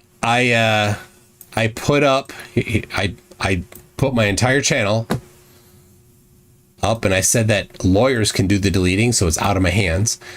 I have already bet $1,730, and I have more to bet if more flat earthers do decide to put money against me on that particular bet there. I have $10,000 of my own money up to at risk for people to do celestial navigation using only flat earth, and to predict the downward acceleration using not gravity, not mass attracting mass. So I've put an awful lot. You mean not upward accelerating earth? Hold on, man. Let him finish. So I've put a lot of my own money on the line here. So I'm pretty certain about it. And Brian is right here. He's the one that tried to do celestial navigation without using the globe, but he used the globe. So, it's 2.5 years been sitting there. Yeah, the thing about that gets complicated. Like I said, I'm kind of tentative because if we're nearing the end of the event here, to really go into anything too detailed. But I mean, the thing is that for like the $10,000 thing that you've offered, which people come in here all the time and into the server and bring it up and so on. But the thing is that what I would say is that in order to do it on a planar Earth, you would need the correct map. Like, you would need to know exactly how this soil that you're right here, this little patch of soil, is actually matching to the sky. And then that would take having an entire map. Meaning, if one were to go out, not necessarily celestial navigation, but more like celestial plotting, where you would go out and you would start taking angles to stars, circles of equal altitude, and plotting GPs, doing all of that independently without any almanacs, without anything else, going out and actually plotting the GP, like putting a flag in the ground, here's this GP. And one way you can do this is you can get a freeze frame of the sky. So let's say at 2 a.m. you want to do this. So right at 2 a.m, that's your freeze frame. So you have a frozen moment of the sky. And then you have to adjust it by 4 minutes every day to account for the sidereal day versus the solar day. So you'd have to adjust it by 4 minutes, every night if you want to keep getting that same freeze frame of the sky. Once you have that freeze frame, you can start plotting. You can take angles to stars, plot the GPs on the ground, and draw your circles of equal altitude, and then rinse and repeat, rinse and repeat. So you're doing GPs, circles of equal altitude. And of course, those circles of equal altitude will either be coplanar or they will match a spherical surface. But in addition to that, you would then have, this is one way to make a map. It's essentially like plotting the celestial stars to the ground. But as you're doing that, you're making a map as well. Now, if someone were to do that independently, where you'd have the circles of equal altitude, the GPs, etc., and let's just say you did that across the whole Earth, then asking for a fix with the planar Earth model would be doable. But without doing that, the $10,000 challenge it's sort of like NA. It's like just non-applicable, meaning unless somebody has independent mapping, the only thing that one can go off is the globe information that's given to us that you and I have not gone out and done that ourselves, like actually mapped the surface or, mapped independently. So it's kind of going off. I don't want to call it hearsays. I mean, it's more than hearsay, I suppose, in terms of this model and everything, but it's going off of that data. So that's what would be needed to actually do it on a planar surface. And that was a bunch of words. All of those things that are necessary to do celestial navigation using the globe were done mostly by hobbyists over time. And so, yeah, whatever you would need to do, you'd need to do. Why hasn't it been done? And of course, my challenge was directly in response to a certain troop of flat earthers claiming that celestial navigation works using their flat earth. But it obviously, since none of them have done it, they were not being truthful. All right. Well, I mean, okay, I hear you on that. Just taking that real quick. Well, hold on. Just taking that at face value, what you just said there, I hear you. I'm obviously familiar with all of that and how that all. So I hear you on that. But I mean, you were saying, why hasn't it been done? Well, I would say, well, if we've been deceived about what the Earth is, and then we were all born in 1980, 1970, people were born.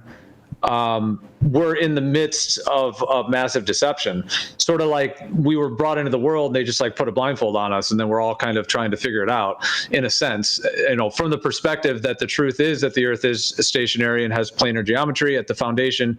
So, I mean, why hasn't it been done? Well, I mean, it would take, depending on how in depth one were to do it, but we're looking at, a whole team of people, several months, and several $100,000, if not more, to even begin the process. Yet hobbyists did it for the globe. Listen, it's a safe bet because he no matter what we do, he's going to say we're using a globe, and he won't let us even use the AE map because I've done that. Brian. I'll agree that. I'll agree. I went to Google Earth, but I flattened it out. I'm not saying you owe me money, but it's a safe ass bet, bro. You know what you're doing. It's if you were using longitude latitude, I just come up with a formula to flatten out Google Earth, but I used planar trigonometry to get 3959, and I proved that. But it's your money's safe. It's safe, man. Brian, you're saying it you all don't like need to use a map. Brian, I don't use a map when I do celestial navigation. I don't use a map. Coordinate system. You won't let us use the AE map coordinate system. You can use any coordinate system you want. All you need to do is get the position. Well, I've already done it. No, you haven't. I'll send you the video. You use 3959, the radius of the globe. The rules say you can't use the radius of the globe because it's the radius of the globe. You admit the globe if you use the radius. Well, not necessarily, because I mean, a circle of 24,901 miles, like the claimed distance of the equator, a circle of 24,901 miles. To the center of that circle, a radius is 3959, or it's like 3963. So like the radius of a 24,900 on a globe. No, on a planar surface. I'm just saying, if you just take a planar circle, just a flat circle, and it's 24,901 miles in circumference, the radius of that planar circle is 3963. So we can try that right now. So I'm just saying, it is the radius of a 24,901 equator. It is the radius to the center is the 3959 or 3960. Yeah. That's not what I did, though. I literally put myself under a Polaris, and I just did the same shit that I was trying to explain earlier. With I just moved myself 1 degree out from under, and so I used 89, and 1 degree with 69 mile gave me a height to the heavenly body of 3959, and I said, well, right over my head's where there's no refraction. So I come up with a refraction formula that works out to about 20 degrees, which was well beyond your challenge, and I was able to flatten out whatever it is, and that's why I was able to get the right spot, man. It took a while, and I worked my ass off to do it, and I've never really perfected the formula, but it's good enough for CellNav to for your challenge. I did, but how can I not use that number? That's the fucking number that works, and that's the number we get from a plane. You've made my point. You totally made my point. No, but that's the question. Is the 3959 actually derived from the planar surface and has been inverted into the globe model, but the 3959 is not exclusive to the globe model. It is in terms of the radius of a sphere, but that number, I mean, what Brian just said there is interesting in terms of the height of Polaris potentially being that, but also the fact that, like, if let's say the distance of the equator is 24,901, let's say it is that, let's say that's just a fact. Well, then the radius of that is the 3959. And what's interesting is once you get to the equator, Polaris disappears. So that indicates that, Geo, do we see 3959? That's the extent of our actual hemisphere of vision, for example? Well, Geo, in reality, though, the distance from the North Pole to the equator is 6,210 miles about. So it's not 3959. I agree. Well, that's what they claim it is on the globe. I mean, obviously, you and I have not measured that ourselves. Not on the globe. That's what they claim it is in reality, not on the globe. Right, but that's what fits a globe. Like if you take a globe of 3959 and then you do that same thing, you get the 6210. I agree. That's what they're saying it is, and that's what fits the globe model. The question is it that? I'm not saying it is or isn't. I haven't gone to the North Pole. The celestial sphere is the only way to do it, and so for cause, I just mapped it out as refraction, But like I said, I understood his rules, and I love how Brian proves my point every time. Dude, somebody over there should have did that, dude. I waited for a minute. It's like none of them are going to do it. I don't even know if they can do it. I still don't know if they could do it. Dude, none of those clowns can do even the most basic trig. None of them. So, I disagree with that. I know there's a couple of them who can do the trig, but as far as the CellNav, that's a whole different fucking animal, man. It does take I recommend this. If you're never going to use it, I don't recommend you even learn it. It's a little animal. There's a whole process, man. And it's a lot of knowledge and shit, man. It took some time. But, I realized when I was almost done, it's like, dude, this is the number I get for a height. So he's going to say I'm hijacking the radius, but I'm literally using a height to Polaris and then using a celestial sphere. So I see, but that's the only way it's going to work with longitude, latitude. So like I was just saying, it's a safe bet. The question is, if the 3959 has to do with the actual celestial sphere above a planar surface, then they've extracted that and then inverted the cosmology into the globe model, which is why that 3959 works as a radius. How did that happen? Where? I mean, it's a guess. Well, how did that happen? Show it. How does the 3950? Where did that come from? How was that somehow extracted from planar geometry and somehow? No, you didn't, because all you did is you took the distance. Brian, you took the distance from the North Pole. Can you wait till he's done speaking, though, man? Why you got to clip and interrupt? You took the distance from the North Pole to 1 degree south of the North Pole, but you didn't also use the same geometry for 30 degrees south latitude or north latitude to 29 degrees north latitude. It doesn't come out the same if you do that. So your geometry doesn't work there. Yeah, well, you're trying to pin me. Sorry for, I was just saying, I was trying to save time. Like, I feel like I already did that. And they say that directly underneath is the only place with no refraction. So if you go another 69 miles, so you're almost 140 miles, you're at exactly 2 degrees. And then you're almost at dead 3 degrees at 3 times 69, like 207 miles. And it's like when you're only off by 1 degree, when you get like 1,500 miles, bro, you're looking through a lot of atmosphere. So I did have an explanation to go with it in a formula to convert the refraction into a distance, refraction correction with the distance. And to me, that's how it would have to work on a flat Earth. And that's kind of like Walter Bislin's model. You know, that's an explanation for it.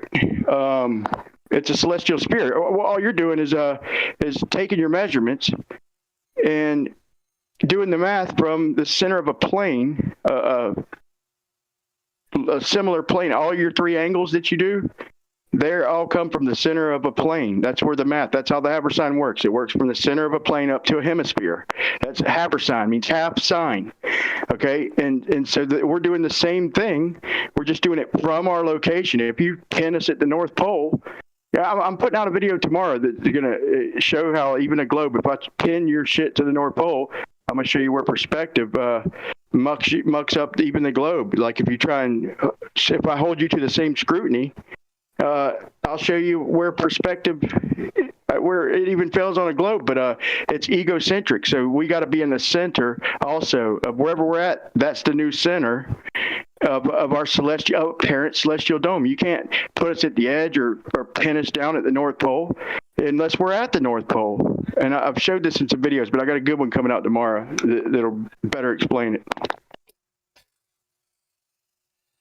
All right, here's what you tried to do, Brian.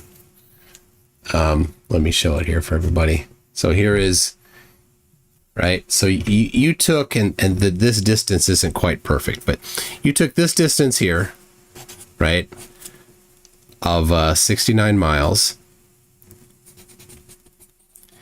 and at 1 degree, well, it's 89, right?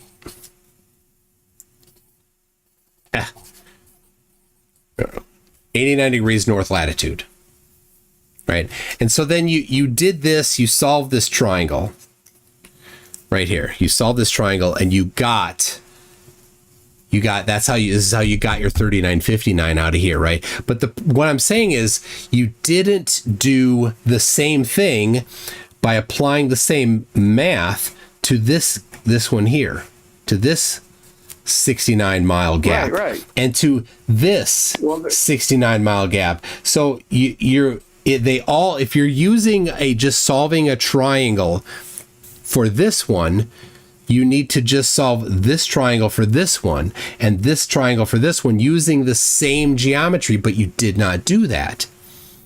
It doesn't work. As soon as you do that, it falls apart. Okay, well, here's the thing.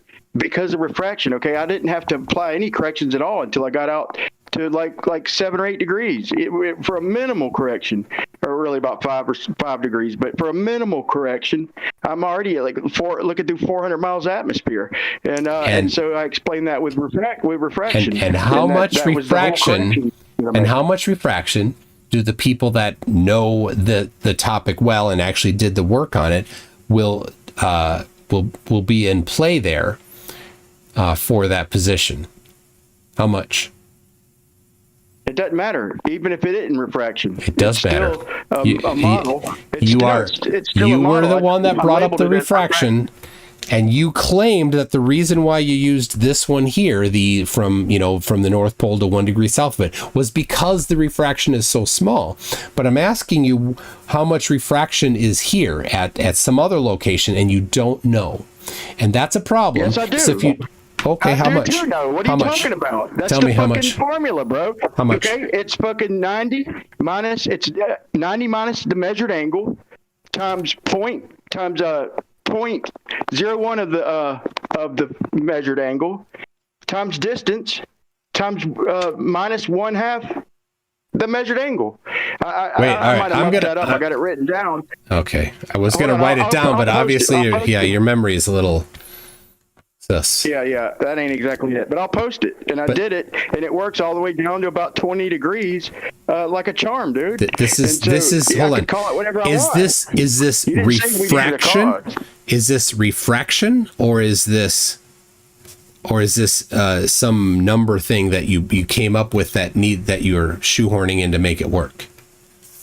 Yes, and it's refraction. Like whatever it is that made that cloud appear under me at 14 miles instead of 57 or whatever you want to say, 37. I mean, whatever you want to come up with. I was generous with that, which we never really got to the crux of that. So whatever it is, so I say it's refraction, but I think it compounds when you're looking through hundreds or thousands of miles of atmosphere, right? It's non-existent straight overhead, so that's how I got the 3959. And whether it matches the globe radius, like I was surprised to see that number. I'm like, no shit, this is how they got the radius, son of a bitches, and using planar fucking trigonometry. No, but you didn't use planar trig, because if you used planar trig, it would have been consistent here, but it doesn't work here when you use planar trig. It falls apart. What if you're looking through thousands of miles of atmosphere? Brian, atmosphere causes the light to bend the other direction. It doesn't help you. In your model, it does. No. This isn't about model. This is about how Snell's law works. So you must be claiming that my model includes Snell's law, and your model does not include Snell's law. It must include something else. I don't think you want to go there. Does not support you. Snell's law does not support you, bro. What are you even talking about? Snell's law doesn't support that argument. Of course it does. Snell's law is a change in medium, dude. No, it does not, dude. Snell's law is a change in medium, man. And my point is this: would you at least agree to this? Would you at least agree to this? If the Earth is flat, and we got an apparent celestial dome like we got, then there's got to be something like refraction over compounding over distance, right? No, because refraction does not help. Something similar, right? Refraction does not help you. It works the opposite direction. So you can't even agree to a hypothetical. You can't even agree to a hypothetical saying that if the Earth is flat and to get a apparent celestial dome, something like that's got to be happening. Whether it be refraction, whether it be a toroid, it would have to be happening, right? It's something magical is the only thing that could answer it there for you. Right. You need to apply magic. That's a start. That's a start. Whatever it is magical, it's compounding over distance, right? I don't have the blind faith for that though. Would you agree, though, it would have to be, that magic would have to be compounding through further distance looking through the atmosphere. It would have to compound. The further we look, the more of it would have to happen, right? Of that magic? Whatever magic you're going to need to appeal to, you're going to have a lot of it. Like talking to a mule sometimes, Toon. It's difficult. I'm trying to go along with you, but I'm trying to get some breathing room here, like to at least to get you to lighten up and say, yeah, that would have to be happening. I don't even care if you call it magic. That is what I said. It would be compounding over. Would you agree, though, that you didn't agree that it would compound through the further more atmosphere we look through? It would have to be compounding, right, with distance. How many times do you need me to say that you would need a lot of magic before you acknowledge that I did say that?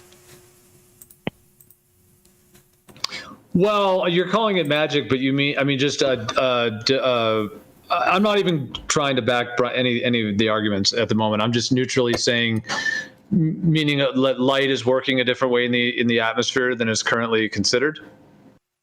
Yeah, it would have to be dramatically different. You know, so some unknown feature of how light works would have to be at play in order for it to work. And to go back to the Flat Earth Society, Pete Savarier and Tom Bishop, they do have a proposal for it. They call it electromagnetic acceleration. They claim that light is somehow inexplicably bent upward. They don't say it's refraction. They just say it's bent upward. How it happens, they don't have an answer for it, but they just say it does. Now there's a handful of problems with it, but it solves one or two things while introducing several more problems. But they claim that it does it, just like Brian needs. Well, it's not inexplicable. You're confusing density with pressure, and you're talking about Snell's law. The colder air, okay, the air is colder. It's all thermodynamics, okay. It's not like the amount of air is making any difference at all. The pressure, it's colder, okay. And we know that the light. I can show you 4 laser orthogonal views from lasers right now, showing them bending up from the side or a slight side on view, and I don't think you could show me one bending down. So what it is that the air is progressively colder the higher we get. But when you're talking about these long distances, if you got to think in terms of a flat Earth. Let's say to get to the black of space, we're about what, 12, 13 miles. So once you get to 1,200 miles in distance, 12? That whole area, 12 or 1,200? That whole area is about 1,200 miles. That whole area is only 1/2 degree in angular size. So shit's gonna happen. You call it magic, but you got to think in terms of a flat Earth, right? Brian. You're talking instead of fucking listening, Toon. What are you doing, dude? Really, what are you doing? Brian, the temperature doesn't do what you just said it does. It doesn't get colder the higher we get, Toon. Not as you say it does. Have you not seen the graph? Now you're going to introduce some magic. So tell me how it doesn't get colder the higher we get, Toon, please. Here, okay, I will post it. Here you go. There's the temperature. It doesn't just get colder. It goes up to let's see, is this kilometers? Yeah, 10. As you increase up to 10 kilometers, the temperature goes down. But then, starting at 20 kilometers, the temperature starts to rise again. So it doesn't. That's exactly what we need. No, it's not what you need. Right about that area too. How convenient. Oh we my need gosh. an inversion right about that area. Yes, indeed we do. And you didn't think about this. If you're looking through a flat Earth, bro, like I said, in about 12 or 1,400 miles, your whole area between the ground and the black of space is only 1/2 degree in angular size. So now you got to consider. No idea how you got that. Because of that reason right there. Dude. Just run the numbers and you'll quit laughing. Dude, I'm not gonna try to walk through the numbers with you. It's pulling teeth to get you to just put out the numbers. Hey, yeah, no. It's pulling teeth to get you to freaking listen, dude. And you just divert. All you do is divert instead of address an argument. So if you take a 12-mile high opposite side, okay, now add a freaking 1,400-mile adjacent or baseline. Okay, and check your angle. It's going to be like a degree or less. So in 1,400 miles, the whole area between the ground and the black of space will barely fit a sun or two. I've Laugh all you want, no dude. idea what you're talking about. This is great. I know you do, because you can't think anything other than a globe, bro. You can't get your mind out of anything but a globe, Toon. That's all I'm saying. You can't even put your flat Earth hat on just out of courtesy. I'm trying, but it's making no sense. All right, Brian, draw it up. MC2. Yeah.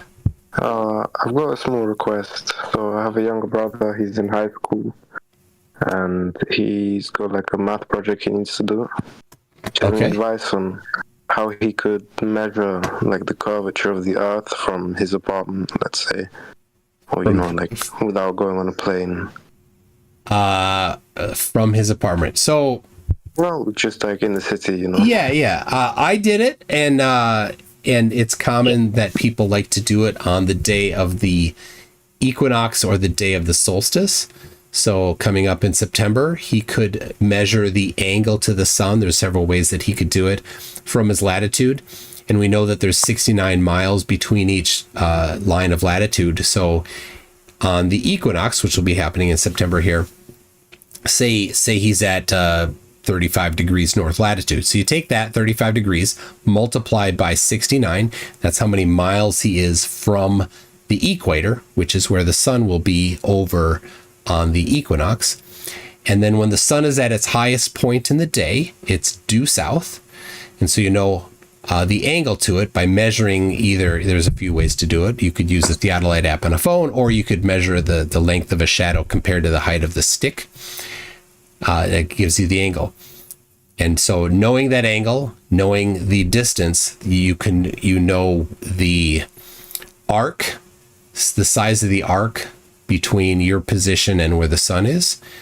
And then you can multiply the rest of it to get all the rest of the way around the Earth. It's a little bit of trig. You can do it without trig, actually.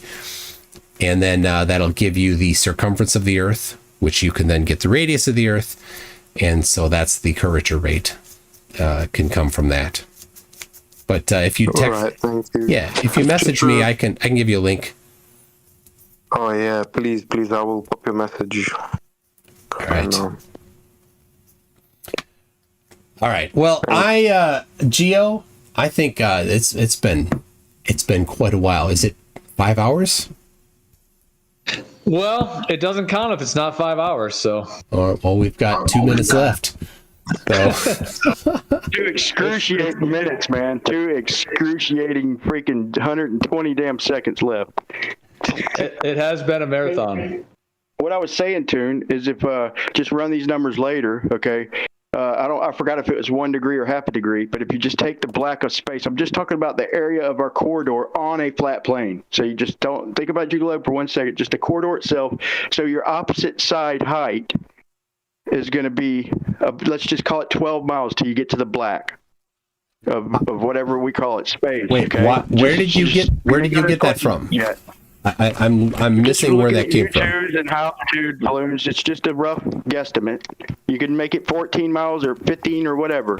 Oh, so like if a balloon goes up to 12 miles, then it's black in space, right? It sees black. Okay. Yeah. Right. Or you two. So on a flat Earth, that would be our corridor.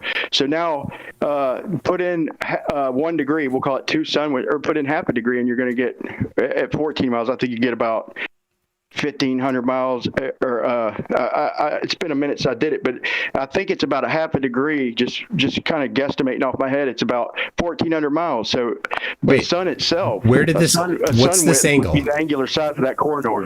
What's this angle from again? That's what I'm trying to get. That's what I'm trying to tell you to calculate. Is just take a 1,500 mile baseline or adjacent, and a 12 or 14 mile opposite side, and calculate the angle. And I think you get like half a degree or 1 degree, which means when we start getting out to distances at 1,000 miles, or about 16, 17 degrees on a globe in distance, then on a flat Earth, your corridor, your optical corridor at that distance is barely fits the sun in it. You know what I'm saying? So you got to take that into consideration when you're looking at angles in the celestial sphere. Brian, it's not the same as just doing the flat math, right? There's obstacles. Brian, where did you get 1,500 miles?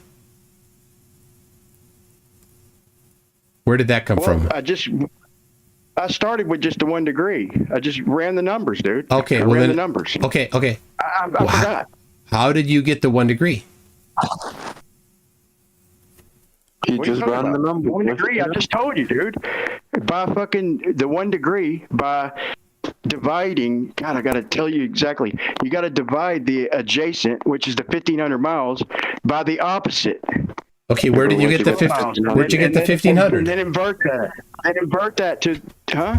Where'd you get the 1,500? Just an estimate, dude. An estimate. An estimate of what? Do you even see what I'm saying here? I'm trying. Get the point? I'm drawing it. No, I have no damn clue what you're talking about. I got numbers, and I just clearly told you. To just type in, just calculate. What I'm trying to, the whole point in all this, okay, before we go off on a retarded tangent, okay, is what I'm trying to tell you is that you can't think in terms of a globe if you're trying to model a flat Earth. You got to think in terms I'm not. I am thinking of flat Earth, but I don't know where you got 1500 or where you got 1 degree. These two numbers, where did they come from? Just type it in. It's fucking. It's just. Just type it in. Dude. I'm just type it in. Just guessing. I'm sorry. I just searched up my ass and I don't find it there. And maybe you found it in yours, but it's not in mine. I'll post it again, bro. I'll post it again for you since you don't care to find out the point I'm trying to make. The whole point in this is saying that you can't think in terms of just math. There's other freaking variables, like for one, an optical corridor that shrinks all the way down to less than a degree at about 1,500 miles. Okay, it doesn't matter how you do the math. It doesn't matter. You could cheat and just go and just put in the degrees. Just say, okay, what distance do I need to get half a degree in angular size for 14 miles? You could do it like that. Come on. So it doesn't matter how we come up with the numbers. You are making no sense, Brian. It's a variable, dude. Let's end it on a good note. Let's end it on a good note. Please, let's end it on a good note. All right. That's You're it. smart, but so stupid, bro. You're like a stupid genius or something, dude. I'm sorry, man. That's a compliment too. But I'm just saying, bro. What don't you understand about an optical fucking corridor? Okay, Brian. All right. I don't know why you're it's not really appropriate to ad hominem, dude. It wasn't clear what you were saying. You were just getting frustrated. He had it drawn here. He was trying to draw your triangle with the 12 miles, 1 degree, and he was asking where you got the 1,500 miles. And you just didn't really respond to it. You didn't really lay it out. The point ain't the 1,500 miles, Geo. The point is that over distance, it could be 14 or 13 or 16. It doesn't matter. The point is, when you get out to that distance, your optical corridor shrinks down to like half a degree or under 1 degree. This is a great margin of error. The way he's doing math, the way he's doing the math, like he's pinning us down with just pure geometry and nothing else. He won't let us use refraction. He won't let us use the fact that there's an optical corridor. He won't let us use any other variables. He's trying to pin us down to strictly geometry, and that will break any model, including a globe. Maybe not as bad, but it'll still break it. It won't break the globe, but okay. I just wanted to say thank you, MC Toon. It's been nice listening to you, but it's my brother's 19th birthday today, and I'm gonna head off. All right. I'll be waiting for your DM, MC Toon. Thank you very much. All right. Thank you, Gio. Thank you, Brian and Alexi and everyone else. I'm gonna drop out now. All right. Yeah, cheers. All right, we'll see you. Wow. I am every time I talk to Brian and he tries to explain it, I'm like, just walk me through it, and he can't. He has no clue what he's talking about. It's just it's a shrinking optical corridor. Okay, it's 12 miles. Okay, then what? 1,500 miles. Where'd that come from? It's 1 degree. Okay, where'd that come from? Well, it doesn't matter. Just type it in. And he gets mad. He's blaming me. Oh my gosh. Even Gio's like, dude, you made no sense. It does. All right. Let me find where I see Craig is still sleeping. I thought this might happen. That's why I'm like, I'm just going to keep going for him. So, but I need to find, I have too many windows. I can't find the, that's the wrong one. I'm going to have to open a new one. I don't know. The window with the super chats. I need to find it. I have it somewhere. But I think Brian, I'm going to blame Brian. He made me lose it. No, I'm kidding. He didn't. Nope, that's not it. Jeez. Is that... There it is. I found it. Okay. Oh, but I just... The hoops... the how far the cloud was, and then it's supposed to be 100 miles, but if you add a compute perspective, it's 57. How did that happen? No idea. Can you explain it to me? Nope, he can't. All right. There it is. Okay. I gotta catch up on FTFEs. So make sure. Okay, still sleeping. We got Generally Shady says no at FTFE. I don't know why. Nivok Spilkaman for £2 says thanks for supporting Craig's wild stream. Respect. Yeah, Craig is still sleeping, so I don't know. He's been out for 5 hours, so I don't know if he set his alarm or if he just slept through it, but I can see that the sun is up if you go look at his stream. It's been up for a while. Kango44 says it blows my mind that adults can't grasp simple geometry. Dude, you heard Brian, right? He can at least solve a triangle. He at least understands that without magic, the sun could never set for flat Earth. Of course, the problem is that he has pre-selected his conclusion. It must be magic. So, you know, he never mind the incredible hoops you'd have to jump through in order for all these things to work. They can't. Anyway, Lucas for $20 says, ask about the star trails for pure comedy. Oh, I didn't, but I did brush on a little bit. Zettabyte Hero for $5 says, cheers. Thank you for that. Kango44 says, there is no flat earth movement, just stupid, gullible people. Oh, sorry, I meant truthers. Truthers don't care about truth. Kango44 again comes in and says, and in Harry Potter, Voldemort try to kill Harry as a baby. What does that have to do with the shape of the earth? Yes, it has nothing. Mr. E-Man gifted 5 memberships. You're supposed to do that on Craig's stream. Calder Vassold for £2 says, go get that Flurf mic, embarrass him. And I don't try to do that. If they get toxic or kind of abusive, then I'll turn it up a little. But if they're not, Geo and I, we had a great conversation. That was people say things about Geo, and maybe that's just not how Geo and I get along.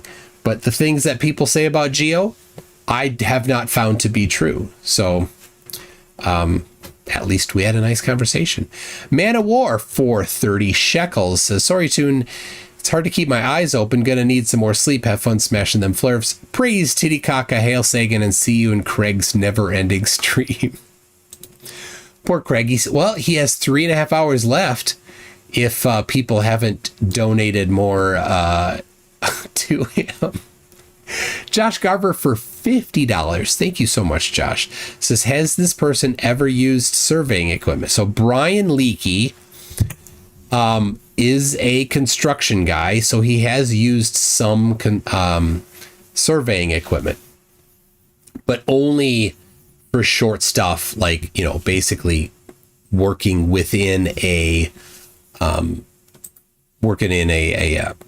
construction site. So when you do that, it's position and elevation over a short distance. Curvature of the earth has no impact on, 100 feet, 200 feet, 1,000 feet. It even if you didn't include vertical correction for it over 1,000 feet, it doesn't matter enough. But if they're looking over a mile, well, yeah, then you'd need to. And of course, differential leveling. I breezed through it a little bit quickly. Differential leveling includes compensation for the shape of the earth. So, and to that point, let me get this here. Show you here the book. There it is. All right. Here's this book, and it's literally on page 3 of the book. right there. You see that? It's hard to read. I circled it. Where did I put?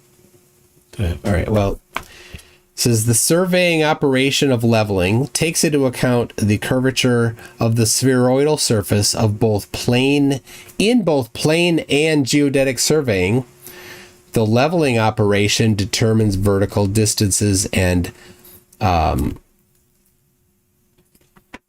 hence elevations and distance differences of elevation. So in planar surveying, vertical measurements include curvature of the earth. In planar surveying, which is useful in less than 100 square miles, does not.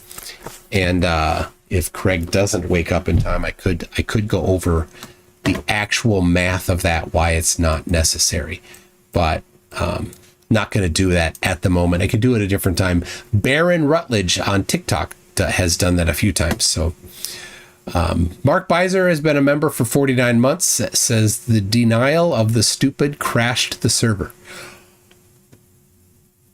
That's when it was going crazy. So I want to address again the surveying that he's done, and he's talking about the cherry picked video that he has. I have a copy of it. I'll go watch it, but for some reason he thinks that this one guy saying that never is surveying done in this particular way, in direct contradiction to actual surveying textbooks and actual surveys. And I mentioned the transcontinental triangulation, the American arc of the parallel, and he claimed they did not do leveling in it. They did. So leveling is a vertical measurement. So how high is something, and how high is the peak? So they went across the Rocky Mountains. They needed to measure the elevation of the mountain peaks. So they did measure the elevation of the mountain peaks. That is called leveling. And that book includes the elevations of the different stations that they used. You can find it on my website, mctoon.net/r. You can find the transcontinental triangulation there. And it lists the elevations of the different points, the different stations that they used. So,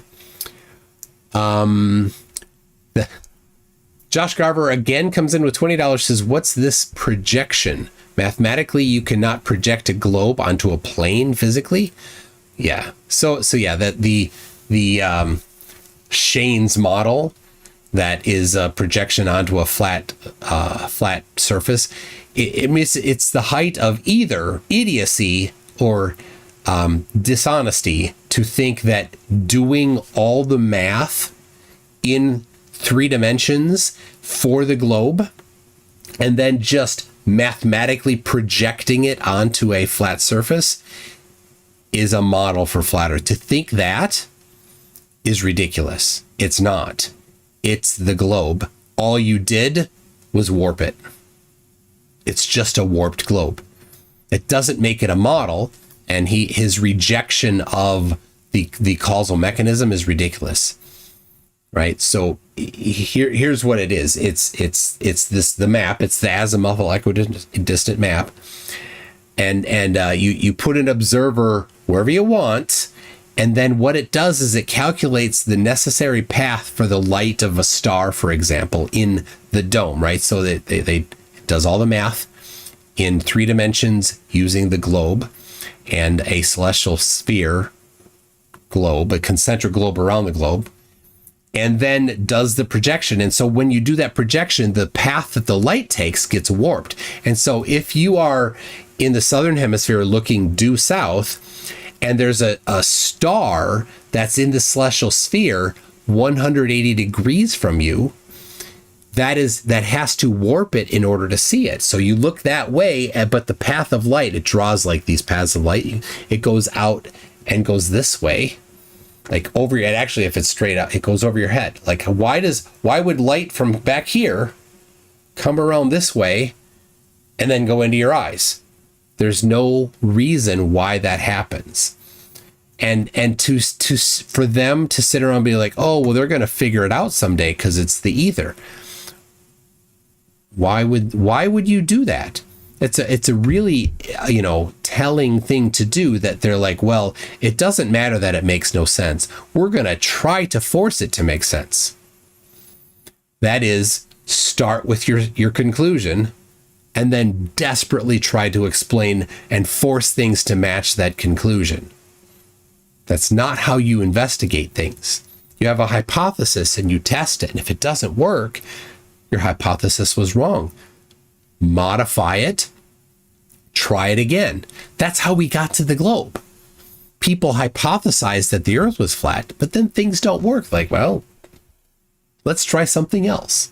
Turns out it's a globe. Ion says, feel like showing what I sent in DMs, Shane's model to... All right, let me look here. It's from Ion. There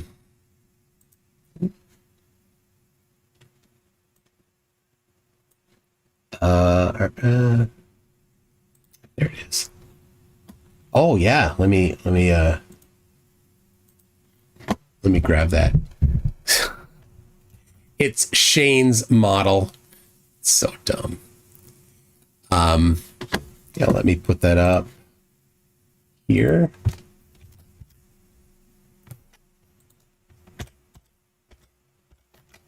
All right.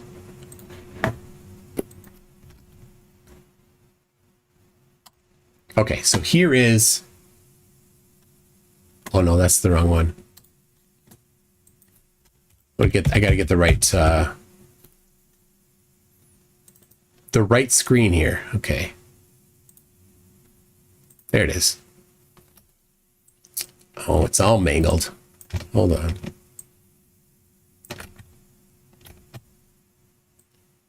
There we go. So this is from Ion. Thank you for sending this. So Shane is incredibly dishonest. Just so dishonest. When you have to lie. Oh wait, something didn't work right there. When you have to lie so aggressively, it's not a good look. Right? So okay. So here is the source code for Shane's, what he claims, flat Earth model. Here's an interactive sphere Earth model that can explain sunrise, sunset, moonrise, moonset, moon phases, moon's apparent rotation, sun's position on equinox. All these things just work by forcing light to take a ridiculous path. So anyway, right there, line 687, radius sphere, 6,371.393 kilometers. Oh no. And then it's used. This sun FE celestial sphere coordinate equals this dot local globe coordinate to global flat earth coordinate. This is in Shane's source code. JSG vector 3 dot scale, and then you pass it in the sun local globe coordinates and this dot radius sphere. So anyway, you can see these other ones here. It's using the radius of the sphere in order to do the calculations in 3 dimensions. And in case you don't recognize 6,371 kilometers, that is the radius of the Earth in kilometers. Flat Earthers prefer miles. They say 3959. So yeah, thank you for that. I'm going to save that one because I don't know if Shane has moved it or renamed it or something. I don't know. I would not be surprised if he tried to obfuscate it somehow, but I don't think Shane is much of a programmer, so he doesn't really know what he's doing. Carlos is a new member at Newton. Thank you for that. Josh Garver comes in again with $20, says, I would be interested to see this D-Bag's math calculations. That's funny. Flat Earthers rarely do math calculations. Brian every once in a while does, but they're I mean, you saw how ridiculous they were. Like, to get him to explain how they happen, how he came about having some of these, it makes no sense. And of course, if you just try to make sense of it, he gets mad at you for trying to make sense of it because it does not make sense. Where'd you get 1,500 miles from 1 degree? Where'd you get 1 degree for 1,500 miles? Just type it in. And then he gets mad. And Geo's like, dude, that didn't make sense. Beyond storm chasing, says seeing a cloud and driving to it really makes me relate to this guy for some reason. And the name of his channel is Beyond Storm Chasing. So what was wrong with that? Well, there's so many things wrong with that. He eyeballed the angular size. He eyeballed how high the cloud was. And he's like, it should be this much on the globe. What is the margin of error of your, maybe it's 1 degree?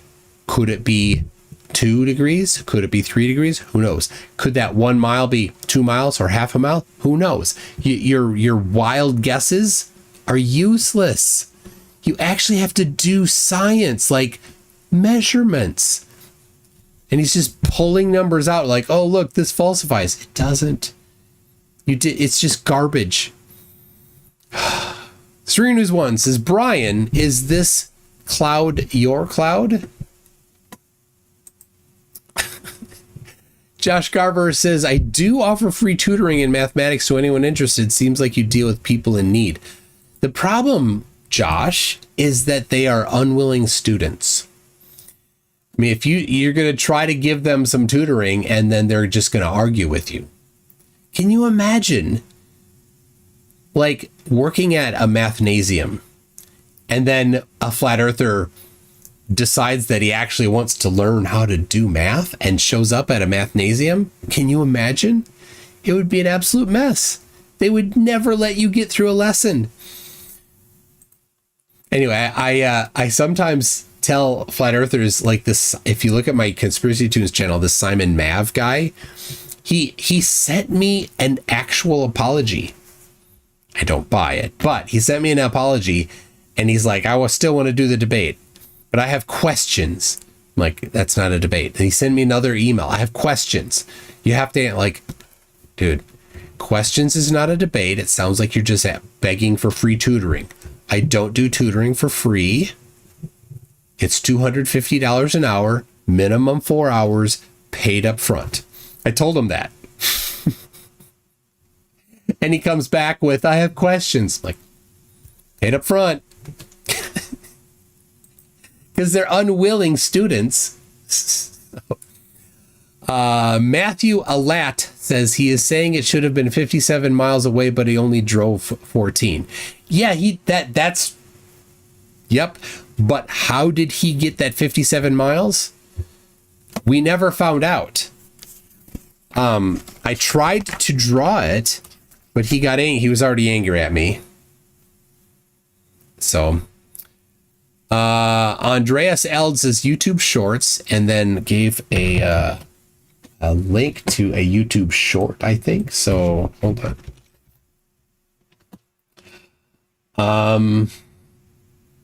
Shorts. Let's see. All right. There we go.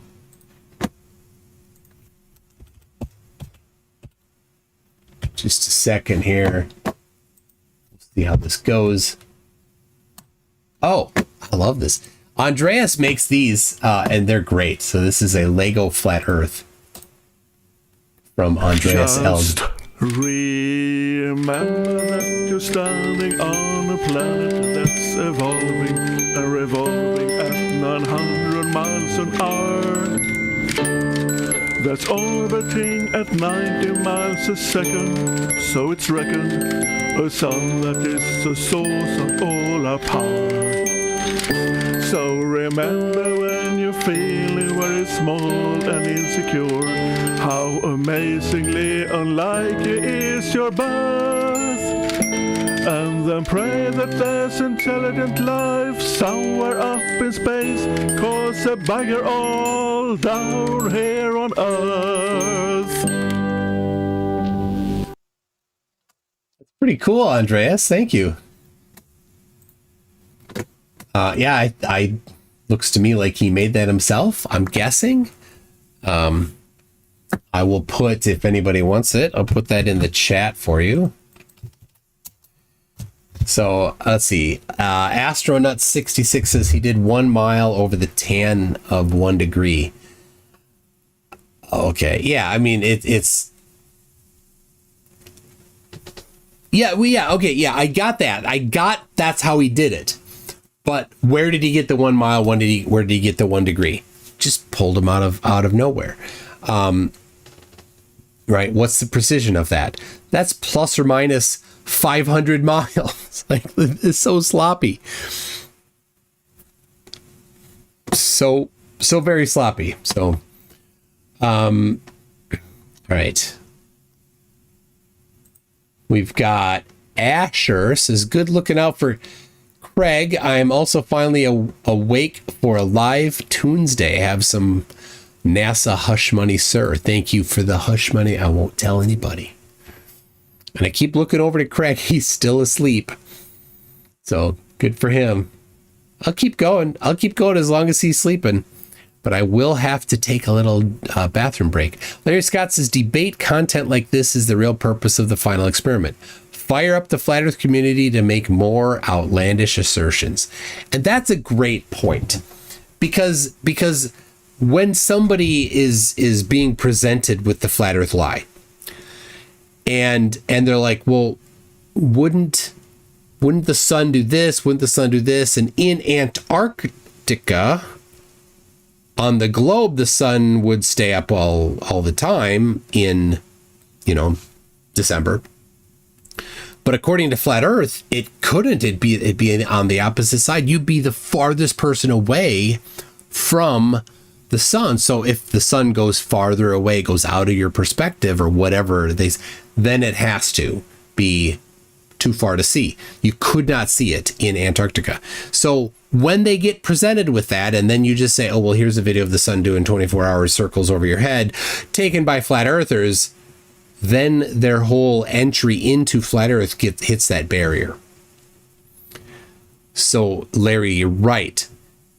When they come up with some ridiculously, incredibly stupid, obviously not right, but very desperate answer to it, somebody coming in from the outside who isn't already indoctrinated will look at that and say, well, that doesn't make sense. Why are you making such a wild claim about that? Why are you putting this acrylic dome over it? Why are you thinking it's a reflection? Why would you not see the sun normally if you can see the reflection? All of these things, these wild, crazy things that they have to say about it will scare people off because it's ridiculous. So that's exactly why. So, and of course, they will probably, maybe not, but probably they will have varying explanations for it, and it will further separate them into different tribes that are warring with each other. And of course, none of them will have any actual empirical, experimentally based explanations that work. So, all right. Johnny Rotten for $5 says, on Flat Earth, if we see Polaris in Southern Hemisphere because it's too far, if we can't see Polaris in the Southern Hemisphere because it's too far, then how are we able to see the other stars in the celestial pole? It's a great, great question.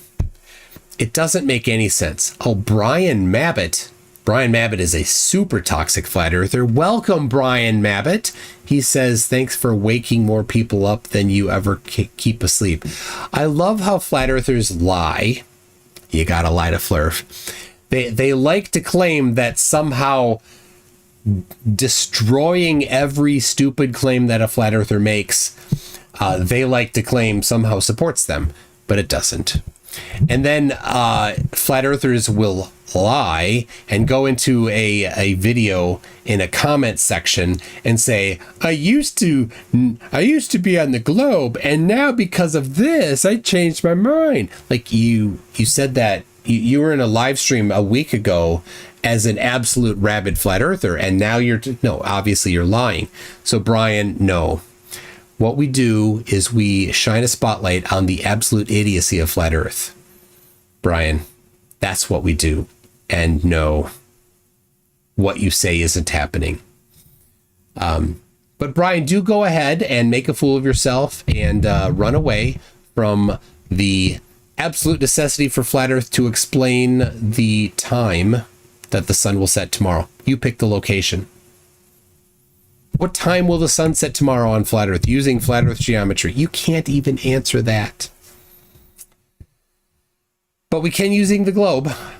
So Flat Earth loses every time. But they're used to it. Judy Bassett says, thanks for the fun. Thank you, Judy. That's 10 euros. Thank you very much. Jay Walken says, Craig reset his alarm to about 10:30 CET. What's Central European time? I don't know what that translates to in Central US time. Maybe somebody could translate that for me. Lisa, for $10, says a flurf that truly wants to learn by definition can't be a flurf. First law of conservation of flurf. Oh, that's great. I love that. Absolutely. Axolotl says, have some coffee delivered to Craig's house.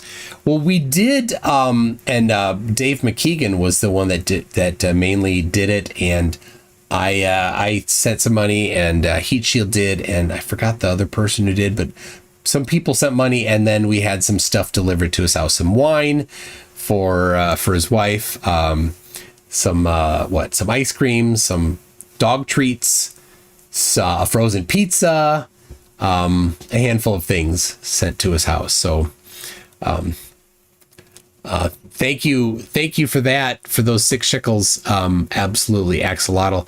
I sent some money already, but I'll give him another. I'll boost him a little bit more over there. Should he wake up? Rachbot says, thank you, sir. You're a trooper. Well, thank you very much for that. And Art Perriera, I hope that's right, says millions of tools available, thousands of years of knowledge, but they listen to those that don't use or understand them. And that's the essence of it. Oh, it is 10:30 CET right now. Oh, he's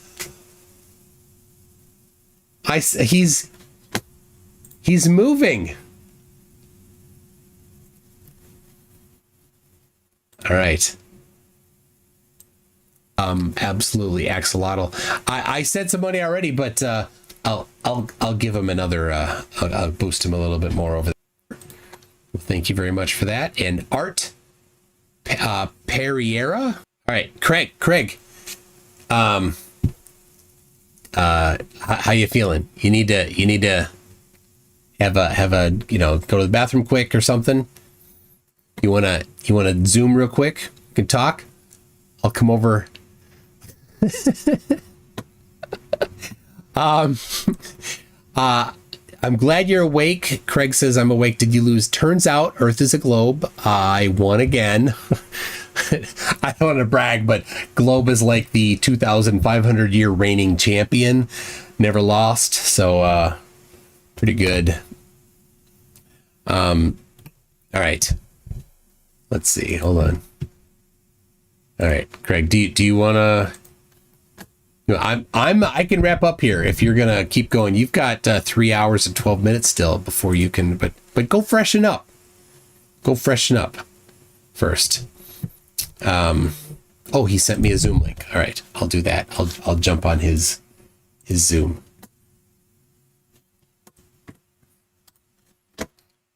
Okay, it's coming. It's firing up.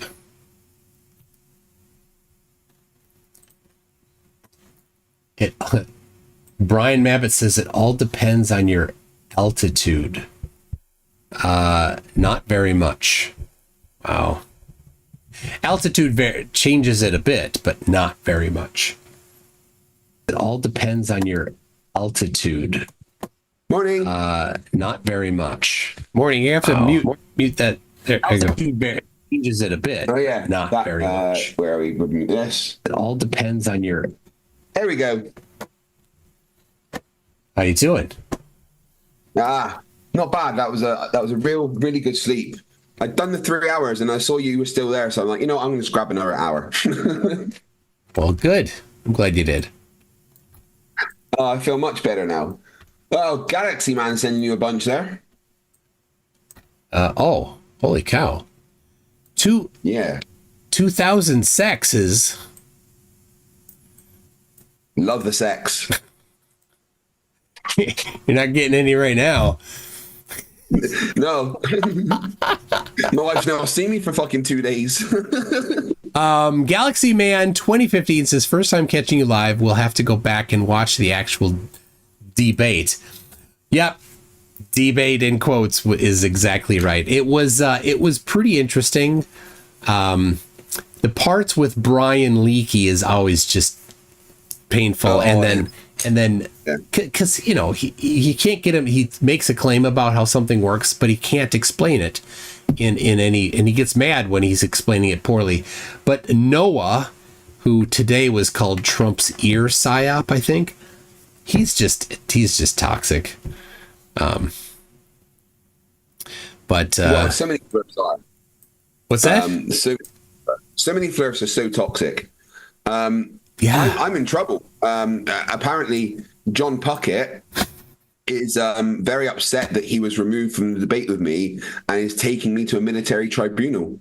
Amazing. I look forward to that happening. That's going to be.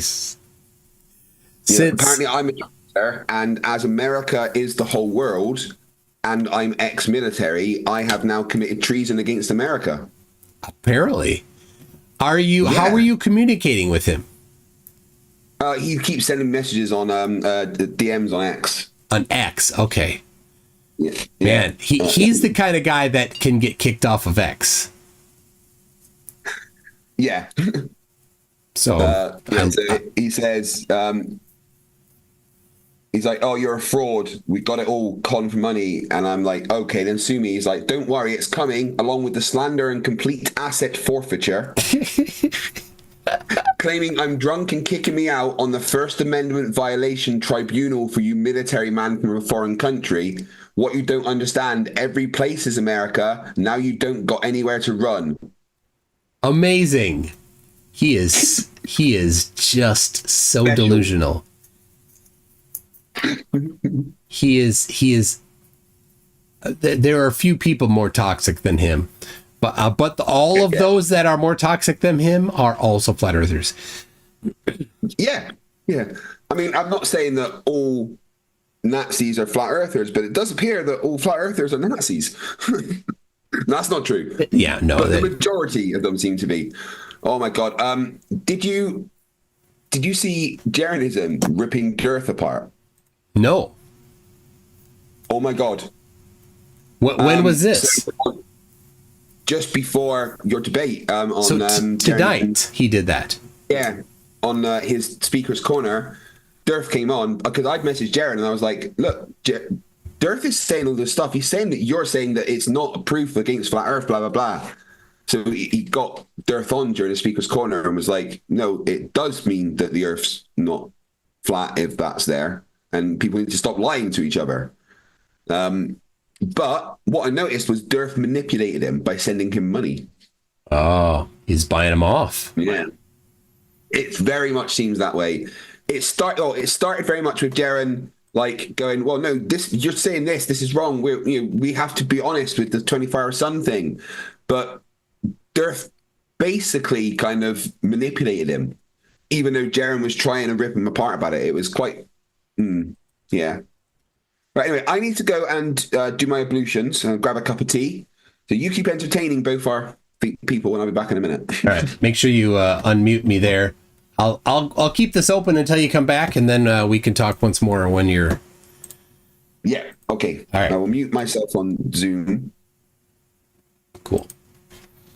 All right. So General E Shady says everyone go to Cool Hard Logic and comment, please. So Cool Hard Logic, it has an amazing channel. It's really cool. Good, just absolute obliteration of flat earthers. So a really great bunch of videos he has on there. So I don't know why he's saying to go and comment, but definitely I always approve of going over to Cool Hand Logic and commenting because his videos are so good. So, all right, what was I was gonna maybe do? Generally shady. Dearth rides a bus 3 inches long. Dearth's short bus is 3 inches long. That's great. Yeah, all right. Is Gem Panda still kicking around here? Poor guy. He's so confused. I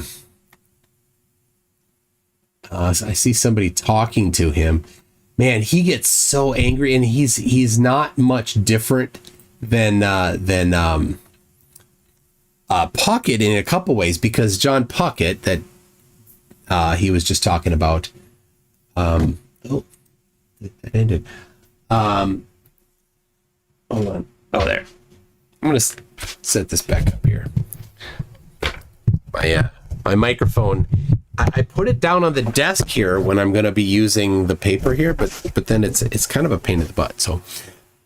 So Brian Mabbott is hilarious. He's like, he thinks that all the people that say the Earth is a globe will be rounded up after everybody figures it out. Right? He's like, we need to take their names down so we can put them on trial. He really thinks that. The delusion is through the roof here. And if you were there for Geo, Cool Hard Logic said he may come back. Please give a comment. Okay.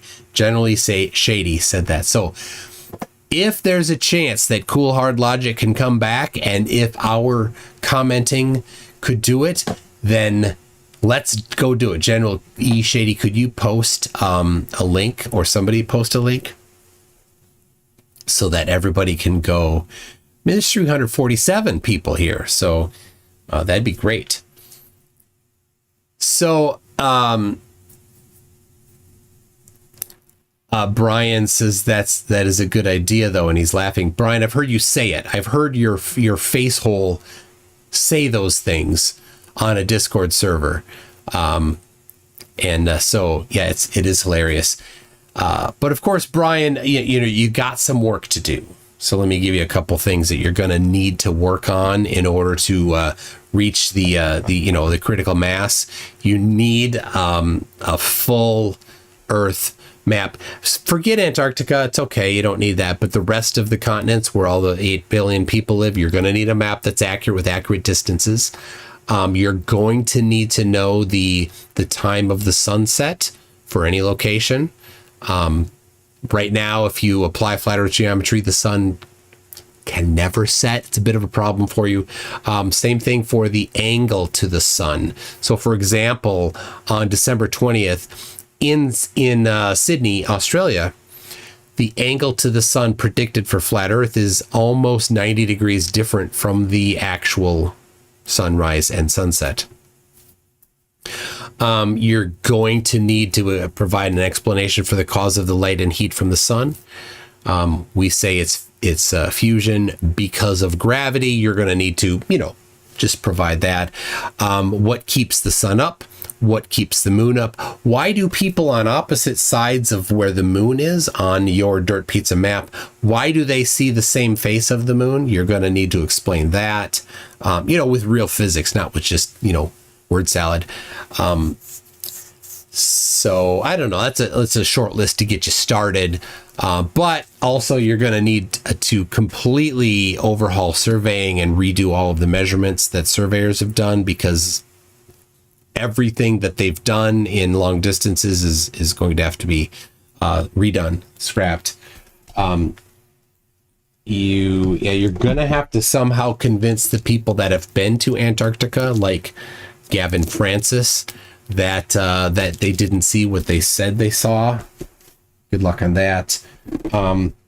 The entire field of electromagnetism probably overhauled. So all of this, you're going to have to be smarter than all of the engineers that understand this. Good luck with that. Yeah. I mean, it's an uphill battle, but Brian Mabbott, I'm sure you're up for it.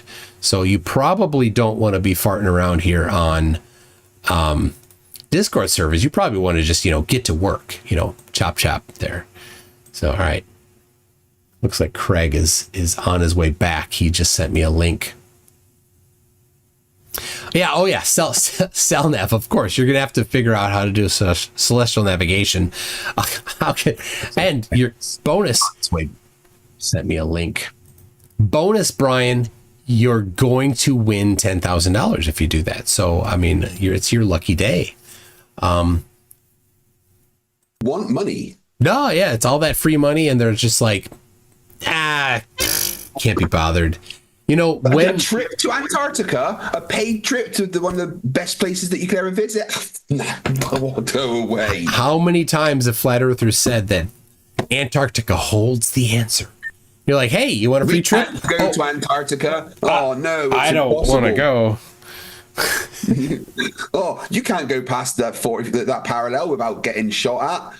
Oh wait, there's a company that's going to take you there. Nah, we're not doing that. It's run by shills, and they're going to fake it. Okay, I have pinned the comment from Generally Shady, which is apparently, I didn't verify, but I'm trusting him, a link to Cool Hard Logic's channel. People go comment there. Craig, maybe grab that. I don't know if you have already, but get people to go. Go say, 9,000.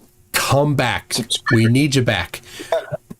I wonder if we could push him up to 100k subscribers, because he's at 99. Oh, that'd be fantastic. Let me read this. Larry Scott says Mabbit is positive all Globers are paid by NASA. Okay, Craig, it's your turn to entertain my audience, because I got to hit the bathroom. So go. Well, that technically we kind of are paid by NASA, because people like It's a Rubik's give us money, and she works for NASA. So there's that. Yeah. Right. So what do you think, guys? Did Toon lose that debate? Probably, right? And if you're not subscribed to Cool Hard Logic, then you should definitely do it. Right. So tell me, guys, how did that debate go? Did Toon get destroyed by the Flurfs? It must have been interesting. I know I said I was only going to have like a 3-hour nap, but when I saw he was still going, I'm like, you know what? I'm fucking taking this opportunity, and I'm having another kip, because I've now got down to less than 3 hours, right? Less than 3 hours. I started my stream, not yesterday, but the day before at 10 p.m. I've had a total of 6 hours sleep during this, what is now, a 36-hour stream. And I've slept for about 5 hours. Okay, so I think that's all right. I've done not bad. So Jeranism is, at the moment, confusing me, because I am finding myself going around defending and agreeing with Jeranism. I would like to make a request to you, Jaren, as a flat earther, to fucking cut it out, because I cannot be constantly agreeing with a flurf, okay? Please.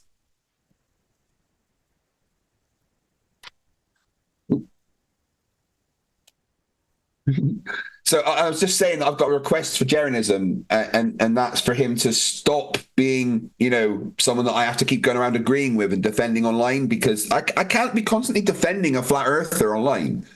I can't constantly go around going, no, Jeranism's doing good. Like, you and I, we've made our position with him pretty clear. So, yeah. I told him outright. He's doing the right thing. I said to him, if you go there and you do not see what the globe expects, I will join Globebusters. There you go. I have a little story to tell. Go on then. Okay, so a few years ago, my grandma, she was 82, 83. She got brain cancer.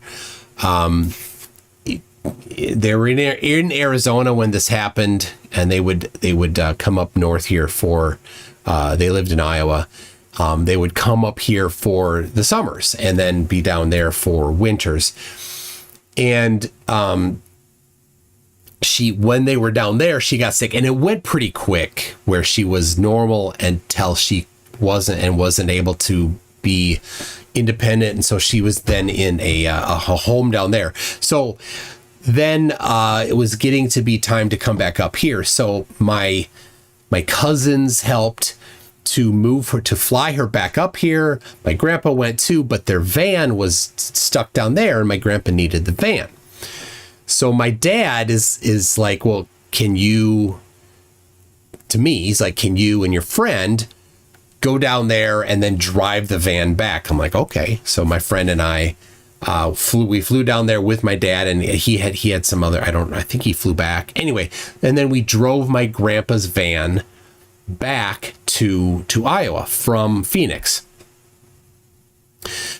And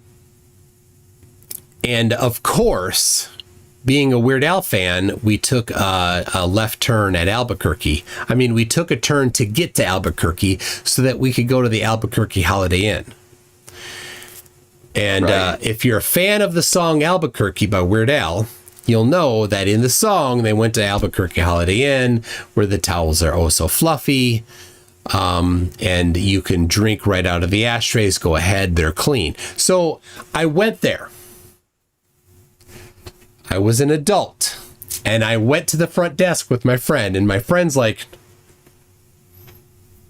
and I said, hey, can I see your towels? I hear they're oh so fluffy. And and the lady at the desk is like, looks at me. She's like, we get that a lot. But I've never had an adult ask me before. Well, you should have pointed out that you're only 13. All right. That's not the story.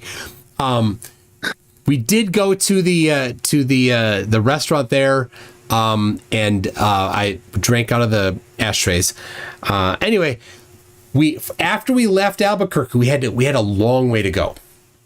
And I'm like, well, this is going to be a long leg of the trip, because this Albuquerque sidetrack was not necessary and added some time to it. So I'm like, well, I'm going to drink this entire 2-liter of Mountain Dew. Whoops. And I did. Without stopping. And then I'm like, I wonder how long I can go without stopping again, to get rid of the processed Mountain Dew. Well, I went a long time. And then I'm like, well, I wonder how much can you store in your bladder? Well, what better way to do that than to wait as long as possible and then put it back into the container from whence it came? So I did that while driving in the car. And I'll tell you, that was, until tonight, the longest whiz I ever took.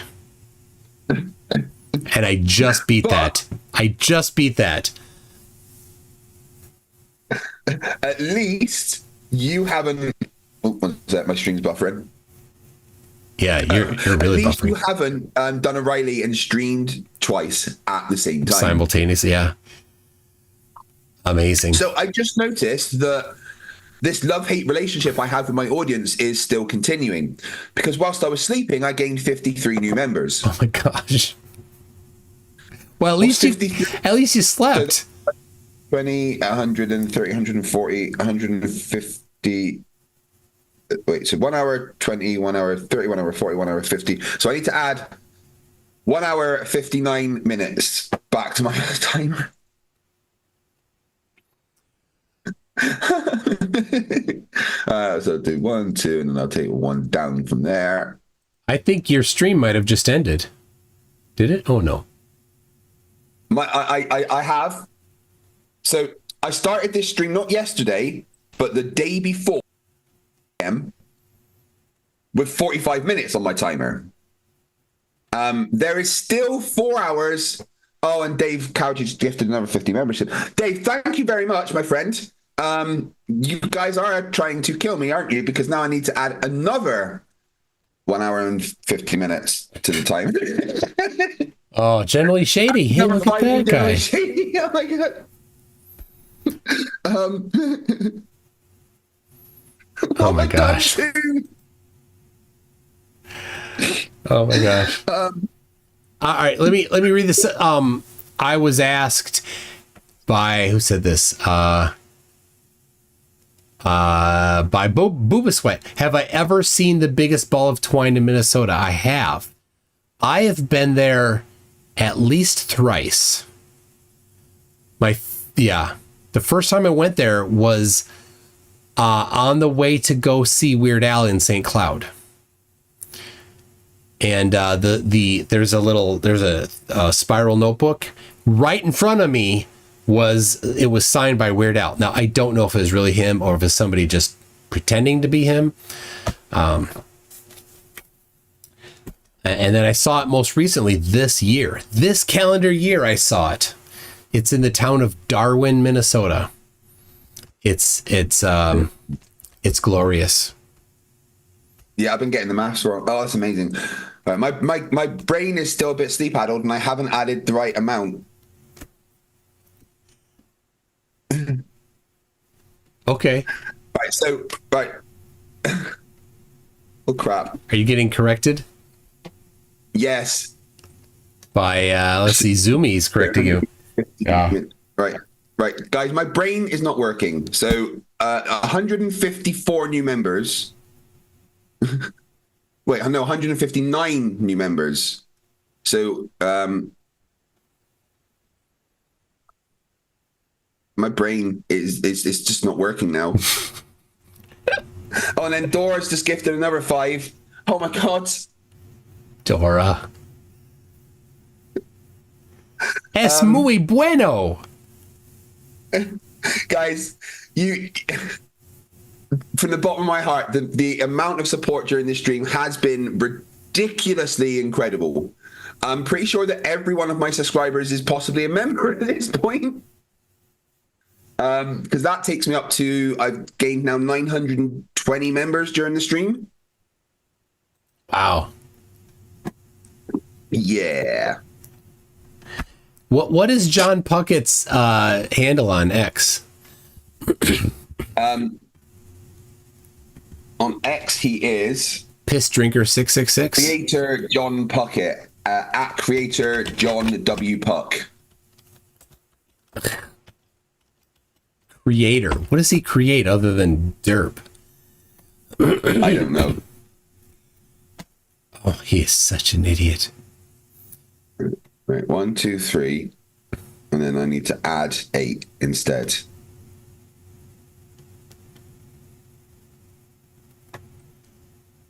All right. So it's 3:35. I need to add 8. It should be 8 hours and 50 minutes. There's John Puckett on X. If people want to go and tell him that he definitely should start that tribunal.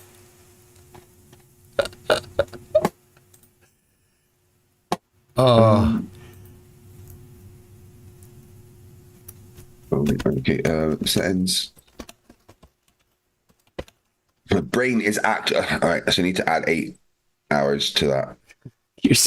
I thought you were done, but okay, guess not. Yeah, right. Okay, that's what we need to do. So then we just add 8 hours. What did he say? Dave did the maths for me. Who did? Zoomy. Dave Keegan did the maths for me. Or Zoom. Oh, he's the maths. Yeah, he's good at math.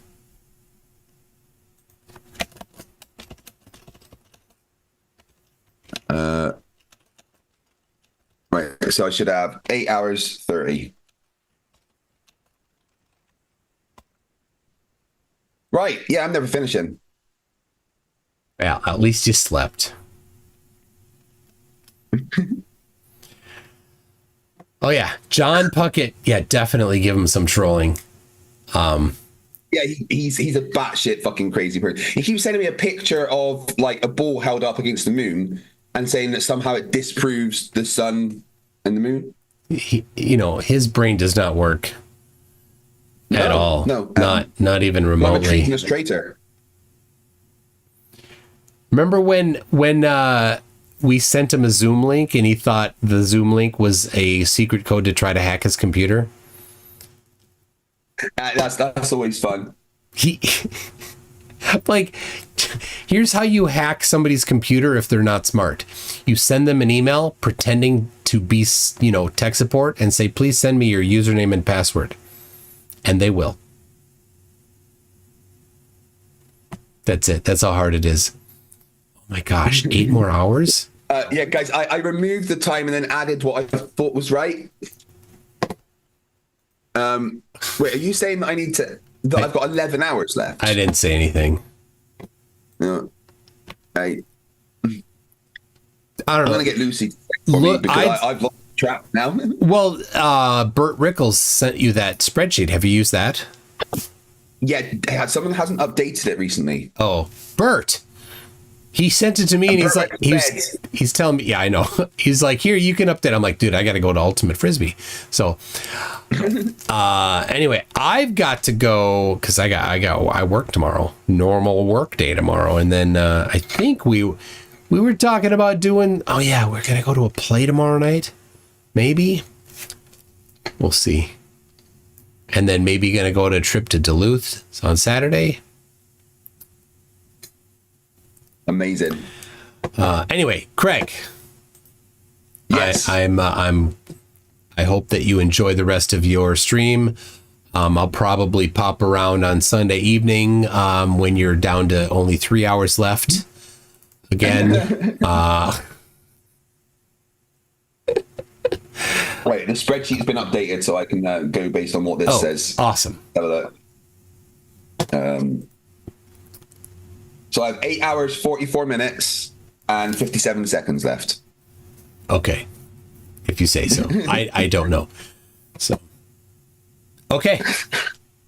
But well done for that really tough debate you just got through with the most intelligent people on the planet.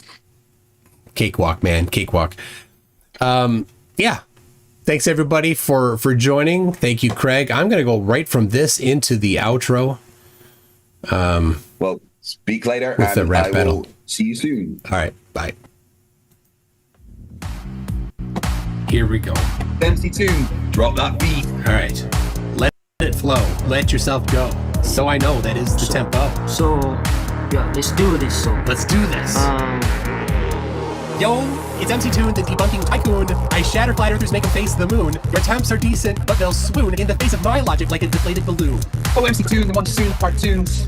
Unreal states send flirts to their dues. Your theories are like old brews, sweeping ignorance or just spreading the views. FTFE stands for fumbling the facts, evidently. I drop truth bombs so splendidly. Your approach is soft, mine's unrelenting. I bring the science while you're just venting. MC Toon, the flipping with silver spoons. I have the pseudoscience, make them change their tune. You're the sidekick, I'm the room. When it comes to debunking, I'm the room.